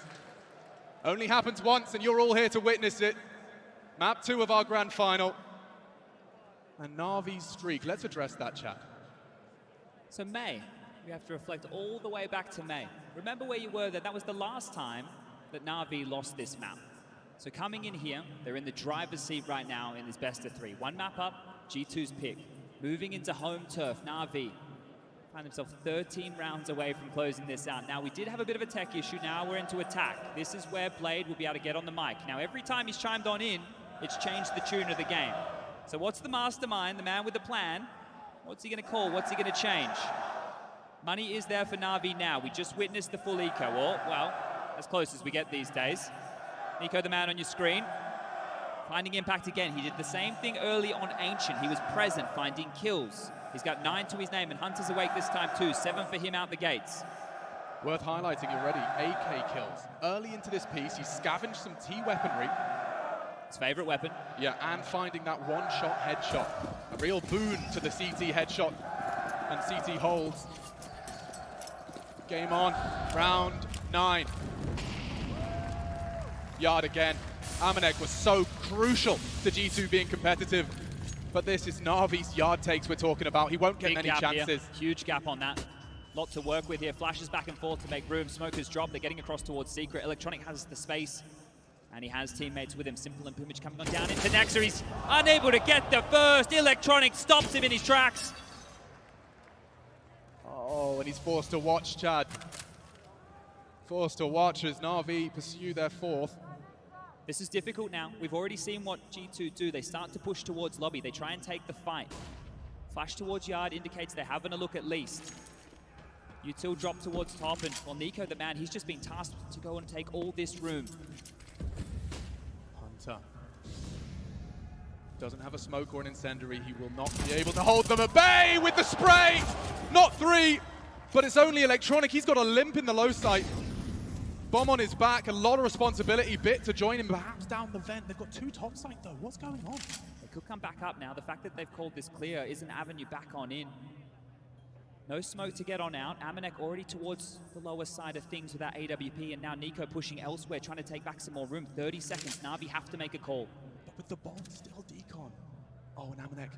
Perfect! Electronic's just better! What a shot, what a round so far. All 3 for Electronic. The bomb goes down. Nico on the prowl. The barrel is spotted here, and Perfecto is a dead man. 2 on 2. This one's on for G2. Game time. A couple of flashes. Nico's signature AK, and they're coming their way. Bit to be baited in. Flashed. He has to run away. He's playing it well. And Electronic strikes. Distracted worked. And only Nico now. Bomb half gone. The nade just shy of Electronic. Nico running out of time and health. What a recovery. What a round from Electronic. What a huge round. That first fight against Nexa. No business to win that. Gets the trade back. Hunter does everything he can. But that shot onto Amanek. Show me that. Show me that. We'll see it again. That's an AWP, Chad. It's supposed to be Amanek 11 every HP. day. Look at this. Boop. See you later, mate. Huge round. Oh. G2 back into things here. They're not giving up. AWP's back out for Amanek. Nexa are also forced to watch all of that transpire. He did not like that opening death. Amanek wants to hand some opening deaths to Simple, no less. Beautiful sequence, and not quite over yet. Electronic picks up where he left off. Starting to get biffy now. Neither team wants to relent in towards yard. Amanek, he's just completely gotten out of there. Dropped all the way back, taking the AWP over towards ramp. This is great stuff from Amanek. He's playing some heads-up Counter-Strike here, and then Perfecto's on the menu. You clear it. He's diligent. No, Barrel. not this time. He's completely but betrayed by the barrel. Perfecto perfect on the double. Pressure from Lobby, but they should have this locked down. There's nothing for G2 other than aggression. With the bomb. The bomb's down, Lobby. Buying time. Jax can reposition. He's going up. He knows Na'Vi will have to slow this down and hard clear Electronic. He's smart, but will he expect this? The lightning rod, Jax. Coming for Electronic. He's silent. 49 seconds.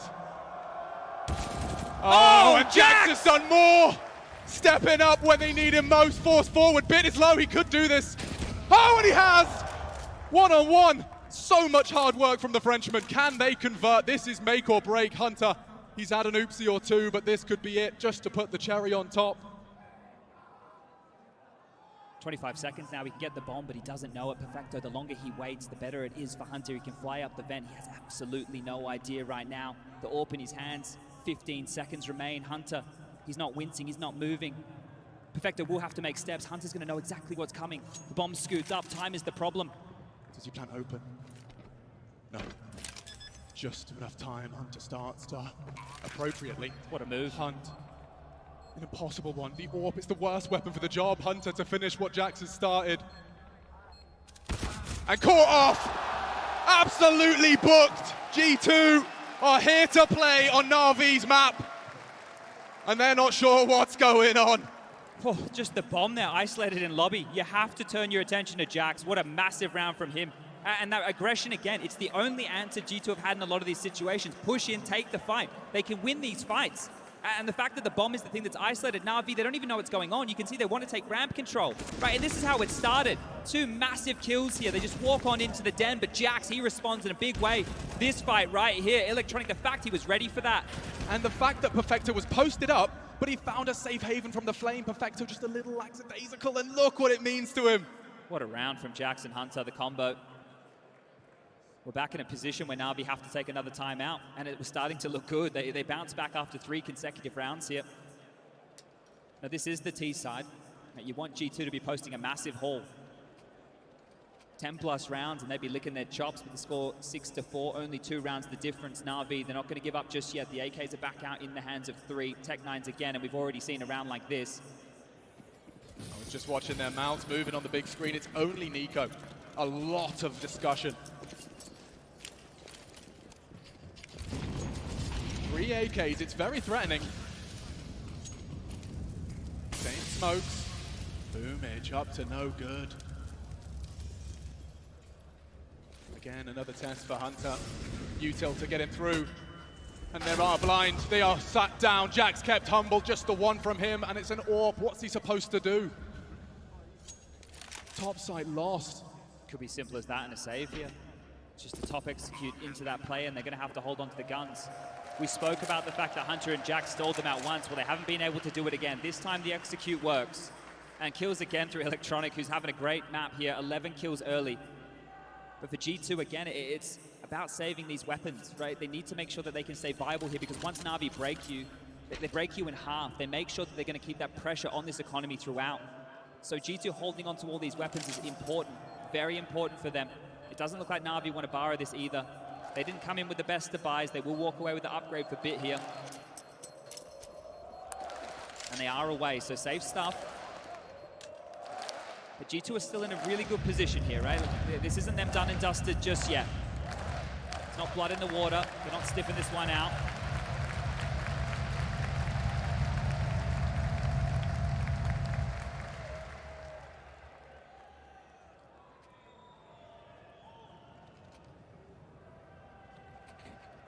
The buy's not bad. So we might see Nico operating with a Deagle here. Now that's signature weapon along with the AK. Gonna need a magic moment out of him. Has a very, very difficult job to do it. Towards main, Squeaky blown open. Ollie back, held at bay early here. They're going top again. It's looking like the set piece one more time. So suppressed. You just gotta impress Already flashed off. Simple breaks into the site. Jax has got so much to do, and only the FAMAS, but they do find the frags. Utter chaos on this top site, and Electronic thrust into a 1 versus 3. Lobby lost, clears the site, swallows the flash. Unspotted. Smoke next to Lobby, expecting, clears it on the fade. Panic over. And that's going to be disastrous for Na'Vi. They haven't been able to find 2 consecutive rounds since round 5. Yeah, G2 continue to step up, right? They continue to step up. That situation right there was an MP9 and a Deagle with the saved guns. The fact that they're able to dispel that themselves is huge. And this time they had so many more bodies towards top. I think that yard aggression that we've seen has stalled Na'Vi out from wanting to go yard, because if they're going to get 4 early, they're thinking there's a gap towards the top side. Well, denied this time round, so we are going back and forth, right? Tit for tat. This is really good. Another timeout called for Na'Vi. Right? I can't remember the last time I've ever seen them call 3 timeouts in the first half. This is, a lot of timeouts called in a row here. Now, you understand why.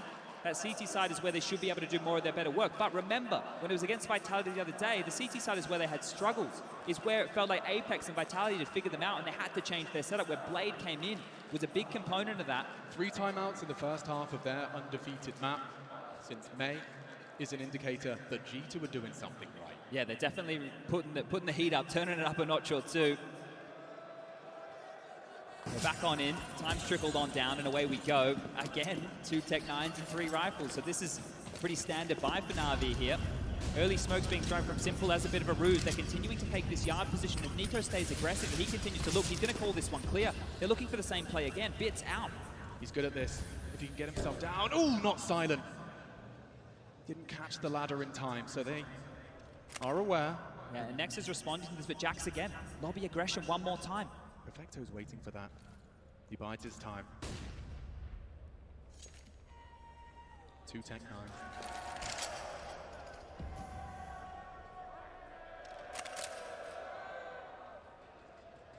Still worried about that. Bit presence, and all he's doing is just locking down the rotate. Ramp is the only avenue other than Secret for these CTs to address the site, and hits up to Amanek. Easy. Plucks Perfecto from the sky. Nex is here for good measure. Handled. Na'Vi needs Simple here. Oh, and that's exactly what he needs. More of that. Jax again is in heart. He's still posted up aggressively, and Jax, the bomb dropped again. His signature so far in this CT side, getting it done for the team. 35 seconds left. It's going to be a 2-on-3 situation. Na'Vi, if they want to get in this, they will have to get a move on now, and Jax is continuing. They may not be this. Oh, Jax! This is beautiful, magnifique. Beautiful stuff from the Frenchman. Fantastique.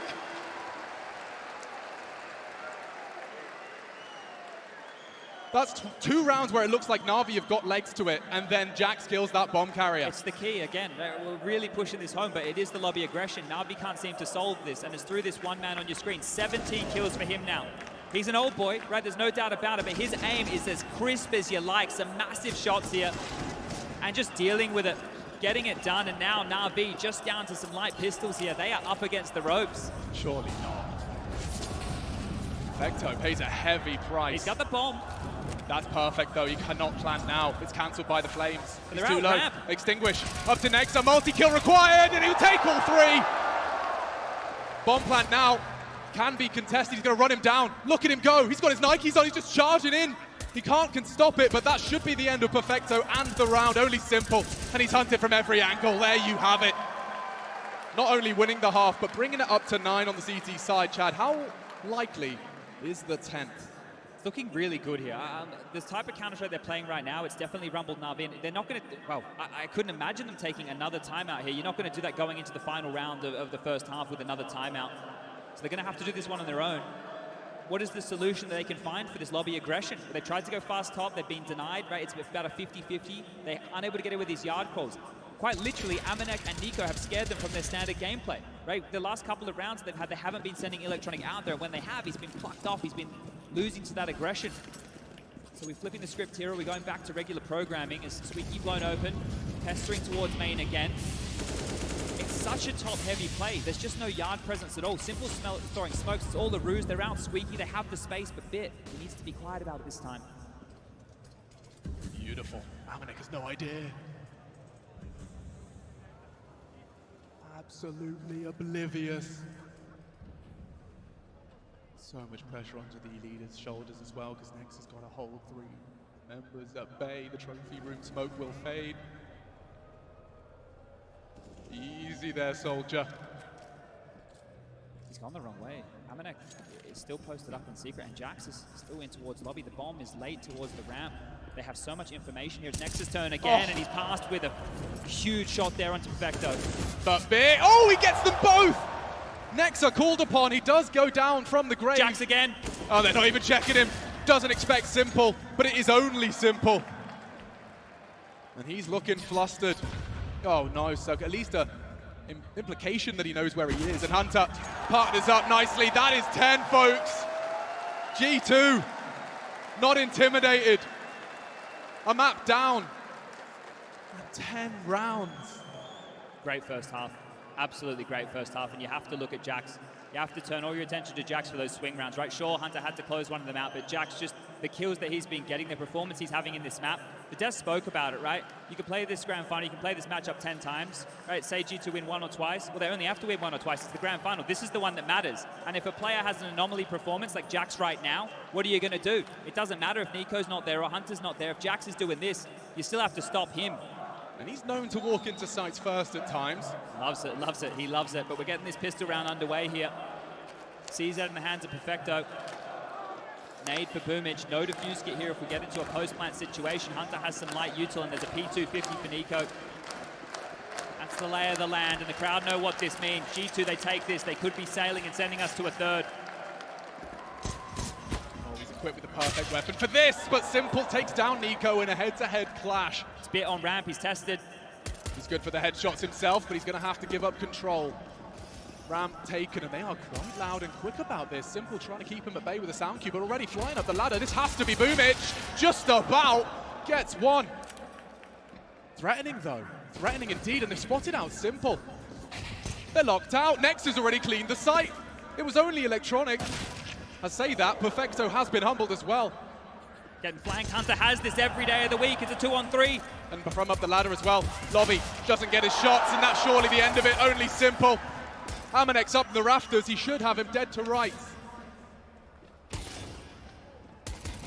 Simple. Deleted. Oh, and that will only get the palms a little more sweaty on the left-hand side of the stage. They've used 3 timeouts already, Chad.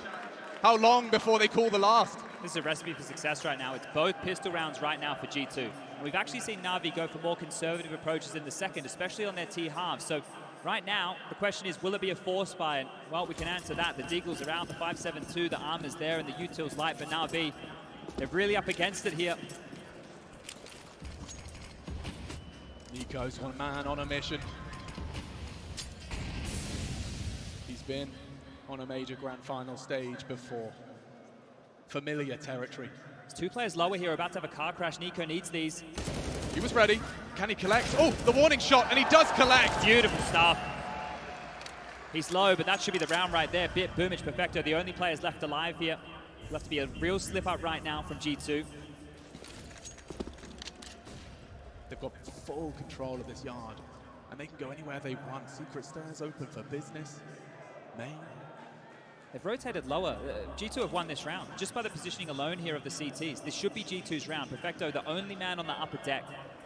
They can just walk on in, take their time, but the bomb's heading down secret, and Boomich is here. Oh, he's got the bomb, though. This is a risk. Boomich would have to kill all 3 of them to make this interesting. Not had a great time here on Luke. He's given a nice early warning. And Nico trying to draw the crosshair away. Boomich, 1 clip of the CZ, 2. Not the 3rd. And the bomb's still been spotted out. They are going to pincer in from ramp as well. If they stick to their guns and head lower here, this might fall apart. Perfecto's not looking back. Turn, he's going to go down. Warning shots are there, and Hunter throw forward. Perfecto bit. They light them up from out of nowhere, and now it's Nexa. He can go top site. Na'Vi on the force, on the back foot. Rotations are on the way. Weapons are hoovered up. Nexa to save G2 from a bit of an embarrassing one here. Brilliance on the pistols from Na'Vi.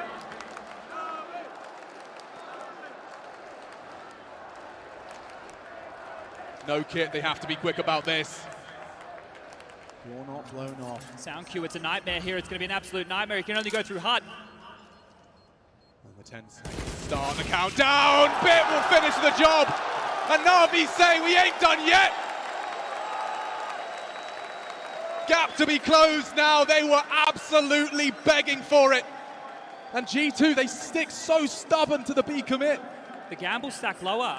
I didn't think there was any way in the world it would pay off. They had full control, right? They went around to hell. They had control of that part of the map. And Boomich, I said 3 to make it interesting. Well, 2. Turns out it's enough when you got teammates like this. Perfecto gets peppered down to 14. Clotheslines Hunter and Bit. Of course it's Bit. 2 more headshots to get them across the line. And 11-6 the score reads here. It's G2. They don't want anything to do with the Force by Wars. Just one P250 in their hands. I thought they would contest. I thought they would go for this every day of the week. They got the bomb down. They had decent cash as far as, you know, getting out the Tech 9s, a pocket strat, something cool. They're going to allow Na'Vi here to get up to 7. Blade's been talking about Bit. You know, when he's asked, how does this guy stay so cool and calm, collected? He has not seen the crowd, by the way. He just stares at that pixel of his crosshair. Well, here he is again. Just zoned in. Doesn't look up.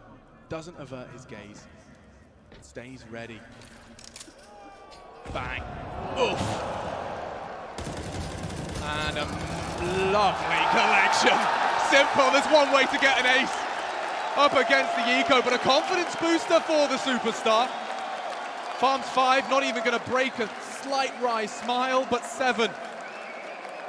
These Na'Vi are starting to find their feet. Bit unfair there, Simple. Let Bit have the kills next time round. Right, let him have the ecos. This is his ramp. He just rocks up. Yeah, mate, thanks for the nade damage. I'll take this. 30 bullets of pain and see you later. The eco bash doesn't even shrug it off too easy. AKs are back out here in G2. They're still in the driver's seat of this. Na'Vi have a lot of hard work to do. G2, they've been refining this game plan. They have a lot of tape to look at, a lot to study, a gap in the smoke. Huge gap. Electronic will be staring at that, drawn in, maybe. Is 2. Jack's beheaded. We need the trade. Amanek unable to deliver it. It's only Nico with a slight little glimmer of hope for their T-side campaign. Round 19 and already in a bit of a tailspin. A pistol win, Chad. Has another chance here. Bit's going to have a look, I think. And he does find another headshot. Low HP, but undeterred. Hunter lingers here in the hard time. Is of the essence. And more contact for Nico. We actually spot the descent of Boomich. That's huge. That's a lot of information right now. They need to scoop up the bomb, right? But there's still a minute on the clock. They have a lot of details. They know Boomich is dealing with the lower side of things. Electronic and Perfecto are being squeezed right now, and Nico, sure, he's low, but it doesn't matter if the AK keeps landing exactly like that. More territory taken. No one's watching ladder. So we're going to come down to the timing here, right? They still need to get that bomb. Nexus just picking it up right now. You have 35 seconds roughly remaining on the clock. You have 1 smoke to work with. Looks like they're turning their attention towards that ramp position. Now, if they're able to use that smoke towards Decon, Boomich is completely locked out of this. He'll have to drop one of his own, and he'll have to play in the chaos. 20 seconds now. Footsteps are heard. They can start rotating lower, but it's really on Boomich to try and deny anything he can. They're just planning this. Oh, that's they flubbed that. Okay, door to be swung open. Attention drawn. Descent is on its way. And 3 versus 3. A powerful angle. Nico needs a fresh mag. Even trades as he brings the fight to them. Oh, and he's not found it. Hunter has to come up clutch. When one Kovac fails, the other fills the void. That's magnificent from Hunter. Delivers when his cousin couldn't. And a 12th secured. The T-side is given a little bit of life. Combined right there, the two of them. A huge round from Nico, right? The fact that you could just see Bit have a little bit of a look. All he's doing is having a little bit of a look. And Nico rips his head off. Absolutely destroys him. And that's the key to the round, because at that point, if you're Na'Vi, you don't have the answers. You've lost yard, right? You have so much pressure coming in from around you. And that's well played from G2 under pressure. That started with an electronic double, right? Remember, it started with an electronic double, and the only man who bounced back was Nico. He set them up in that position. I thought that smoke was going to be their undoing, but they're able to actually use that to advantage in the 1-on-2 situation. So great stuff here, and we'll get the highlights again. That's straight onto Simple. He gets another kill there from the top deck. So Nico's done so much on low HP. I mean, just the two of them getting the job done. That's just all 5 frags. You can see the frustration, and then Hunter relieves all of that tension. You can see his face absolutely rife with fear, and that is the opposite of fear. All right, now the buy's back out for Na'Vi here, but if G2 win this round, it's almost a red carpet to get themselves towards that 16. You have to look where the loss bonus is at for both teams. G2 lose 1,400, Na'Vi lose 1,900. Right now, they're both in dire straits. One is going to open the door for a Na'Vi comeback. One is going to put G2 in the prime position. Simple into the big green, up and over. Nico's fast on this. Whoa, this is aggressive. He fancies it. It was already knocking on Boomich, and it finds Hut. Top site surely open for business. G2 sail towards a 13. Simple and his AWP, though, have been known to ruin some days. Jax again continues to impress. He has been found. Bit is great in the clutch, and Electronic has got one with the nade. You can escape just by the skin of his teeth. Bit. He needs to save. It doesn't sound like fun, but he needs to save. The fact that they went for that, they lost everything. He might lose it all. Hunter on the AWP, and see you later. Is this real life? Absolutely wrecked right there. Huge stuff. Hunter, it's up to 20 kills. Jax, yeah, 21 for him. And this right now, this is where Na'Vi are actually going to start to sweat. They're under the pump. This should be 14 coming forward. And Nico, he's coming alive, right? These 2 gun rounds. We talk about impact, those 2 gun rounds back to back. The way that he's been able to get his team into rounds, they've just sent him on a mission. Find us an opening kill, and we can do the rest. And they have done. Pistols out for Na'Vi here. I honestly believe Na'Vi thought, with Ancient in the bag, that Nuke was where this final ended, and G2 are changing the dialogue. Looking flustered, frustrated, Electronic caught, piecing together the must-have 14. They're doing it the hard way, G2, but they're still doing it. This is going to be quite the comeback. Remember where the scoreline's going to be at. Unless Na'Vi can grab themselves, right? You consider the rounds they've won on this CT half as well. One of them was with a pistol, it was with the 4 spies.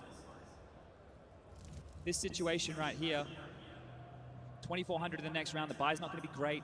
There's not going to be an AWP. They're not going to have everything they need. The scoreline should read 14-7 here. Yeah, fluff molly, not the end of the world. Maybe. Good for the headshots is Bit, even on the USP. Double dink, collects just the one. Amanek didn't spot them. Oh, quick snap out of that. AK-47, Simple's Deagle starting to warm up, but only for a moment. 14 secured, couple of scary moments in there for good measure. But there has been a huge, a gargantuan swing in the momentum of this series. And the G2 fans raising the roof, they know just how close G2 are to pushing us all the way. 2 more rounds now. 14-7 the scoreline reads. Don't forget that anytime soon.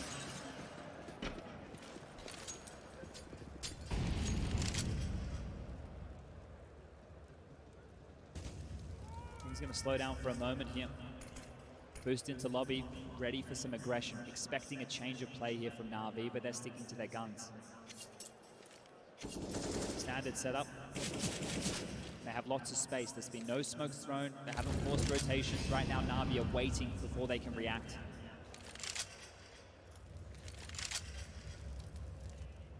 Jax really pulled G2 into a 10-5 half. Now looking to set up to do what he does best. It's all based around this util, denying the information as to how many have crossed. Electronic will have no answers. Attention drawn, 3 CTs addressing this utility. Creeping up now into main, looking likely for a top split here. It's about to gear up. Doesn't clear his corners, and Boomich kept humble. Just the one. It's up to Perfecto, and Simple from the heavens has to find more. It's Electronic and Simple, a potent concoction of fraggers. Bit for good measure. 30 seconds, Jax is calling the site clear. Simple last spotted heaven. It's not going to be an easy plant. Lots of gaps right now. They're giving them so much room, Na'Vi. Ramp control, sure. Electronic has dropped towards B. He's going to be late to the party, and it is Simple at heaven. He has to wait for his teammates here. He cannot engage until Electronic is in the vent and Bit is ready towards lobby. Nexa and Jax to hold down top. Oh, Bit catches Nexa just before he can tuck in, and Jack's just not long for this world either. 0 to 100 right there. Right, it's way too quiet. It's way too quiet. G2 had no information, literally no idea on where these players were coming from. Sure, you have a good idea that maybe it's the Heaven, maybe they're coming through main, but they all came in at the exact same time. So beautiful stuff from Na'Vi on the retake there, but this is still a pressured environment. The kills didn't go their way initially, right? Traded efficiently onto the top side G2, but then they were swarmed, they were pushed, they were pressured. No timeout called here from G2. They're in a position where they can get a bit of a buy going here, so can bring out some AK, some Galils. Nexa can purchase, Amanek can do the same. This is not over just yet. Na'Vi can't take a breather. Gonna need to continue to put these rounds together. Still no ult for either side in this. It's gonna be a slow start again, or are they gonna change up the pace? G2 are in the driver's seat, right? They get to decide what gear they want to take this game at. I honestly believe Na'Vi have forgotten what it feels to be this far down on this map. This is uncharted waters for them.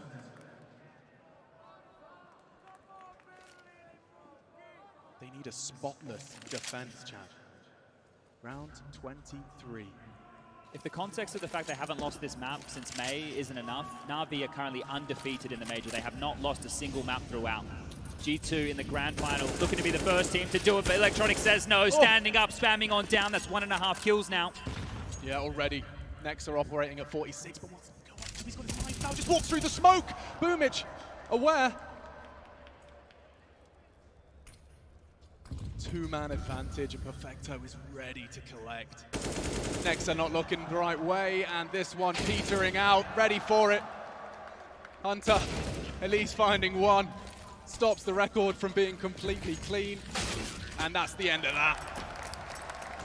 Right, we might need to take some inventory right now of the way that these last couple of gun rounds have gone. Right, we need to take stock on what's happening, because it's how we're going to theorize what G2 are going to do going forward. And Na'Vi are having the same conversation. These slow rounds, where they're giving a lot of space to Na'Vi, not working, right? Na'Vi are happy to sit back and take the fight. Think about the rounds where Nico ran outside and just took heads off. Right, he dropped quickly onto main, he dropped in towards main, gets the top hut kill. He ran out yard, he gets an opening kill onto Simple, he continues to push the issue. So a little bit of pace is likely to come on out in the next gun round. But this is an eco, and if you're Na'Vi, you want to get to double digits. You want to make sure you don't drop a lot and check that one out. Rewind the stream, watch that one again. That is something else. Yeah, Electronic is right, he's full in robotic. Bang, oof, Jax. Swallows it. And one to finish the job. Well, first they aced the eco, and now they're hitting shots like this. It doesn't look like Na'Vi are giving up Nuke without a fight. Right now, Simple, he's taking the top of the scoreboard here with 22 kills for him, but a couple of those are those eco frags we were talking about. It's Electronic who has been the man with the plan. He'll spray will do. Steadies his aim, repositions, has a moment, and continues to kill them. Electronic just dancing right now, having a great time towards yard. It's Boomich's turn as well. Amanek, the P250, and Boomich takes his dub. This is where we see the change-up, right? There's no money right now to go for an AWP unless they want to go glass cannon. So do we still see that pace? And G2, they have been able to call on Nico towards yard. Here's this one again. Boop. Spotted, bang. The adjustment there, great stuff from Electronic. But do we see the pace change? And a timeout taken, the third for G2 now. Both teams after this one, they have one timeout left in the bank. Both coaches are going to get on the mic. That's also going to give Blade an opportunity to steady the ship. So far, remember, I wanted you to keep mind of that scoreline, 14-7. Now we're sitting at 14-10. How long until G2 post a round? And those nerves of knowing you could be the team to take a map off of Na'Vi on Nuke, the first team to take a map off of Na'Vi at the major. It's a lot on the line here. And you're telling me that no one in the history of 16 Counter-Strike majors has lifted the trophy without dropping a map? This has never been done before. If Na'Vi are able to complete this comeback, get the sweep, get the 2-0, they'll be the first team in major history to get this done. Let's make some noise!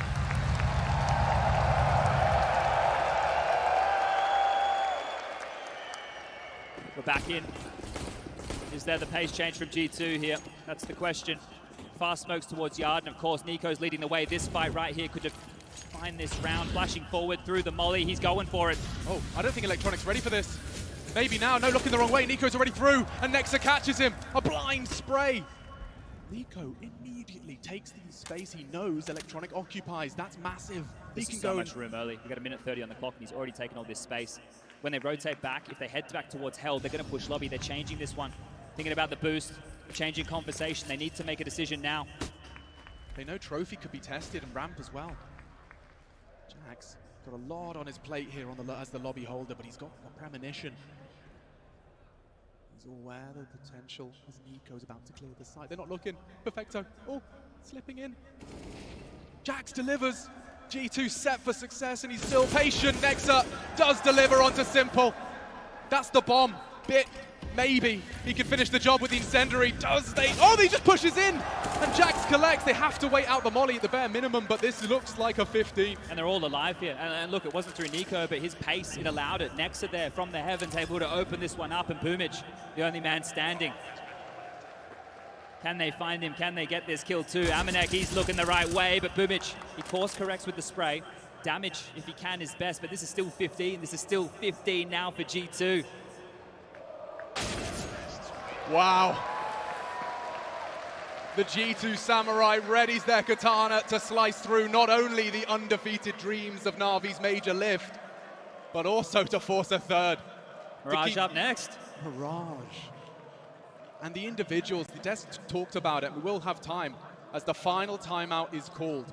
Blade is last 30 seconds on the mic before this concludes. And this is where we might get the difference maker here. Simple's brought out the AWP, and that's been a big issue. If Yard continues to be pressured in that way, the AWP could change that. But they still need to stop Nico from getting the space. He's doing a great job here.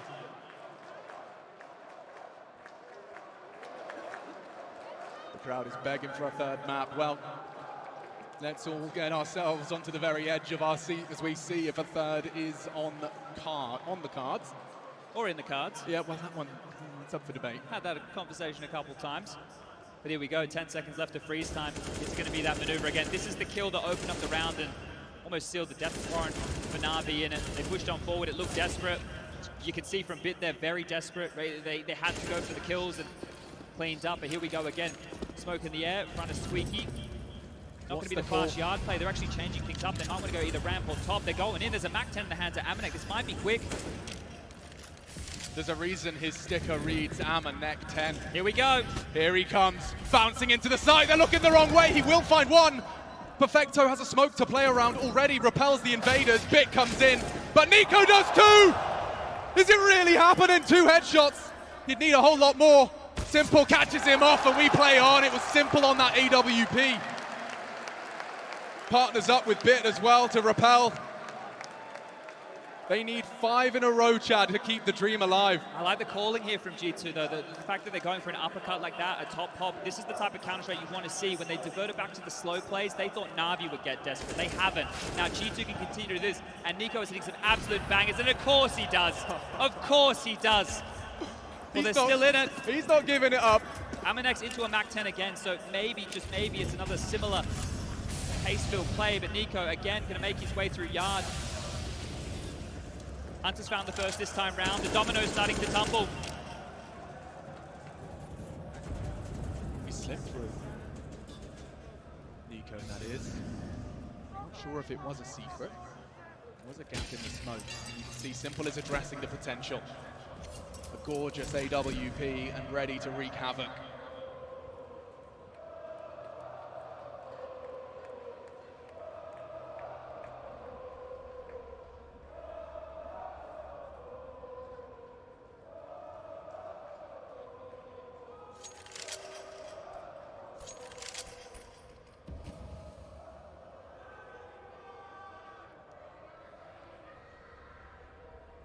Na'Vi batten down the hatches. G2 sub 1 minute.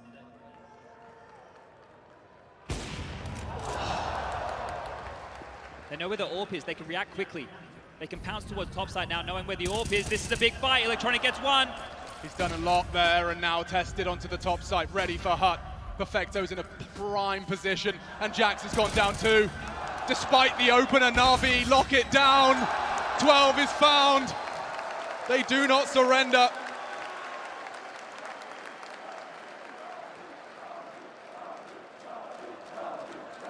It changed again for G2 there. They get the opening, they hit the brakes. They're expecting this aggression. Na'Vi aren't giving it to them. They've done it one time, but now they just sit back, they wait. The clock melts on down. And G2, they do their best to break into the top side. But Electronic, again, an absolute menace here. 22 kills for him, and I feel like his have been the most impactful so far. Alex on the mic, and you mentioned the last time out for Na'Vi. This is the last time out in the server. No more now, and if Na'Vi complete this comeback, we will have to finish this in overtime. Money broken. 3 more chances. Lost bonus, 2,900 going into the next. A half buy. And the crowd knows what this means.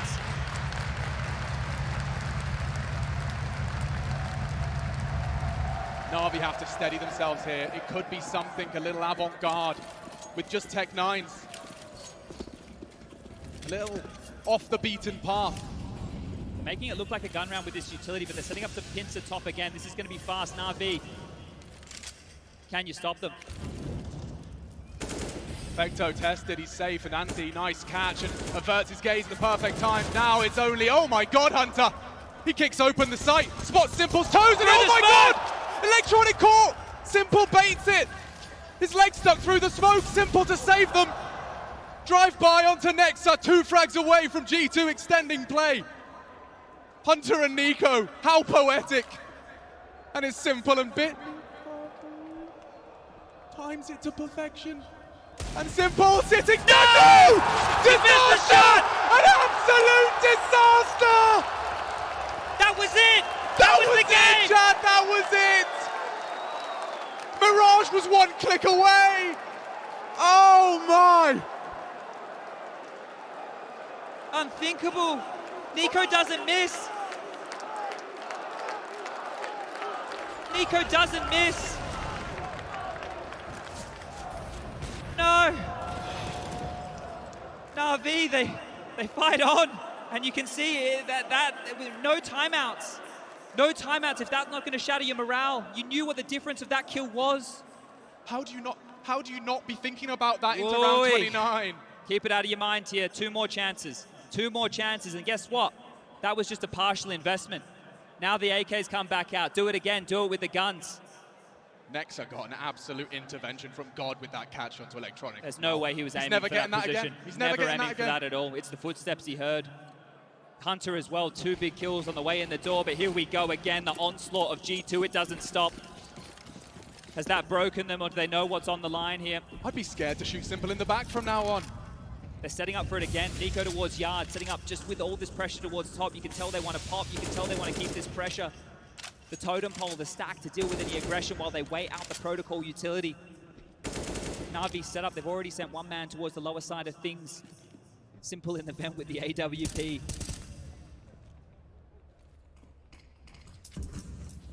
More nades thrown, more time bought. This would be a great time for Jax to have one of those rounds. Can Nico be the hero again? The smoke walls are out. How does Simple respond to this? This could be the difference maker right now. He has all the information. The coast is called completely clear. Simple saw nothing. Electronic neither. They can start rotating. They can hedge their bets. Boomich, Perfecto, they're locked down top. Electronic, if he can get there to help things out. They're flustered, Chad. Just Simple's coming too. They're calling the bluff here. They're calling the bluff. And roll into the site. Already the double delivered. Na'Vi in hot pursuit of overtime. 1-0 to the good. And heavily, heavily hunted by G2. Locking it down. A perfect round. There's nothing left of them. Just Hunter, and he's the last to fall. A 10-5 half, Chad. A 2v2, Chad. So limp. It's so limp right there. That Yard play. There's no presence. There's no presence whatsoever. Na'Vi, they weren't totaled up. They had all the info. They knew it was clear. They had 4 players towards topside to lock that down. They're the ones under all the pressure here. They're the ones who have to take this to overtime. The guns are out. It's the last chance saloon for G2 now. The MAC-10 for Amanek. Nexa into the Galil. The AKs for the rest. Na'Vi strapped to the good. AKs are plenty. Electronic taking a risk. Heavy Yard straight towards Secret. And again, they've been able to get on in with some early space. All of this funny business with a wall of smokes is redundant now. But the thing is, they've tested top so many times that maybe, just maybe, they want to try ramp. And if they do, Simple's there now. Simple's there now with the AWP. Looking for his second 30 bomb. Into grand finals, and already affixes another to the wall. They're not stopping. They do accelerate. He acknowledges. Tucks on in. Ramp is lost. Rotations are around. Na'Vi 4 frags away from securing OT, and Bit doesn't miss. 2 headshots. G2 counting on Nico and Nexa. Anything left? A stylish one out of Perfecto. Nico. He's going to be pushed to OT, or can he claw something out? Two to go! Nikola Kovac looking to secure an ace clutch.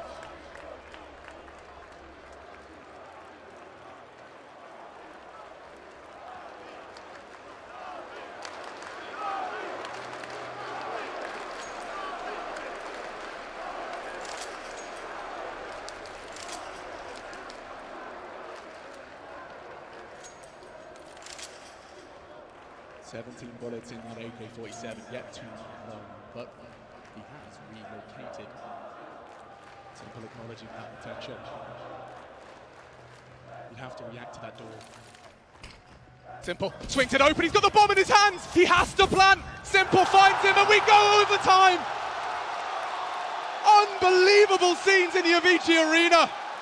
Na'Vi do not surrender, and Nuke remains undefeated for now.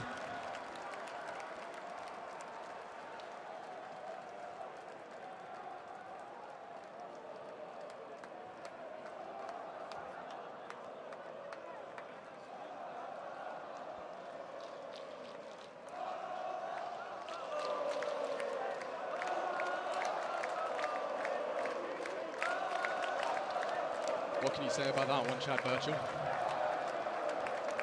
What can you say about that one? A 10-5 half, 15 to 10. Look, you see a round like that starting and you think he's got it.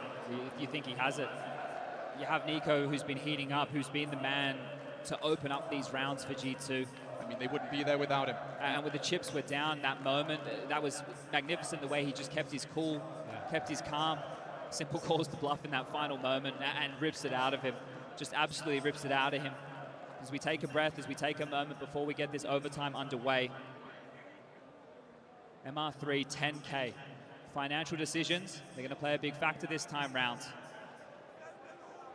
Remember, I wanted you guys to keep in mind the scoreline. 14-7 is where this game lied. It was in G2's hands. It was all theirs to take, and Na'Vi, they brought it back all the way to overtime now. That is some resilience. Just keeping a cool head on your shoulders in the face of adversity. And now, slate wiped clean. None of that playing from the back foot vibe that Na'Vi have been living in.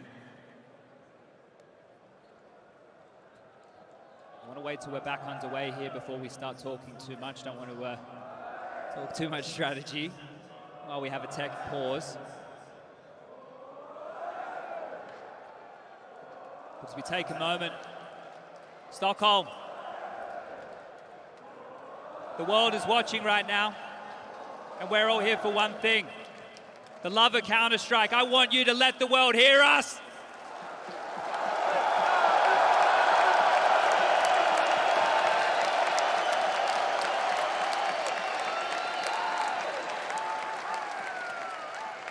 Brazilians, Danes, Americans, Russians, Ukrainians. I've seen so many people from around the world, all in attendance, to watch this game played at the highest level. Well, it honestly has not been better than this. Na'Vi, this is seen as their major. Repeated LAN successes on the build-up and lead-up. In case you stopped watching over the last 2 years, this is our third LAN in 2 years, the first with a crowd. Those other two, these exact two teams, Na'Vi versus G2, time and time again. And Na'Vi haven't dropped a single map over those three finals. Right now, history could be made. And we're gonna have to settle this in overtime. Here we go, we're getting this one back underway. 15-15, the Orcs back out, and the man with the plan, Simple, ripped the heart out of all G2 fans with this one. What a shot from Nico, and this was it through the smoke, and here we go.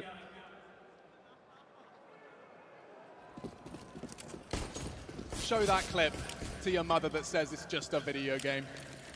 Got some questions for G2 right now. They look stumped for their T-side approach. It was almost done and dusted. Nico again, how much has that shattered him? Does he have anything left in the tank right now? Does he have anything left to give towards Yard? Needs to continue with these openings. Smokes drop. Simple, the man who ruined it in the last, on the other side of things, pushing on up. And there it is. Nico denies him this time round. Nothing for Simple to contribute into our first round of overtime. Boomich dispatched to fill that gap.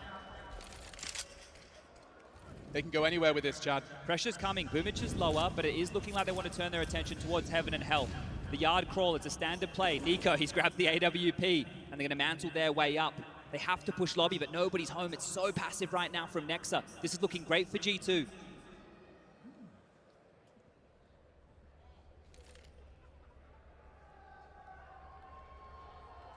They will take lobby in response to the loss of Yard, but he's going to hear that. He's going to hear the footsteps. Building a mental picture as to where the four remain. But look at the gamble. The gamble's towards ramp. And they parked the bus. They've just juked them here. Before G2, they went lower, right? They lost the round to their pistols. This time round, they're looking to go top. Amanek can come into main with the bomb. Flash for good measure. This is it. They're going to get in for free. Na'Vi might just be saving in this situation. I know it seems crazy to say, but the first round of overtime might end with a save. Sure. A gamble. I guess it makes sense, right? 10K. Yeah, you have to take a couple of these emissions here as far as the aggression goes. The bomb's going to go down. The 40-second time is going to start. But to G2, they're the ones now in the driver's seat. If they want to hunt, if they want to look for these guns, they can actually throw a couple of bodies their way. And it's not going to be hard to guess where they might be. Na'Vi talking this one through to maintain the heavy investments they have made. Don't forget Simple's AWP lies idle now towards Secret. That's a heavy cost. No. Nico's picked that one up. This is completely denied. They can't get this back. Nico, by picking this up, not only did he guarantee safe passage towards Heaven, he's made it so that Na'Vi can't get that back. And it's the most expensive gun in this situation. They're denied the AWP. If you're G2, you don't even have to use it in the next round. You can leave it in spawn. All you're doing here is denying this from Simple. You're putting more pressure on them. And G2 with one kill. The titans of the server go toe-to-toe, and Nico takes him down this time. Bittersweet considering where we could have been, but now, first round for G2, and I was worried about them being stumped. He's getting spammed through the smoke. He's waited for exactly that. Stunned. Simple. Stunned. He's got him back the AWP. That save is going to be worth its weight in gold as we move forward here. But do G2 have any more answers, or is it more of the same? Nico again back towards Yard. Simple the same. Electronic forward this time round. And this could be the fight again. I think he spotted him. Simple operating under that assumption as well. But Electronic's here. He's close. They have to clear him. Oh, he can swing on the box. He certainly can, but they don't look the right way. A quick trade. 4v4 quickly becomes 3v2. This is insane. Hunter dead to the nade. No, Nexa was Yard. They're picking up the AWP again here, boosting towards the heavens, trying to get back some real estate, space taken. Amanek wielding the big green. Bits already towards the lower.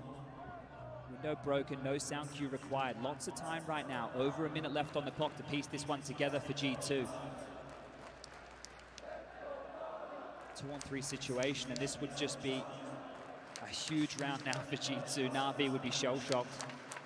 Again towards the heavens. Setup.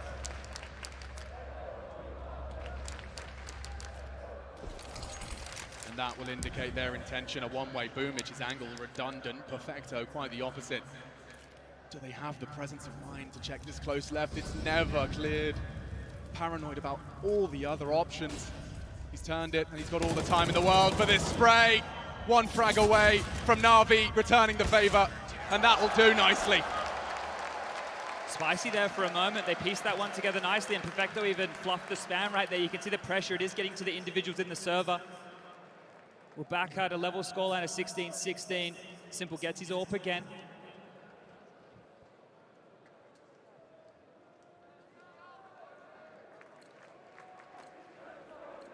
I think it's time you found your voices. This is the business end of overtime. Rinse and repeat, it's all they have to offer here, this Yard space. They just have to continue to take it. Variations of smoke walls. Nico again fast on this. Nade to slow him down. He swallows that. 56 points of health. doubt about it. Fully blind, but he's just navigated away from Electronic. Nico, you're not going to be ready for this. Not at all. Electronic opens up Na'Vi's account for a 17th here on their last defensive round. They've gambled. They have so many players towards lower right now. Na'Vi just dropped on down towards lower, and they're leaving Bit. Boomich is rotating away, but all 4 players are down secret. G2 are walking into the Lion's Den. They have enough nades to make this one work, but the surprise factor, that could be the difference maker. What corners are they going to clear? The doors wide open. Decon side, that's the choice. Space being taken, head spotted, Bit. Hunter's down, 3 to find. 17 looms, Na'Vi. This is a power position for Boomich here. He can shut this down himself. Running out of options. Smoke down. Counter molly. Plenty of time. Amanek slipping out. He's actually managed to evade them. And he will open up. Oh, Boomich finished off. It's just Nexa and Jax. Bomb on their backs. And Bit, Molotov'd out, a nice sequence. They'd need another though, and Simple opting for the Deagle. The AWP would be fit for purpose. He's ready for both. Time's a problem now. G2 need to make a decision. They have to take a fight. He's so lucky. He's trying to plant. Bomb Simple. denied. Oh, He he missed. misses! But the bomb didn't go down. And Na'Vi will take a 2-1 defensive half.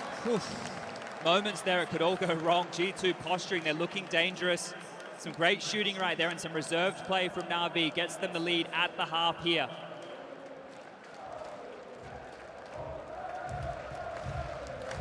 Two more rounds for Na'Vi. It's all they need. 1 to secure double overtime. 2 to get this one done and keep that clean sheet. And in record-breaking fashion. It's a great CT half from G2. We probably all forgot about that. It feels like a lifetime ago now. They were able to deal with a lot of the yard crawls. They forced the hand of Na'Vi. They pushed Na'Vi into top site plays. Now it's the mind games. Do we start there? Do we go back to yard? Do we go back to top? And what are G2 thinking? What's their call? No more timeouts, nothing left. No discussions to be had, and here we go. Oh, Electronic knocks Amanek for 6. That was the AWP. Aggressive as ever, trying to look over the smokes. Now forced to watch as Na'Vi could be 4 frags away from securing double overtime at a minimum.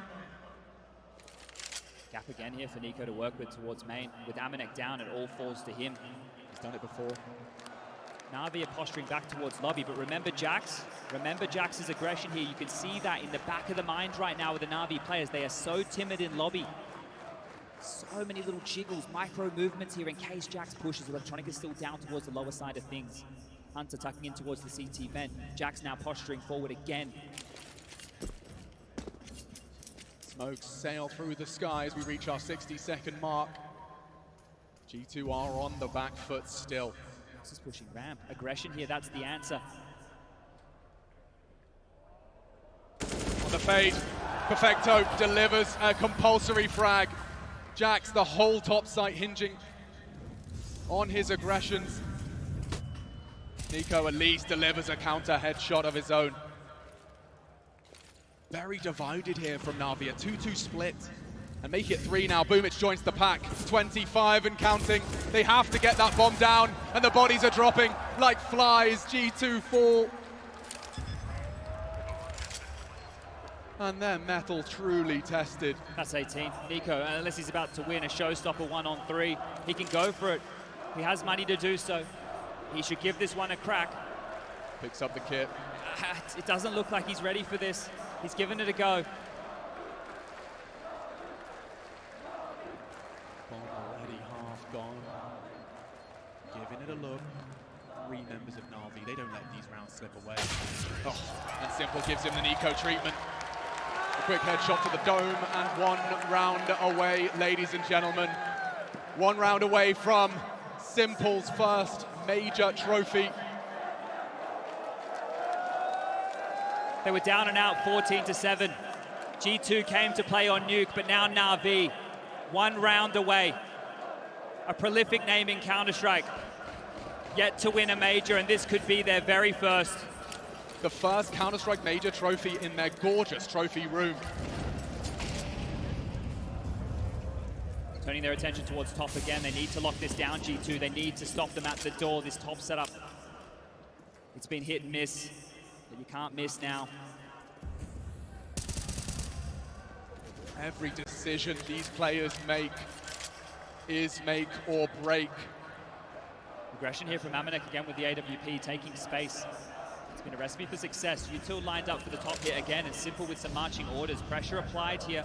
Information gathered, and Nexa going to continue forward. Deep molly and just all this lobby pressure. That's what they're banking on. That's what they're hoping for. It's coming. And it's Jax and the lobby aggression who just doesn't seem to feel an ounce of pressure. Amanek posted up aggressive, he wasn't spotted, but Jax might have to react. He pushes in, Simple's waiting, it's up to Hunter, and he's delivered when it matters. Simple was low, Bomb was spotted, Electronic partners up with him, back turned, and Hunter continues to defend his honor. 3 frags.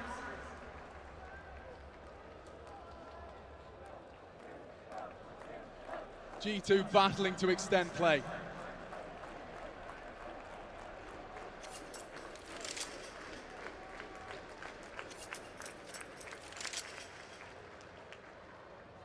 Arrow spotted, that's a kill. 3 to find, there's no way. He's not going to let it happen again. Neither's Amanek. G2 now 1 round away from forcing. There's no answer to this top aggression. There wasn't an answer in the first half for Na'Vi. There's not an answer now in overtime. That's where the pressure is coming. All the push, all the aggression. It's Jax again, the unlikely hero of this CT side, and he has had to be exactly that. Na'Vi, the guns are out. It's the final round of play here for the first overtime. 18-18, and we do it all again. But if Na'Vi go for more of the same, G2 have the answer. G2 have their number, and Amanek, he has some information. 1 spotted, flashback. Plenty of smokes, and this time round, a lot more of a force towards Yard. Electronics across. They have that space. The bullet shy and territory given, but Na'Vi, it's only Electronic. It's only the one man, and Jax is here again. His judgment has been so good.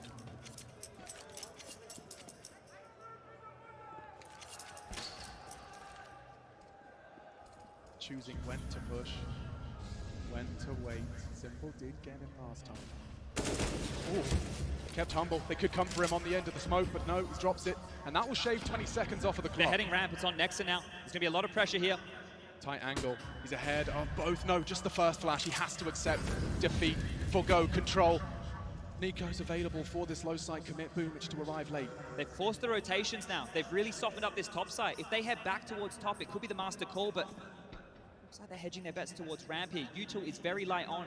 A flash and a molly is all they have to work with. They need to do this with bullets. Electronic calls it clear. He's got so much control in the control room.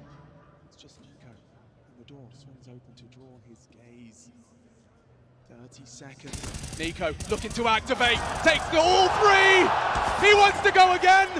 And so does Electronic, but that's surely it! G2 return the favor, and we go overtime number 2. Not giving up, not letting this one go. No, no, no, G2.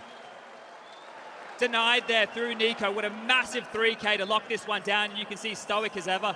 Not happy about that one. Job's not done. He's just doing his job. It's him at 29 and his cousin joining this and joining forces. 30 frags each. Both teams are really struggling on the T side to find answers. It might have to be the clean sweep on the CT side. It might have to be all 3 rounds, but this is great. The pressure was mounting. They did exactly what they wanted. They forced all the rotations, but the false information there of Electronic to the coast was clear.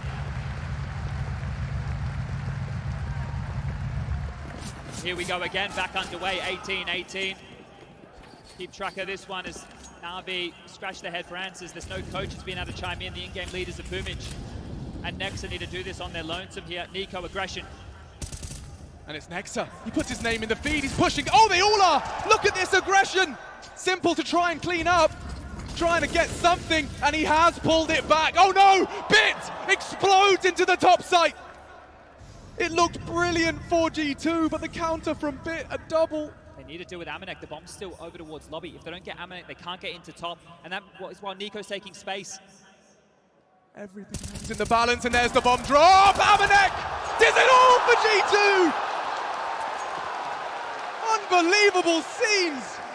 He finds his voice when it matters most, this dude. A gaping chasm between him and his teammates. But those three put the first of this second overtime on the board, and look at this. This could have gone wrong in so many ways. It was just Nico and Amanek up against three, and he doesn't even need the help. You're right, those three could matter the most right there. Because Na'Vi, what are you meant to do? They're just going to keep pushing you. They're going to keep taking the fight, and you can't stop them. Squeaky open, Molly in, same play. Spam on through, bullets exchanged, Hunter down to 24 HP, and it heats up early as they're looking for the gaps. They want to pip them. They need something to work with. Bit, he's through. He's down the vent. They've gotten the space that they wanted here. Electronic across yard as well, responding to this. G2 are trying to scramble across the map. They've lost so much space. Secret and vent no longer theirs. Perfect for Na'Vi now, but can they capitalize? Damage has been inflicted across the board, even exchange. 24 for Hunter. Still Really 70 good seconds, again. they might just walk in. Spotted! Oh, Nico caught out, pantsed publicly. Nexa 2. They can surely just wrap into this site. Jax has been brilliant for him. They know he's always lingering in this hut. He's ahead of the flash. It's up to Perfecto as well to juke it out with him. He's kept him honest, but they are swarming into his sight, but he's got Hunter to rely upon. Caught out now, and they know where he is. Na'Vi with a response of their own. Amanek with the AWP right now. Be good of him to save in this environment. A 1-on-4. He had a massive round last time, but this would be something else. Trained in, one heard, one take, and Perfecto down. That should be the round. Simple now, sniffing him out. Amanek looks aware, walks into the line, a side barrel spotted. Amanek misses, and that's going to be it. Simple removes the AWP, and we're keeping things level again.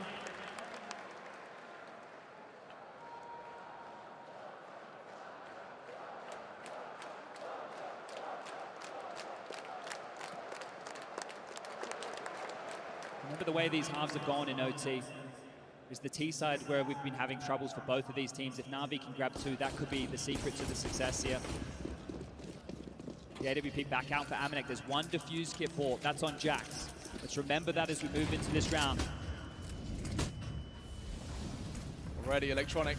He's been brought low. Could be brought a whole lot lower. Entrance past. Entrance past. They pass us over in the smoke here. The timing on this. They're coming in. This is fast from Na'Vi. Bursting into the site, and already the bodies are dropping. G2 needs something. Simple denies, and 20 is found. G2 disintegrate.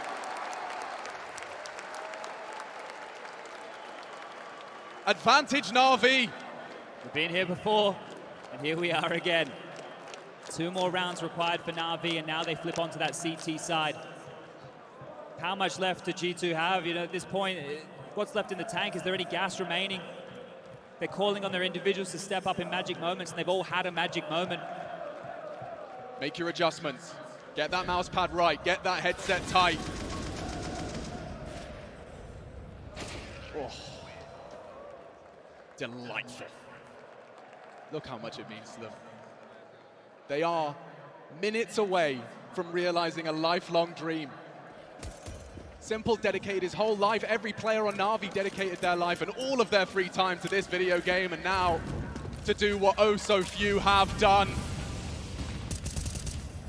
Can G2 voice any concerns, or will the undefeated Na'Vi major run really materialize? They're about to test Bit, the rookie. He's a It's your god, time. though. He's a god. You can't trifle with him. They're gonna try. Drops his nades and drops away. No, he wants to fight. He's got the support of Simple. It's Electronic elsewhere. The lurk is cancelled. It's just Ramp. All of G2 in this hurt locker now. They're dropping down. They're going into Bid, and Bubic is here as well. They lock them on down. It's just Amanek. This is surely it. 21 looms. It's only Amanek. And that's secured. Ladies and gentlemen, this could be it. The final round of Counter-Strike of PGL Stockholm Major 2021. Simple can almost feel it.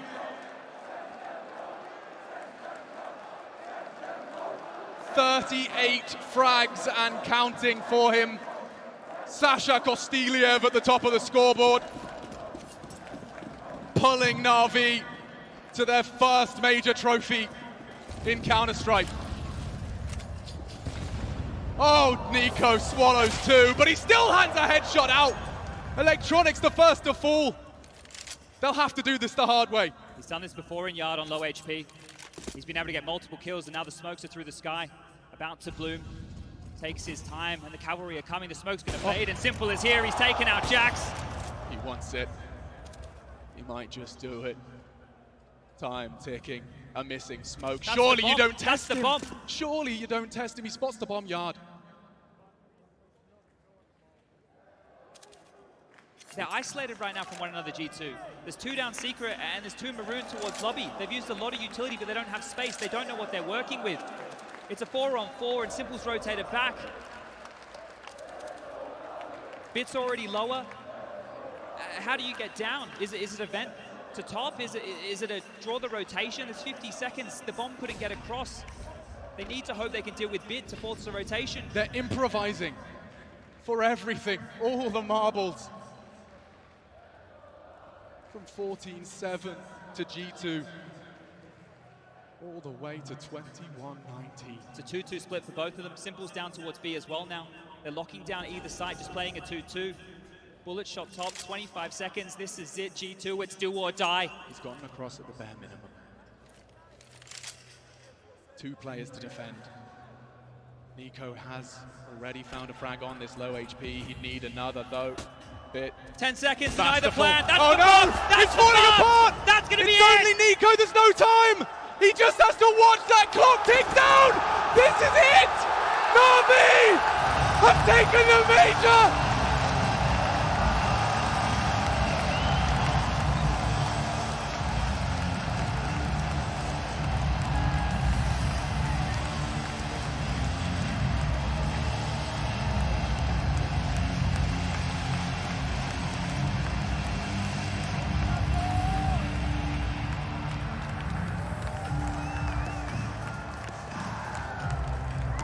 A lifelong dream.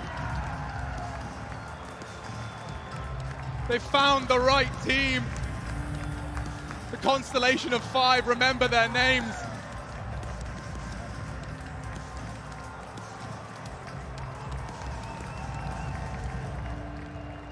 Perfecto, Boomich, Electronic, Bit.